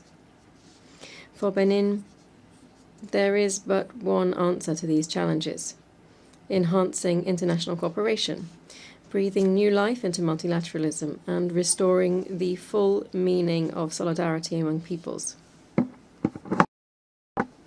Madam President, we stand today at a critical juncture in contemporary history. The world as we knew it is being transformed by profound shifts, in particular the reshaping of strategic balances, fast-paced technological development, the climate crisis, rising interdependence, but also rivalries. These are not merely cyclical adjustments, rather they augur a new global geopolitical order. We are witnessing a gradual shift towards a multipolar world. New powers are emerging, asserting their voice in international affairs, while strategic alliances are being redrawn. This dynamic provides opportunity for rebalancing, but also carries with it risks of fragmentation. My delegation stresses that this nascent world shouldn't relegate smaller-sized states to the role of mere bystanders, nor drown them out under the commotion of great power rivalries. Our voices matter, our experiences matter, our solutions matter. The history of this organization, founded on the principle of the sovereign equality of states, has oft demonstrated that smaller actors are very often able to act as counterbalances thanks to their ability to embody restraint, dialogue, and cooperation, the very essence of multilateralism. My country, Benin, perceives its place in this new global order as that of a stabilizing and cooperative force, a font of proposals, which does not aspire to decide global policy, but which, in terms of the great challenges that we have to meet together, has a vision to share. Our foreign policy is based on respect for international law and the primacy of peaceful settlements to disputes. We believe that the rule of law must always prevail over the rule of force. We favour the virtues of preventive diplomacy, mediation, and consensus building within regional and international organisations. Heir of a plural history, we support cultural diversity as a pillar of global peace. We strive to reconnect Africa with its diasporas by, in particular, offering Beninese nationality as a gesture of recognition to Afro-descendants who wish to claim it. In this new global order in the making, the issue of national sovereignty has returned to the forefront of our debates. All around the world, nations are reaffirming their legitimate right to decide on their own path, to protect their vital interests, and to preserve their territorial integrity. This aspiration is legitimate. It is rooted in international law, in the United Nations Charter, and in the will of the peoples.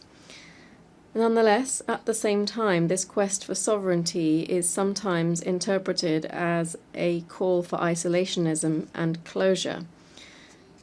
Rather, Benin sees sovereignty as synonymous with an ability to act independently, underpinned by a clear understanding of national interests. It is to be exercised in the context of an international system in which every state, while remaining the master of their own choices, recognizes that common challenges demand collective responses. True sovereignty is also visible in the capacity to engage in dialogue, to negotiate, to cooperate, and to be open to the world. Madam President, Benin observes with concern the proliferation of armed conflicts in Eastern Europe to the Middle East, Sahel, and the Great Lakes region, threatening millions of lives, triggering mass population displacements, weakening institutions, and destroying infrastructure. This, in turn, fuels a cycle of poverty and violence in affected areas. In light of this reality, we have a clear belief. No conflict can be sustainably resolved by the force of weapons.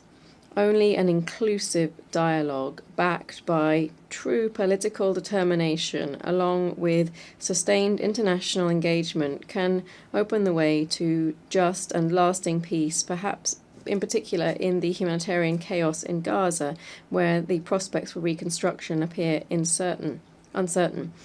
Benin reaffirms its support for the two-state solution as the only viable path towards a lasting settlement of the Israeli-Palestinian conflict, in accordance with the relevant resolutions of the Security Council and the New York Declaration, adopted at the conclusion of the international conference organized jointly by France and the Kingdom of Saudi Arabia in July this year.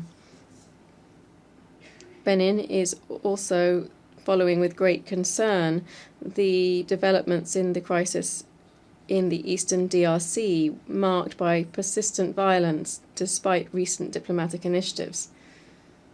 We commend the efforts of Qatar and the United States of America to promote de-escalation and to open the way to an inclusive dialogue.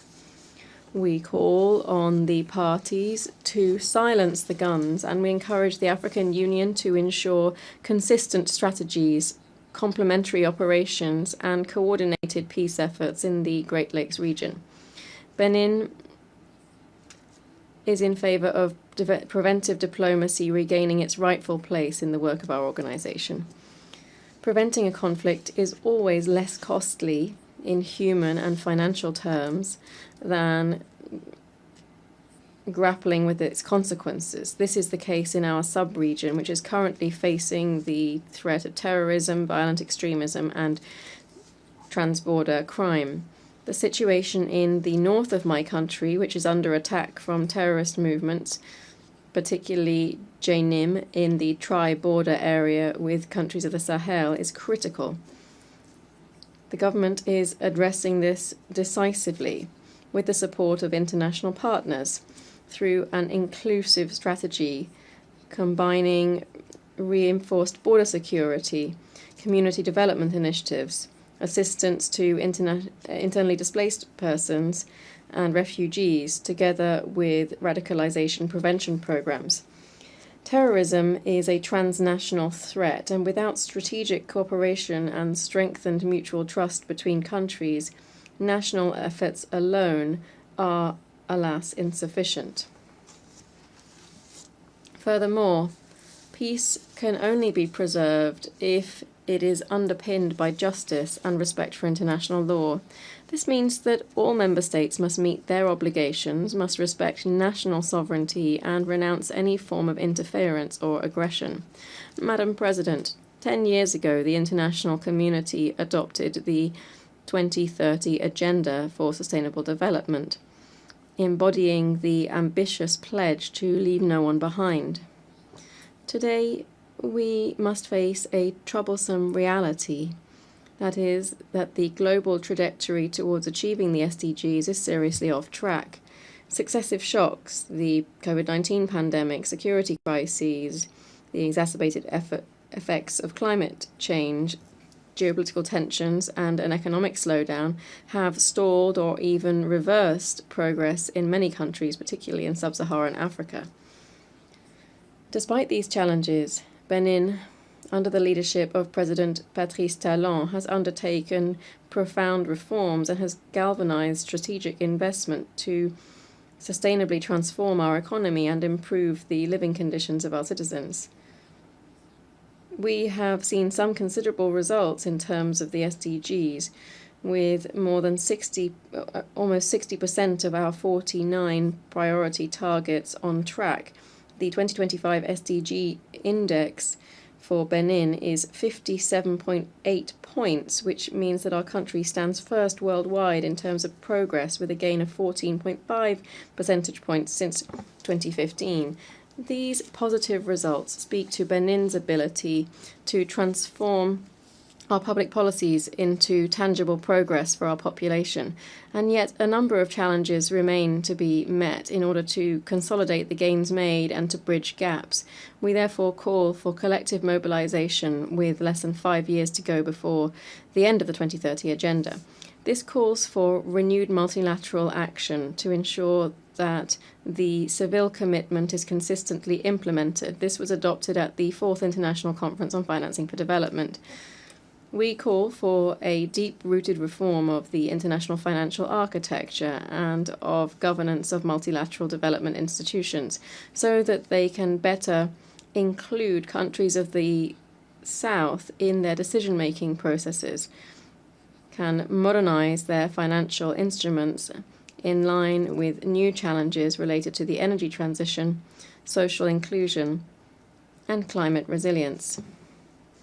Furthermore, achieving the SDGs demands that considering young people and women as more than mere beneficiaries, rather as genuine partners in change. In Benin, more than 65% of the population is under 30 years of age. Investing in their potential is not only a demographic imperative, but rather a strategic choice to build a prosperous, inclusive, and resilient society. Likewise, women's empowerment is a major lever for social and economic progress, guaranteeing shared equitable growth. With this in mind, the government of Benin, in partnership with the United Nations Population Fund, hosted the Global Youth Summit in Cotonou on the 4th and 5th of April 2024. On the 30th and 31st of July this year, the same city, Cotonou, hosted the annual coordination meeting of the African Union and its member states on strengthening the implementation of the Women, Peace and Security agenda in the context of the 25th anniversary of the adoption of Resolution 1325 by the UN Security Council. Madam President, in light of the current malaise in multilateralism resulting from geopolitical rivalries, the resurgence of power politics, and a nationalist retrenchment, Benin calls for a collective leap forward to breathe new life into multilateralism, making it more inclusive and action-oriented. In this context, my delegation takes note of the UN 80 initiative launched by the Secretary General. Here we wish to stress the following points. 1. The UN 80 initiative must be transparent and accountable. It must ultimately aim to improve UN mandate delivery in the interest of its member states. 2. Ensuring a better response to the organization's recurrent liquidity problems falls first and foremost to member states, who must honour their financial obligations in full, on time, and without conditions. Finally, any proposal to achieve efficiency gains by reducing duplication and redundancies across the UN system shouldn't result in dismantling UN agencies or funds to the detriment of the assistance provided to member states. Finally, Benin would like to underscore the urgent need for a thorough reform of the UN Security Council. This is a requirement in light of the 21st century's geopolitical realities. It's essential to build on the outcomes of the Summit for the Future last year, particularly the Pact for the Future, which contains commitments on the Council's enlargement. Benin reaffirms here its support for the common African position set out in the Esselwini Consensus and the Sirte Declaration.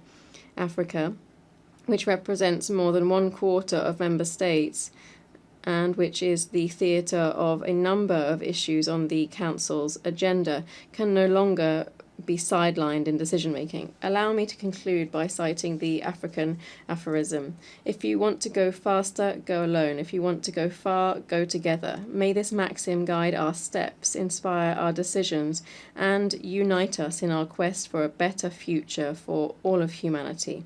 Thank you.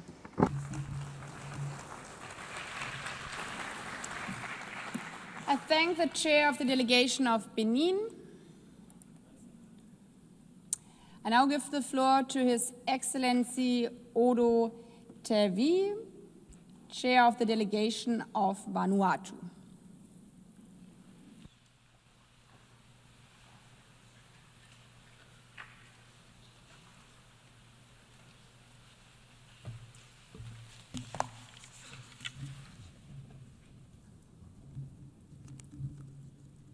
Madam President, Mr. Secretary General, Excellencies, distinguished delegates, ladies and gentlemen.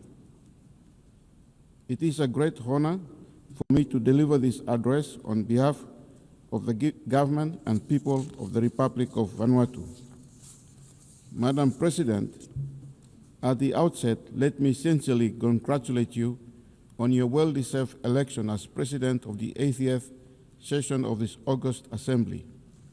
I assure you of Vanuatu's delegation full support and cooperation during your tenure.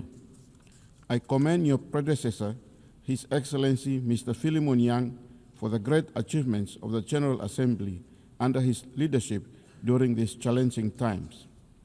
I would also like to extend my sincere congratulations to the Secretary General, Mr. Antonio Guterres, for his continued vision, wisdom, and skillful leadership of the United Nations during these tumultuous times. Madam President, since the setup of the United Nations 80 years ago, we have seen that the world continues to face a myriad of global complex challenges.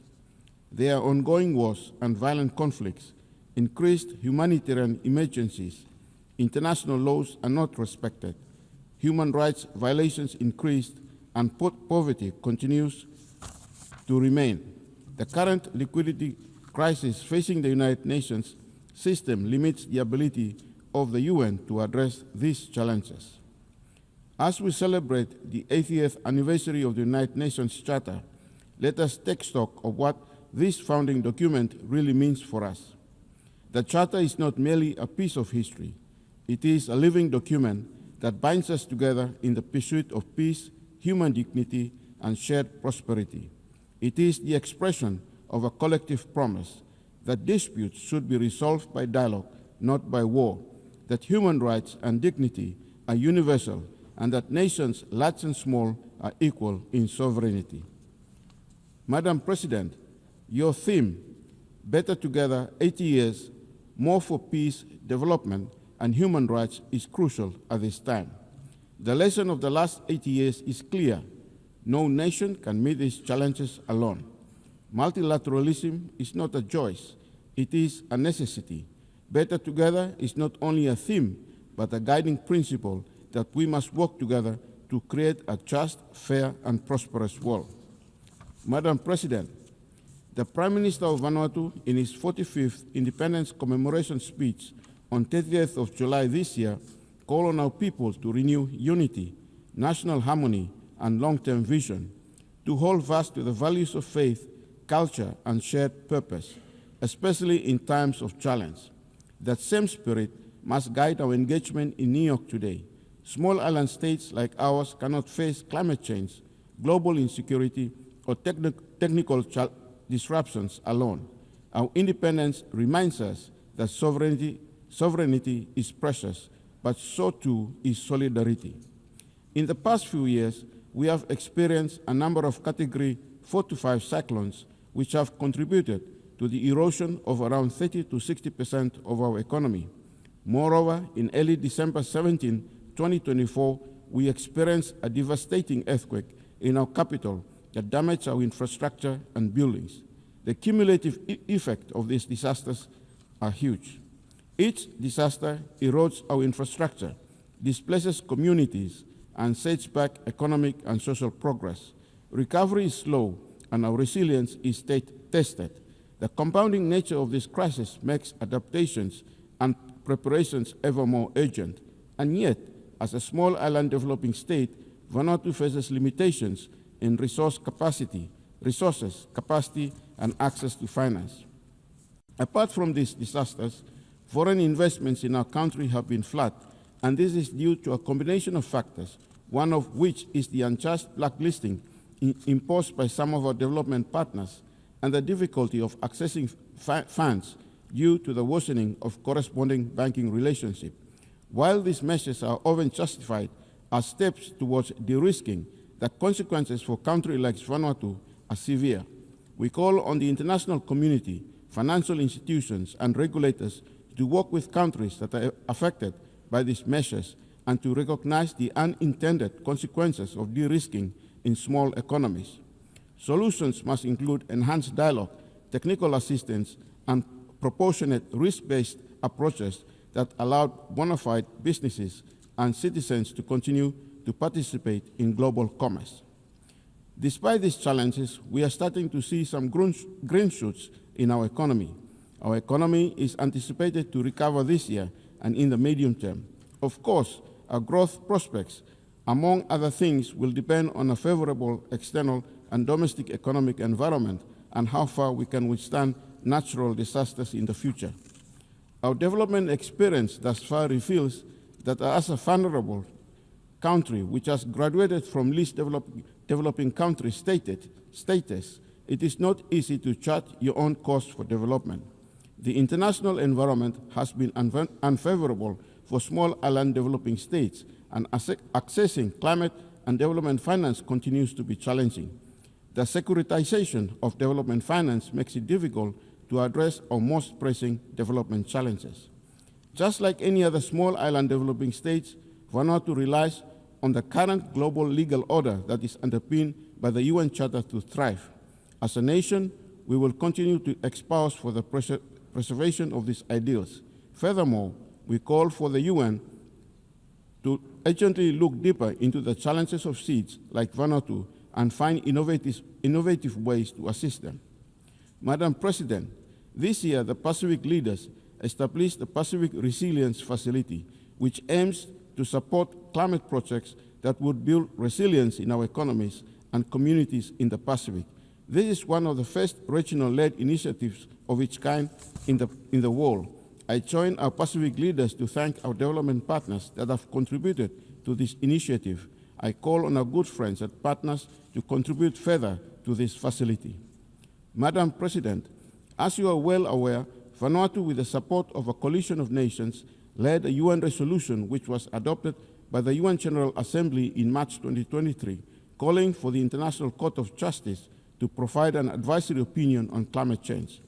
The court delivered its historic opinion in July 2025, affirming that states have clear legal obligations to protect the environment and human rights from the impacts of this crisis.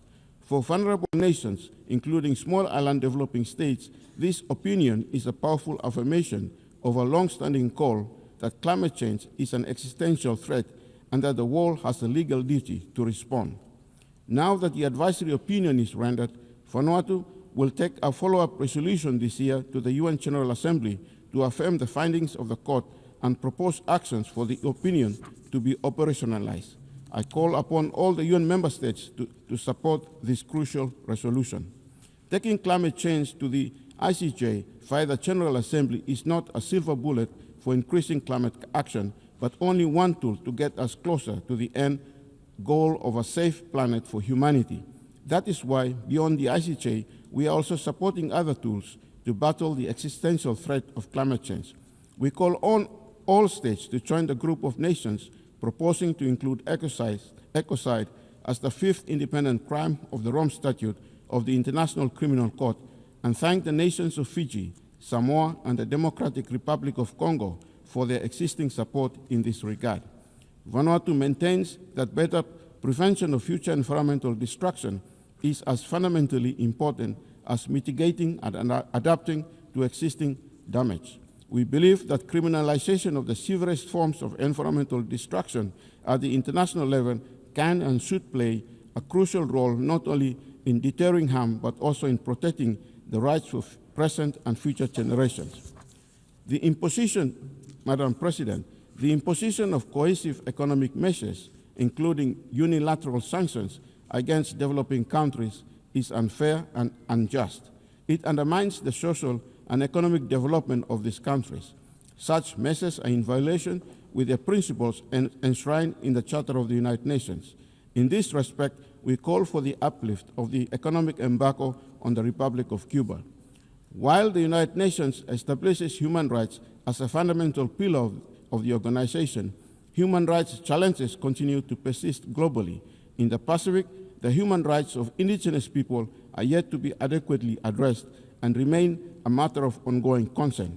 We acknowledge that in the recent Pacific Islands Forum Leaders Communique, Member States have agreed to a roadmap to address human rights concerns in the region. The decolonization process within the United Nations framework requires enhanced momentum, and it is imperative that sustained dialogue be maintained among all stakeholders. In this regard, Vanuatu notes the ongoing dialogue conducted between the indigenous leaders of New Caledonia and the government of France in Paris this year. This dialogue has resulted in a roadmap, and we hope that this is a start for parties concerned to work collaboratively in finding the best way forward toward a peaceful and progressive future for the people of New Caledonia in accordance with the principles of self-determination established in the UN Charter.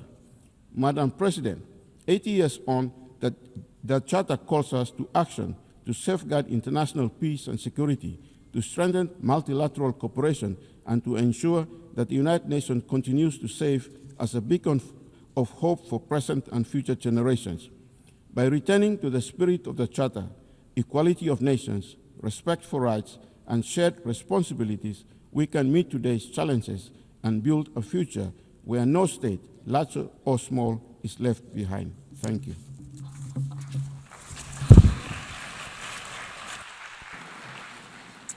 I thank the delegation of Vanuatu and his chair.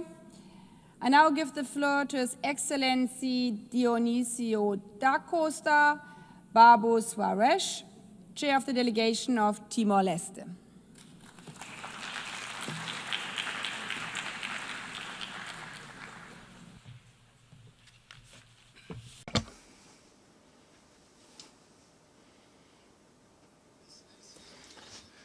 Your Excellency Annalena Baerbock, President of the General Assembly of the United Nations. On behalf of the government and people of Timor-Leste, I extend warm congratulations to Your Excellency on your well-deserved election as President of the 80th session of the United Nations General Assembly. It is an important step in correcting the historical gender imbalance in the leadership of this organization. We also thank your predecessor, Philemon Yang, for the way in which he conducted our work in the previous session. We also pay tribute to the General Secretary General of the United Nations, Antonio Guterres, for his steadfast leadership in these turbulent times, and above all, for his clear and unique voice in defense of peace. Excellencies, it is a great honor to address this assembly on behalf of Timor-Leste. Our relationship with the United Nations is historic and decisive. For our country, which joined the United Nations family in 2002, following a long struggle for self-determination, the 80th anniversary of the organization is a moment for reflection on the transformative power of multilateralism. Though still young and facing the challenges that follow its difficult history, Timor-Leste today stands as a vibrant democratic state, an indisputable symbol of the triumph of the international system. Through the United Nations, we restored our right to independence and laid the foundations for the building of state institutions.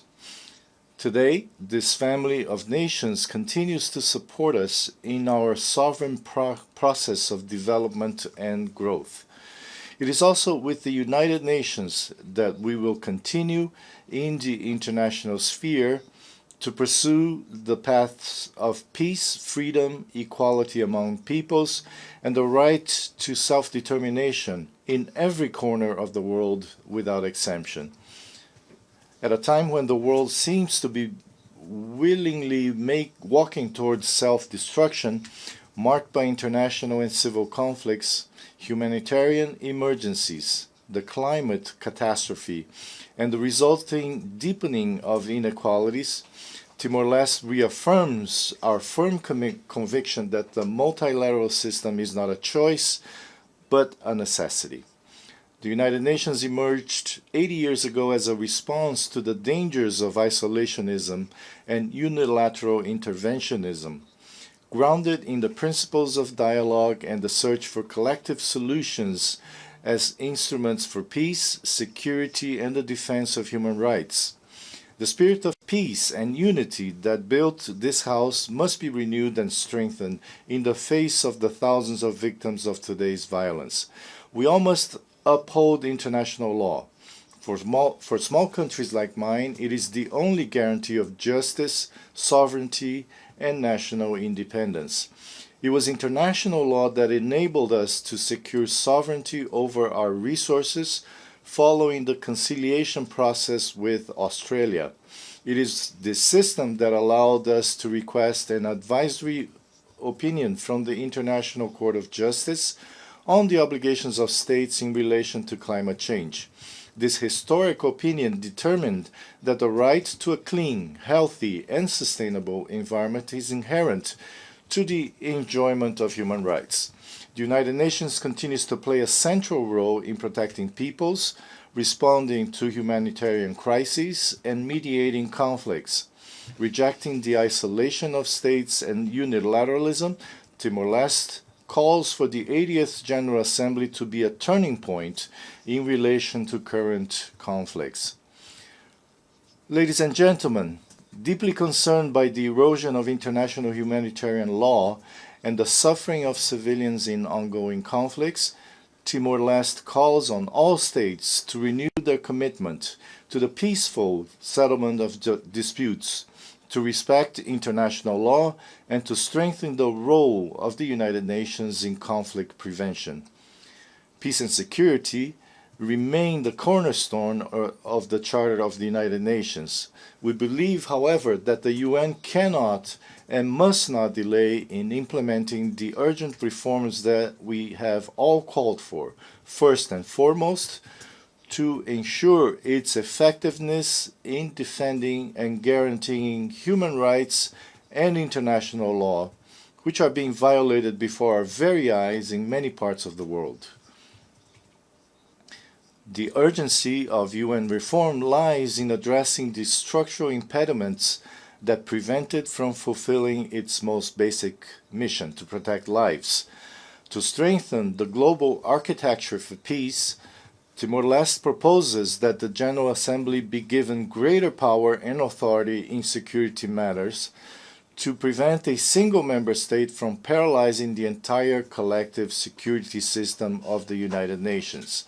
We also underline the importance of reforming the Security Council so that it reflects the vitality and reality of the 21st century and gives voice to developing and smaller states.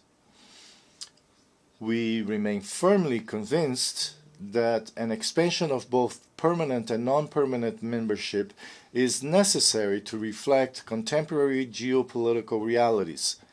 It is the right and duty of our nations to aspire to a Security Council that is more accountable, representative, transparent, relevant, and above all, effective. Excellencies, Madam President, our commitment to peace is reflected in the way we relate to the world.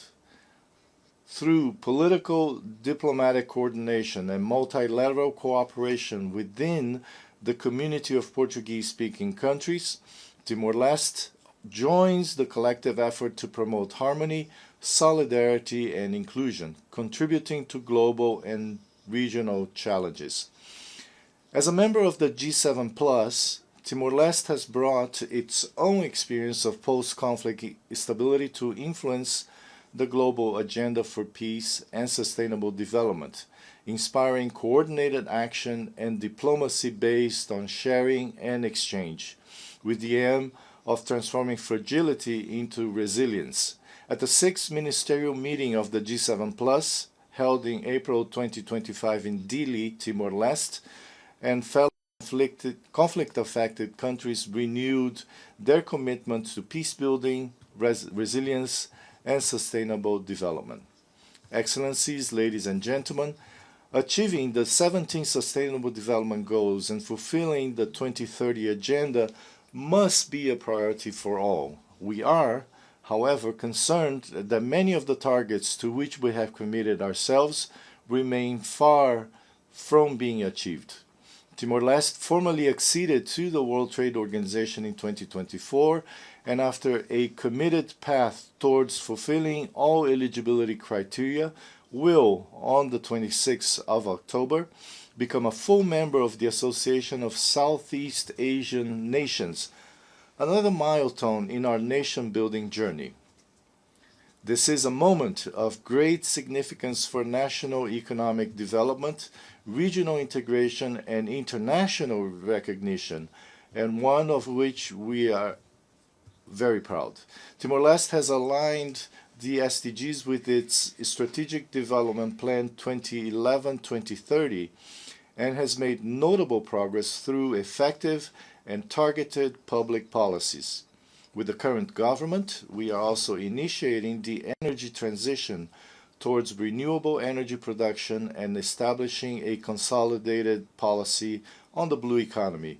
Having ratified the Agreement on Biodiversity Beyond National Jurisdiction, BBNJ, in September 2024, Timor-Leste adopted in June of this year the National Strategic Framework for the Blue Economy Policy and Action Plan 2025-2030, focused on the sustainable development of marine resources, improving the livelihoods of coastal communities, and protecting ecosystems.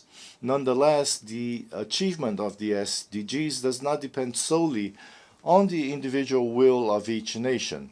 It requires concerted and collaborative global commitment, shared values of humanity, the fight against inequality, peaceful coexistence, and the protection of our only home, the planet Earth. We must not forget the enormous inequalities that persist in the world. For developed countries, achieving the SDGs may be a simple political choice, allocating resources in their budgets. For many others, their realization depends on development assistance, solidarity, and international cooperation in terms of financial resources and the transfer of knowledge. Timor-Leste, as part of the G7+, the group of least developed countries and of small island developing states, is especially vulnerable to the many factors that threaten the achievement of the SDGs. It is necessary to recognize the special circumstances of small island developing states. It's a foundational principle of development since 1992, reflected in the Seville Commitment and the Antigua and Barbuda Agenda for SIDS. The unique vulnerabilities of SIDS, with their small size, remote location, and limited resources, require tailored and differentiated development approaches. It is particularly urgent to translate commitments into predictable and increased means of implementation. Another relevant aspect in this context is the use of the Multidimensional Vulnerability Index, MVI, and ensuring SIDS have a seat at every table. It is no longer acceptable to hold discussions and make decisions on the issues that most affect us without our participation. The international financial architecture must be reformed so that the MVI is applied in development support policies, access to concessional financing and technical assistance. Climate change is undermining already fragile food security, striking our countries with natural disasters that divert vital resources to reconstruction and humanitarian relief. For this reason, it is particularly important, especially for industrialized countries and major polluters, that commitments under the Paris Agreement and the Glasgow Climate Pact be honored, with the allocation of resources for true climate justice. The opportunity to achieve these objectives before us at COP30 in Benin this November. It is our opportunity to channel ambition in the right direction, honoring the Seville Commitment. It is also imperative to advance AI and digital capabilities in LDCs, while concurrently safeguarding cybersecurity. This requires investing in digital infrastructure, enhancing digital literacy, and implementing e-government initiatives, promoting AI research and innovation, cultivating talent, and establishing a policy framework are also pivotal for fostering growth. Nonetheless, international cooperation remains essential to establish comprehensive regulations governing the use and development of AI. Madam President, Excellencies, this past May, Timor-Leste hosted the Regional Conference of the United Nations Special Committee on Decolonization. This meeting had profound significance for the committee and for all who value self-determination, democracy, and human dignity.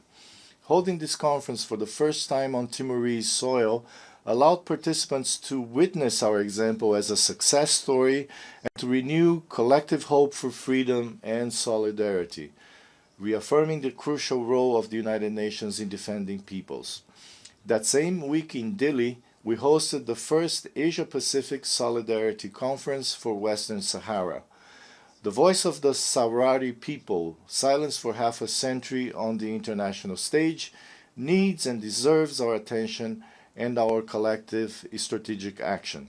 Timor-Leste's connection with the history of Western Sahara is of a moral nature.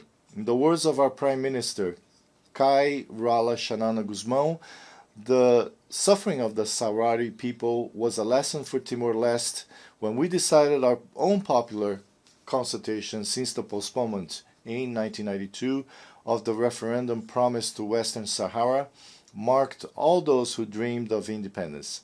As the suffering of the Timorese people came to an end before that of our brothers and sisters, we will always in this House and in every forum of dialogue be amplifiers of the right to self-determination of Western Sahara, calling for a collective resolution of the conflict. Drawing on its own experience of occupation and prolonged suffering, Timor-Leste continues to advocate for dialogue, mediation, and multilateral engagement in the pursuit of peaceful, lasting, and sustainable solution as the path to peace. Timor-Leste therefore welcomes the overwhelming adoption on 12 September of the New York Declaration on the Peaceful Settlement of the Question of the Middle East and implementation of the two-state solution. Timor-Leste recognized the State of Palestine in 2004, 2 years after its own independence. We did not, however, imagine we would witness the conflict escalating to the tragic proportions we see today. It is urgent to implement the roadmap set out in the adopted declaration, in particular an immediate ceasefire in Gaza, the release of all hostages, the establishment of a sovereign Palestinian state with the support and collaboration of the international community, as well as the disarmament of Hamas and the normalization of relations between Israel and neighboring Arab states, in order to guarantee collective security in the region. Even more urgent is the response to the humanitarian crisis in the Gaza Strip. After the situation of famine and genocide in the region was officially declared, we must waste no more time on terminology. Despite the clarity of the reports, the world demands the immediate unblocking of large-scale humanitarian operations and the guarantee of security and respect for human dignity in the delivery of international assistance. We are, however, deeply concerned that the intensification of Israel's military offensive in Gaza in the wake of peace efforts made here in New York in recent weeks, faced with the humanitarian catastrophe where famine already exists, the consequences will be devastating and irreversible for the civilian population. We reiterate the urgent need to reform the organization and its Security Council, which continue to prevent us from upholding the founding principles of the United Nations and from saving Gaza. Madam President, Excellencies, in Ukraine, we also witnessed the devastating consequences of unilateralism and the disregard for international law. The costs will be borne by all of us. Timor-Leste expresses its deep concern over the great human rights violations and the humanitarian and environmental consequences of the Russian war of aggression against Ukraine, including ongoing attacks against essential infrastructure, which have caused devastating impacts on the civilian population, including women and children. We call on all parties to the conflict to comply with their obligations under international humanitarian law to spare civilians and civilian objects, to ensure the safety of all in accessing humanitarian relief, and to refrain from attacking and destroying items indispensable to civilian survival. We cannot ignore the many of other theaters of violence and instability that weigh heavily on our common conscience, from the Sahel to the Horn of Africa, from the Great Lakes region to Haiti and Southeast Asia, right on our doorstep. Each of these crises carries its own history and complexity, yet they share a tragic pattern: the suffering of civilians, the erosion of trust in institutions, and the perpetuation of cycles of displacement and loss. Our collective responsibility is to ensure that none of these situations are consigned to silence or neglect. They demand not only humanitarian relief and respect for international law, but also the sustained investment of this organization in prevention, dialogue, and inclusive political solutions that restore hope and dignity to those who endure them.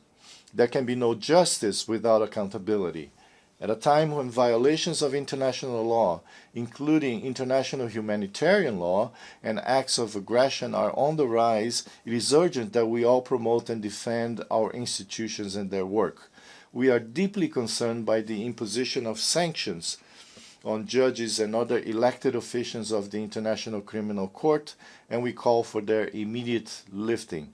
Madam President, ladies and gentlemen, Timor-Leste strongly supports the lifting of the economic, commercial, and financial embargo against the Republic of Cuba, which we consider a violation of human rights that harms the Cuban people and limits their access to essential goods.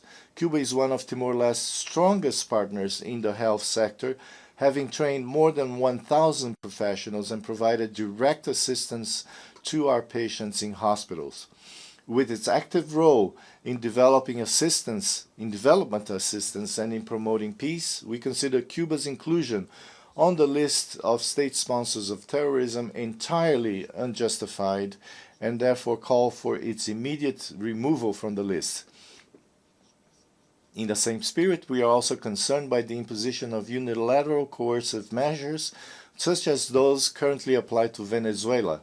These sanctions impose suffering on the Venezuelan people, hinder the implementation of the 2030 Agenda for Sustainable Development, and leave many behind. We call for dialogue and negotiation between the parties to alleviate the misery that afflicts the Venezuelan people.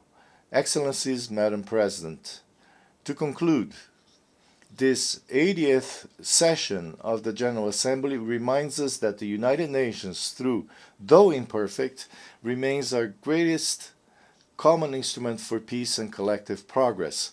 The values enshrined in the Charter of the United Nations, the sovereignty of states, respect for human rights, the peaceful settlement of disputes, and cooperation for development remain the compass that guides us.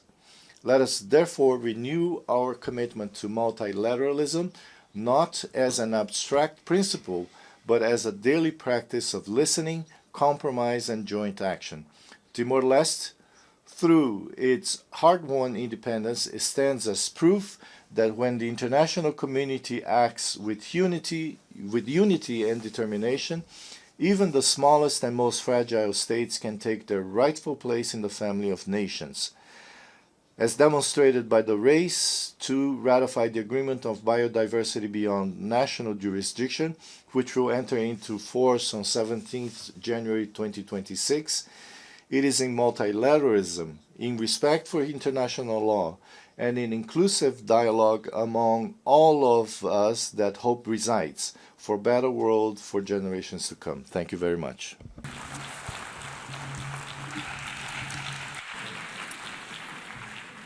I thank the Chair of Delegation of Timor-Leste. We've heard the last speaker in the general debate. I will now deliver my closing remarks.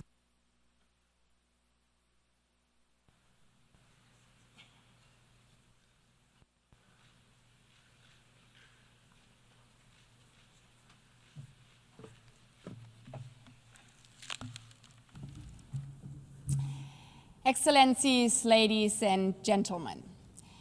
At the beginning of this week, we referred to the United Nations as the house of diplomacy and dialogue, standing at a crossroads, a place where we gather to have hard conversations during challenging times. If this high-level week is an indication, this house is fulfilling that purpose. The United Nations is still relevant. Over the past week, we have heard from 189 member states, including 124 heads of state and government. Delegations, I thank you for your proactive leadership, for embracing diplomacy, for not shying away from the hard topics, for proving why our United Nations remains critical, especially facing a crossroads. I would like to thank the host country, the United States, for their continued and generous support, reminding that the host country agreement obliges to give access to all delegations, as otherwise the house of diplomacy would not work. I express my deep gratitude to the City of New York, particularly the NYPD, as well as colleagues across the UN Secretariat for making the high-level week possible. Finally, I thank my OPGA team, led by my chef de cabinet, for their tireless dedication, their countless briefing notes, and for being my ears and eyes throughout this high-level week. Across the week, certain themes resonated above all others. Chief among them, peace and security. Gaza, Ukraine, Sudan, and the many forgotten ones. The clear message was, member states must do more to stem the tide of war and violence, to protect and feed starving civilians in Gaza, to return to peace to Ukraine, to protect women and girls in Sudan. This organization is only as strong as our collective will to uphold the principles of our Charter and international law. And when we do, progress follows. Monday's high-level international conference on the peaceful settlement of the question of Palestine demonstrated clearly that what happens in this hall matters. The conference, coupled with the New York Declaration, showed diplomatic movement on an issue long considered immovable.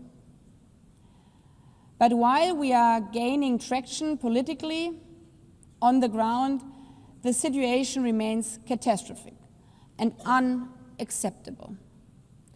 We should not delude ourselves.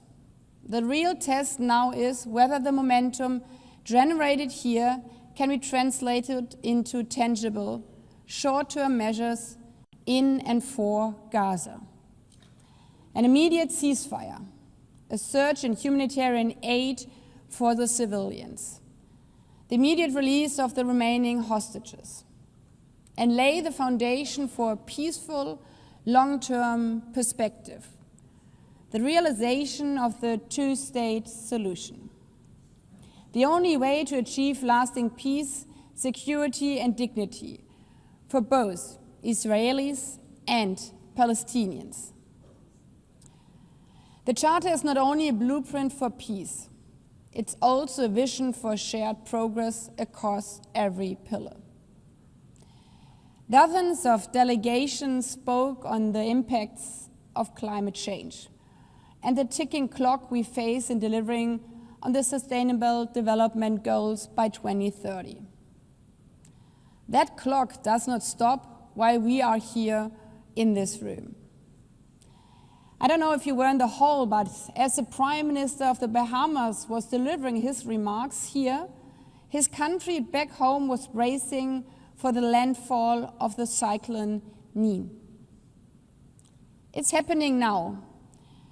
Climate crisis won't stop if we deny it. The climate crisis is the biggest security threat in this century. We face it together or we suffer alone. Conversely, if we work together to tackle climate change, we can capitalize on the benefits all together. Last year alone, investment in renewable energy amounted to $2 trillion. So as you can see, there are also positive tipping points.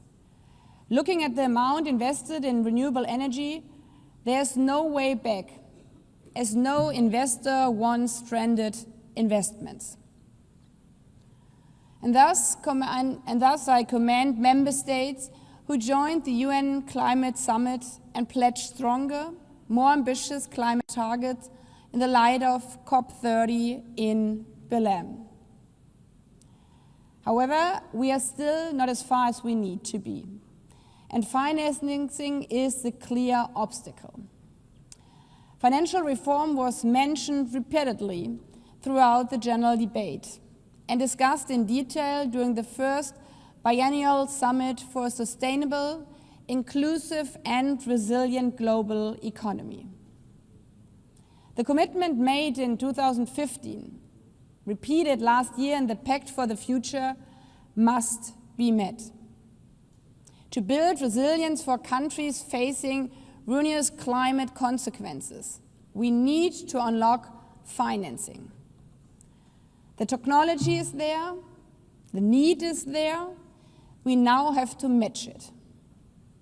And make no mistake, this is not charity.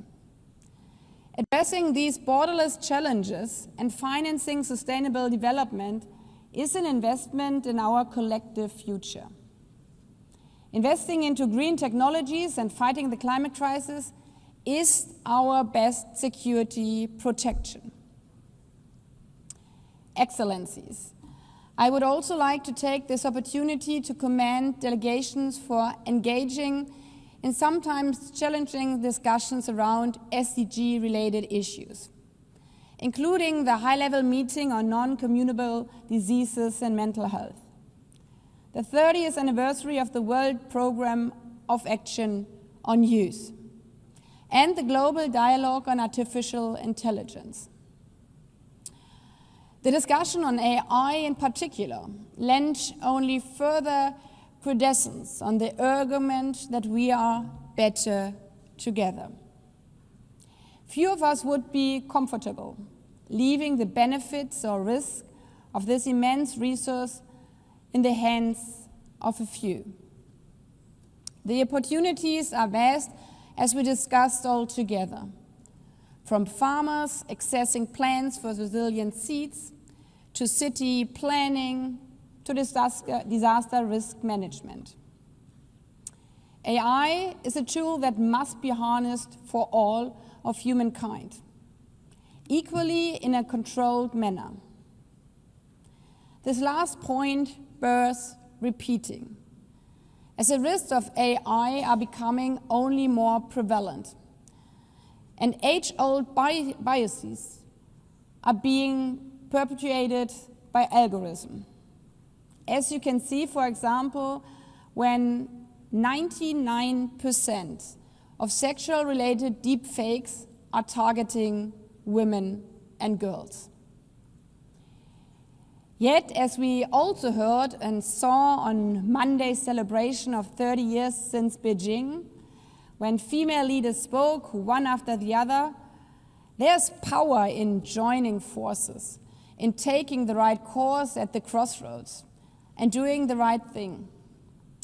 So many strong female presidents, many the first of their country, all reminded us that women's rights are the yardstick of freedom of a society.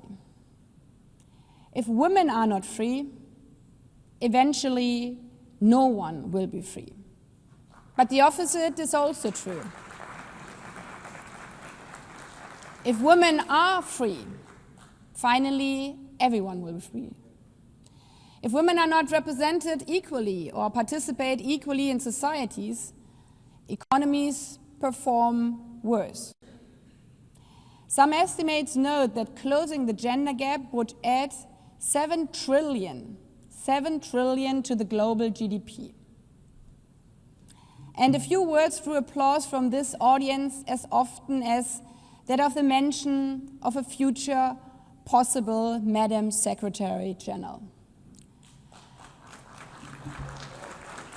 Excellencies, throughout the week there were moments of energy, even electricity, where we really felt the collective will to do better, to reach further, to choose the right path at the crossroads.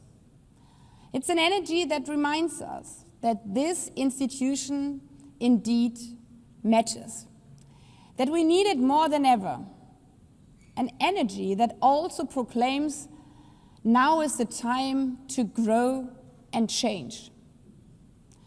Colleagues, this is an energy, a moment in time that we need to grab and run with. And the conditions are there.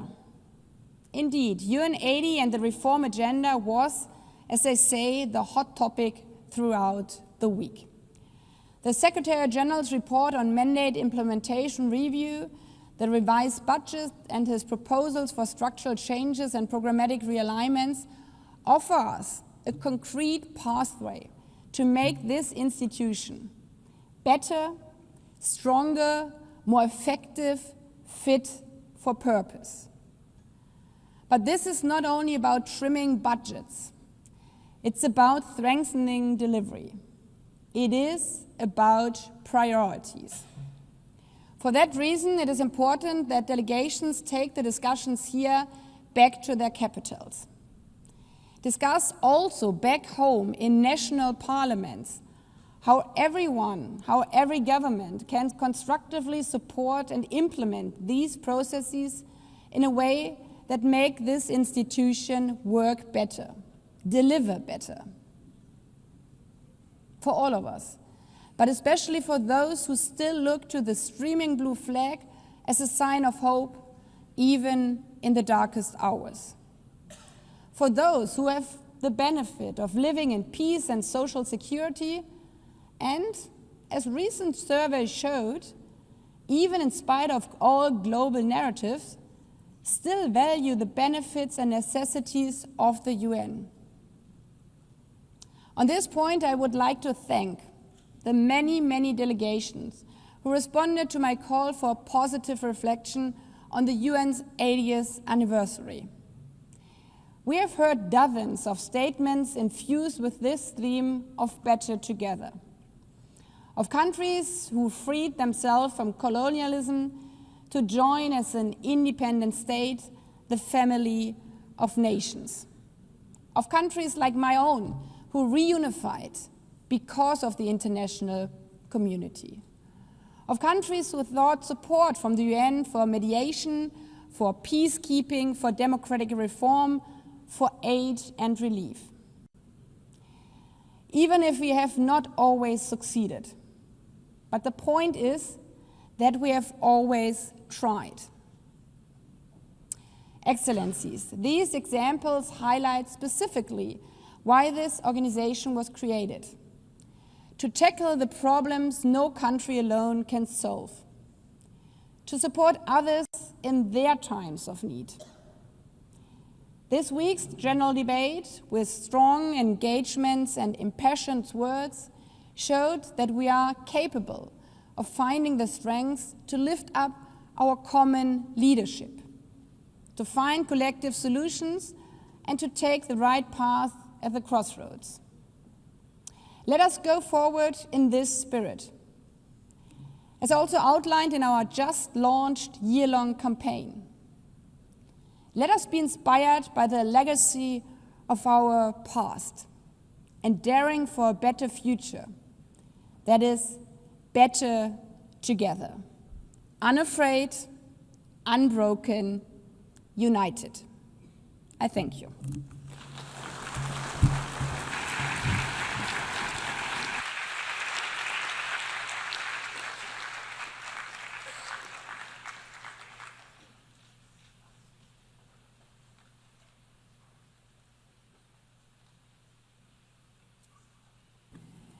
The exercise of the right of reply has been requested. May I remind members that statements in the exercise of the right of reply are limited to 10 minutes for the first intervention and to 5 minutes for the second intervention, and should be made by delegations from their seats. I call on the representative of Mali. Merci, Madame la. Thank you, Madam President. The delegation of Mali does not aim to exercise its right of reply. Nonetheless, personal attacks, condescending attacks waged by the Algerian Minister of Foreign Affairs compel us to intervene, to correct the untruths we heard. Out of respect for the decorum of this august assembly and the good that the United Nations embodies, my delegation will not lower itself to the level of the invective and basically indecent attacks proffered by the Algerian Minister of Foreign Affairs. By doing this, Algeria deliberately decided not to mention at all the events which resulted in unprecedented tensions between our two countries. On our side, we would like to reiterate what Mali has said earlier. This is the statement delivered by Abdoulaye Maïga, Prime Minister and Head of Government of the Republic of Mali on the 26th of September 2025. He recalled that current tensions between our two countries are rooted in, first and foremost, in the unacceptable interference of the Algerian regime in the internal affairs of Mali. The Malian people decided to take charge of its fate and take ownership of the peace process.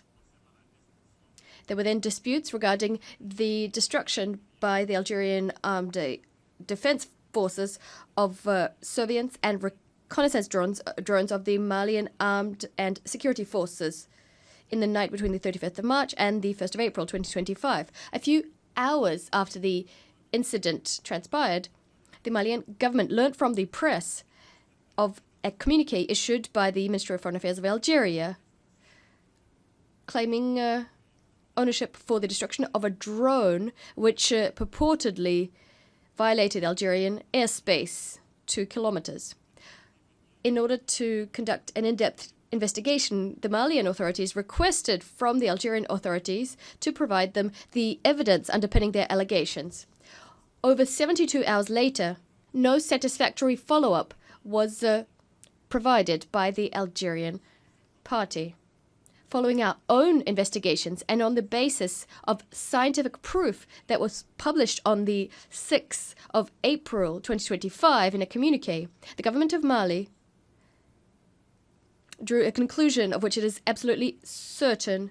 The drone of the Malian Armed and Security Forces was destroyed following a premeditated hostile act waged by the Algerian regime. This conclusion is underpinned by the following. First,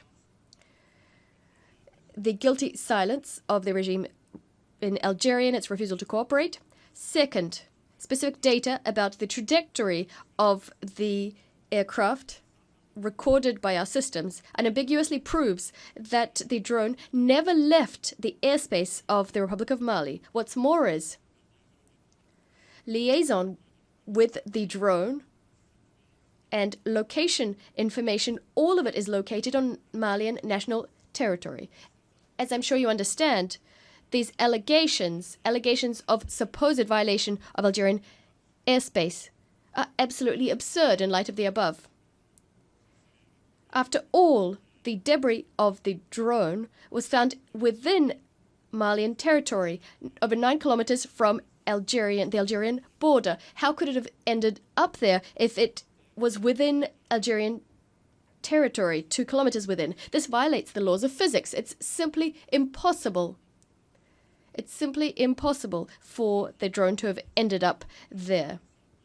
This is clearly an unprecedented attack, unprecedented in the relationship between our two countries. This hostile act unfriendly and condescending is further proof, if there was ever any need for it, of the fact that the Algerian regime is sponsoring international terrorism in Mali and the Sahel. Indeed, the destruction of the Malian drone clearly sought to undermine the neutralization of armed groups who have claimed that they've conducted terrorist acts.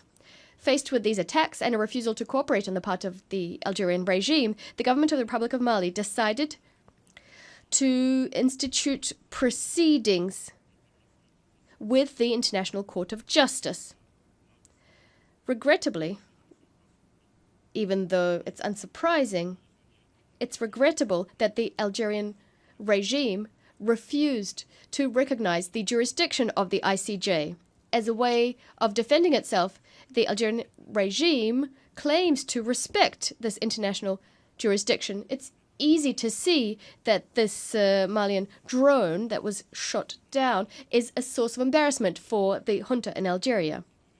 Indeed, if the Algerian regime had any respect for the international system as it claims to have, it would have accepted to submit supposed proof it has in its at its disposal to the ICJ. The Algerian regime, through its actions, is rejecting international legality. This attests to the fact that it is clearly guilty before the world. The lack of transparency on the part of Algeria vis-à-vis the ICJ is grist to the mill of the Malian government. That is, the fact that the drone was destroyed. It's further proof of the fact that Algeria supports terrorist groups. The government of Mali deplores the fact that instead of responding to the facts we've established and documented, the Algerian regime has opted for defamatory invective to try and conceal its support for extremist groups, including the terrorist leaders that were targeted by the downed Malian drone. We denounce this flagrant violation committed by Algeria against my country in contravention of Mali's efforts to support the FLN and the support we provided to our neighbors, our brothers, our friends, the people of Algeria during their liberation struggle. Thus, the government of Mali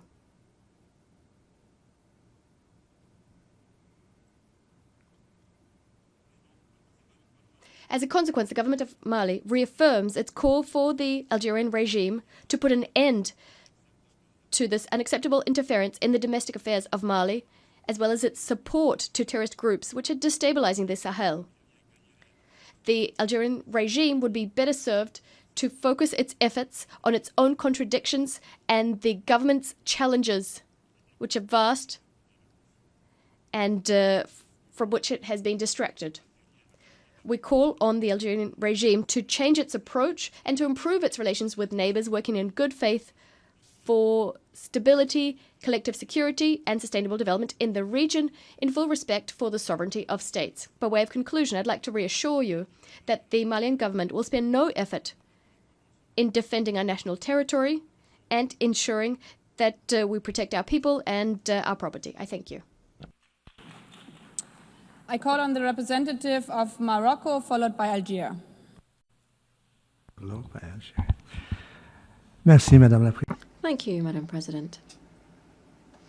Morocco would like to exercise its right to reply following the intervention by the Minister of Foreign Affairs of Algeria this morning. Without any animosity nor wishing to create any polemic, I would like to provide some clarifications and also restore some truths on the following points. The Algerian Minister of Foreign Affairs recalled that the issue of the Sahara was on the General Assembly's agenda for almost 62 years now. I'd like to say that history is stubborn. History will remember that it was Morocco that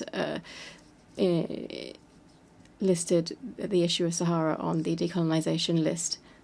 This didn't happen on and of itself, but rather thanks to Morocco's claims, which has continued to reiterate its claims since 1956. The minister also stated that the Security Council adopted its first resolution on the issue of the Sahara 50 years ago. That's very well, but I would have liked us to, for the minister to also refer to the General Assembly resolution, since we are sitting in the General Assembly. Indeed, in this chamber, the General Assembly adopted its own resolution 3458B.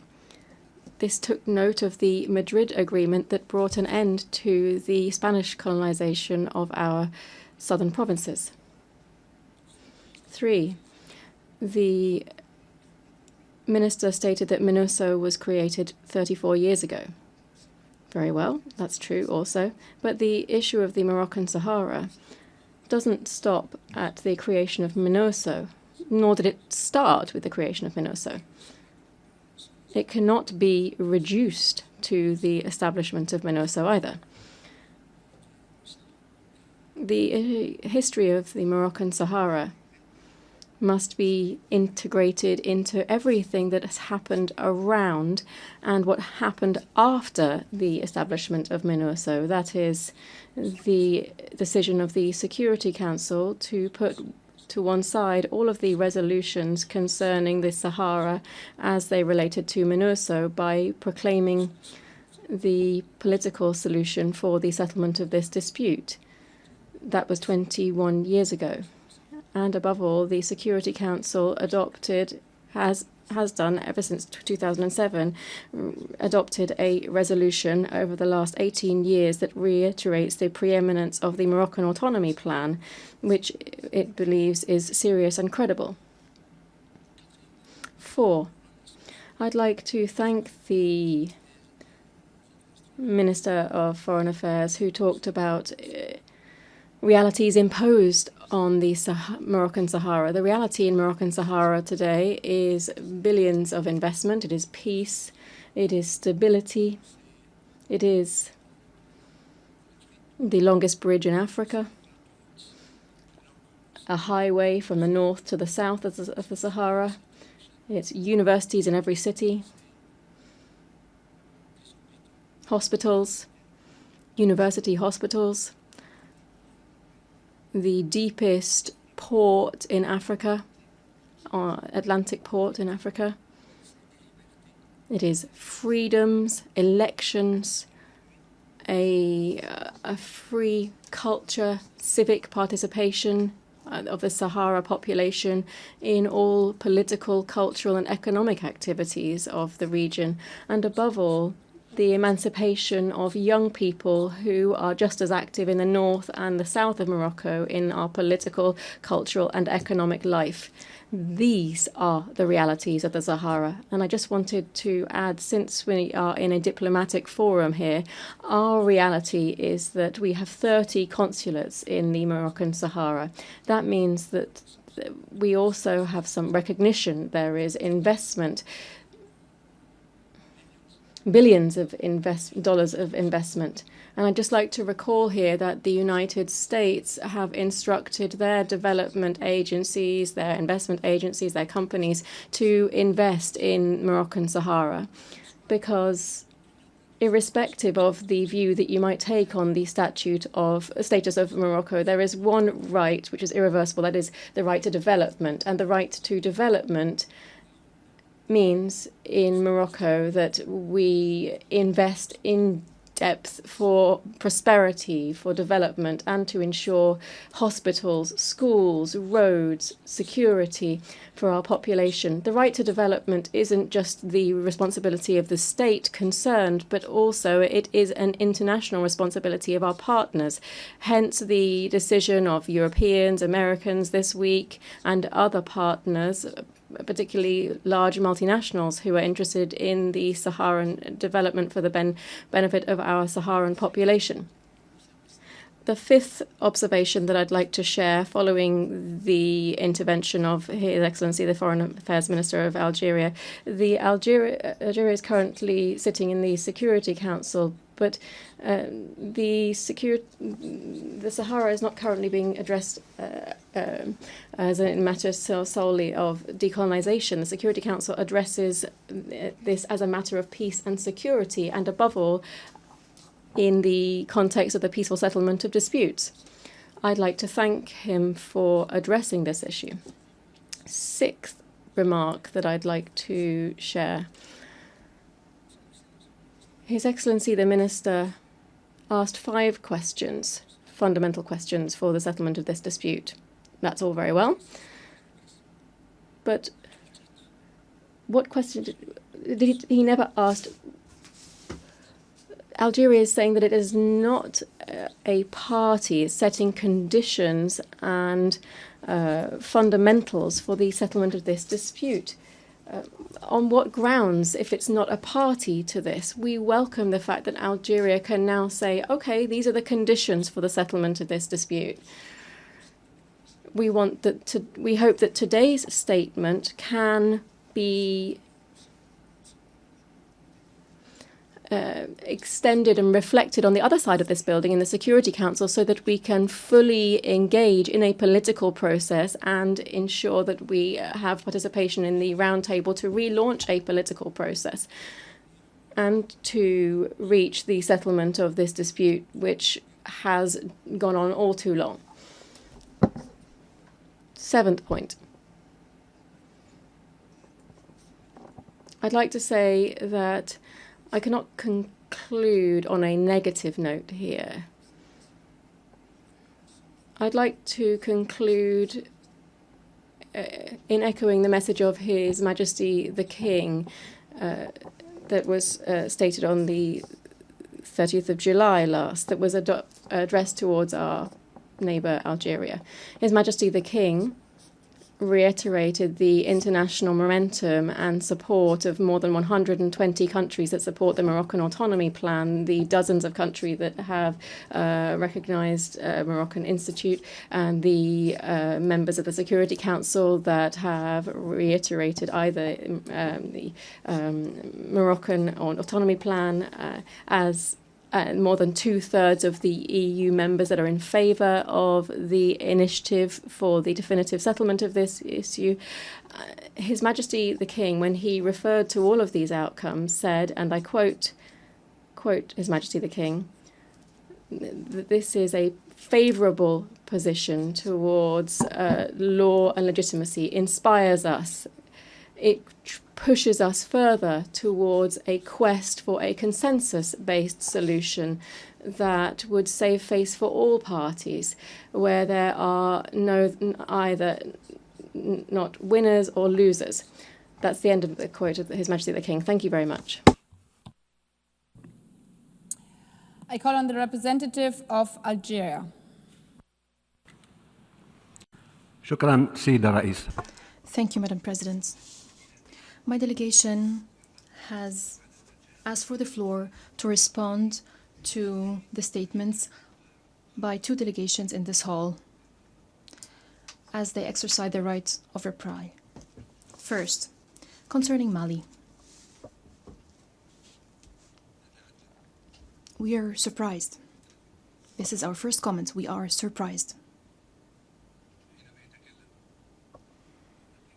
When the representative of Mali talks about decorum, he should rather teach decorum. The representative of Mali, he teach the representative of Mali decorum. في كلمة الجزائر صباح اليوم. The representative of the junta. Second, the representative of the Foreign Minister of Algeria. His statement was comprehensive. He refuted the claims, the provocations that we've listened to 2 days ago by the representative of the putschists in Mali. It was abundantly clear that the response of the foreign minister was addressed to the putschist junta in Mali. In addition, Algeria does not and will not succumb to desperate attempts to provoke us. Out of respect, out of appreciation to the neighborly, brotherly Malian people, we do not and will not succumb to such distortions led by a putschist junta, whose representative, who came here to speak on the behalf of this junta, came here to talk from this rostrum to settle his personal scores with my country. Second, regarding Western Sahara, in response to the distinguished representative of Morocco, I would like to clarify, first and foremost, the following. The intervention by Algeria, delivered by the Minister of Foreign Affairs this morning, abided strictly by the historic parameters agreed by all at the United Nations, the legal and historical parameters, especially the decolonization agenda of the United Nations when it comes to Western Sahara. However, since the distinguished Moroccan delegation chose to exercise the right of reply to the Algerian intervention, it is an opportunity for us to present some points, or to respond to some points that the distinguished representative of Morocco has addressed. He referred to the Western Sahara issue being a decolonization issue at the United Nations. I have to recall some legal and historical parameters when it comes specifically to this matter. We cannot accept such claim. We cannot accept such claim. There is no such thing as regarding the Western Sahara as a non-self-governing territory. However, because adding a region to the list on the decolonization agenda goes back to the countries that are responsible for this particular region, according to Resolution 1514. This resolution is adopted by the GA based on information provided by the administering powers. The administering power has the right to ask, can provide information according to Article 11 of the Charter, especially Article 37E. I recall and remind you of the decolonization agenda of the United Nations. In 1946, the first list was presented when 8 countries provided a list of 72 territories that are concerned with decolonization. And in 1963, the General Assembly approved revised list of 60 region as non-self-governing territories. That includes the Western Sahara. I have the documents, I have the lists, I have the numbers of those documents, but I don't want to talk for too long. When it comes to Western Sahara, this issue was not part of Resolution 66 of 1946 for a simple reason, because Spain was not yet a member of the United Nations until 1955. It was the administrating power. In 1955, and Morocco was then still under the protectorate, the Secretary General of the United Nations corresponded with Spain and asked Spain whether it manages a non-self-governing territory. So in 1958, Spain claims that it does not have any non-self-governing territories. And the territories that it administers are Spanish territories.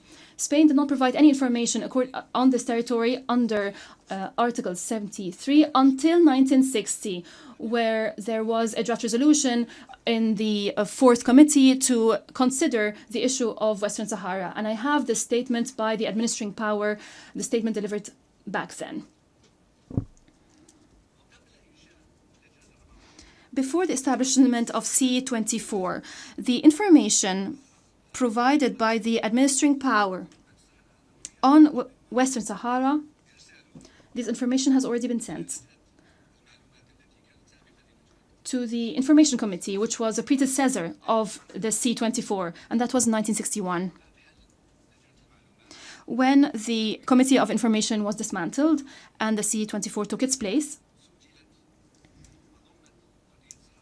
the issue of Western Sahara was added to the list of non-self-governing territories that fall under Resolution 1514, the resolution on decolonization. This all to show that the issue of Western Sahara is registered under the decolonization agenda of the United Nations. And this leads me to another issue addressed by the distinguished Moroccan delegate, the issue of addressing Western Sahara at the Security Council. As a matter of international peace and security, in all Security Council resolutions,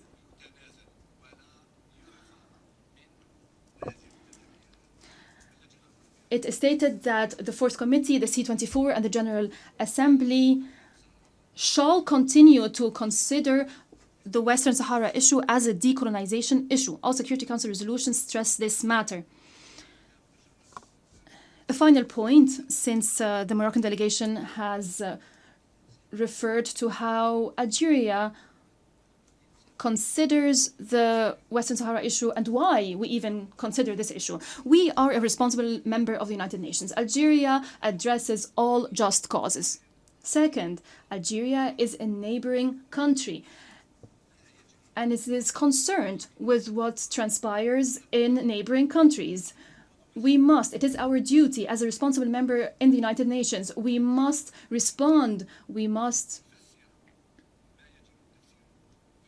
explain what needs to be explained regarding this issue and in other issues. If there is insistence to drag Algeria as a party to this issue, Algeria says the following. I repeat what the foreign minister has said this morning. Algeria says negotiate with the party concerned. There's a need for direct, unconditional negotiations in good faith between the Polisario Front, the party concerned, and the Kingdom of Morocco, the other party concerned, to settle this issue. I thank you. I now call on the representative of Mali for a second intervention. May I remind you of time to be 5 minutes. Merci. Thank you, Madam President. I won't take up too much of our time. I just decided to request the floor to say the following. I listened very carefully to the response of the representative of Algeria. I was expecting to hear answers regarding the root of the tensions between Mali and Algeria. But we heard the same ad hominem attacks, the same invective we heard earlier. The root, the crux of the problem, is the unacceptable interference of Algeria in the internal affairs of Mali. That's the first thing. And second, it is the destruction of the drone of the Malian armed and security forces by the Algerian regime.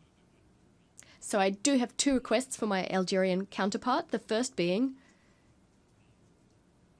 for him to please tell his authorities to consent to our application instituting proceedings with the ICJ, and also to provide any evidence which was not provided to the Assembly. And my second request is an invitation for the Algerian authorities to stop their hostile acts against Mali and to opt for a constructive approach in keeping with the traditions of good neighbourly relations between our two brotherly nations.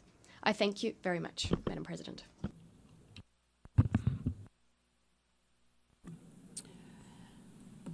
May I take it that it is the wish of the Assembly to conclude its consideration of agenda item 8? It is so decided.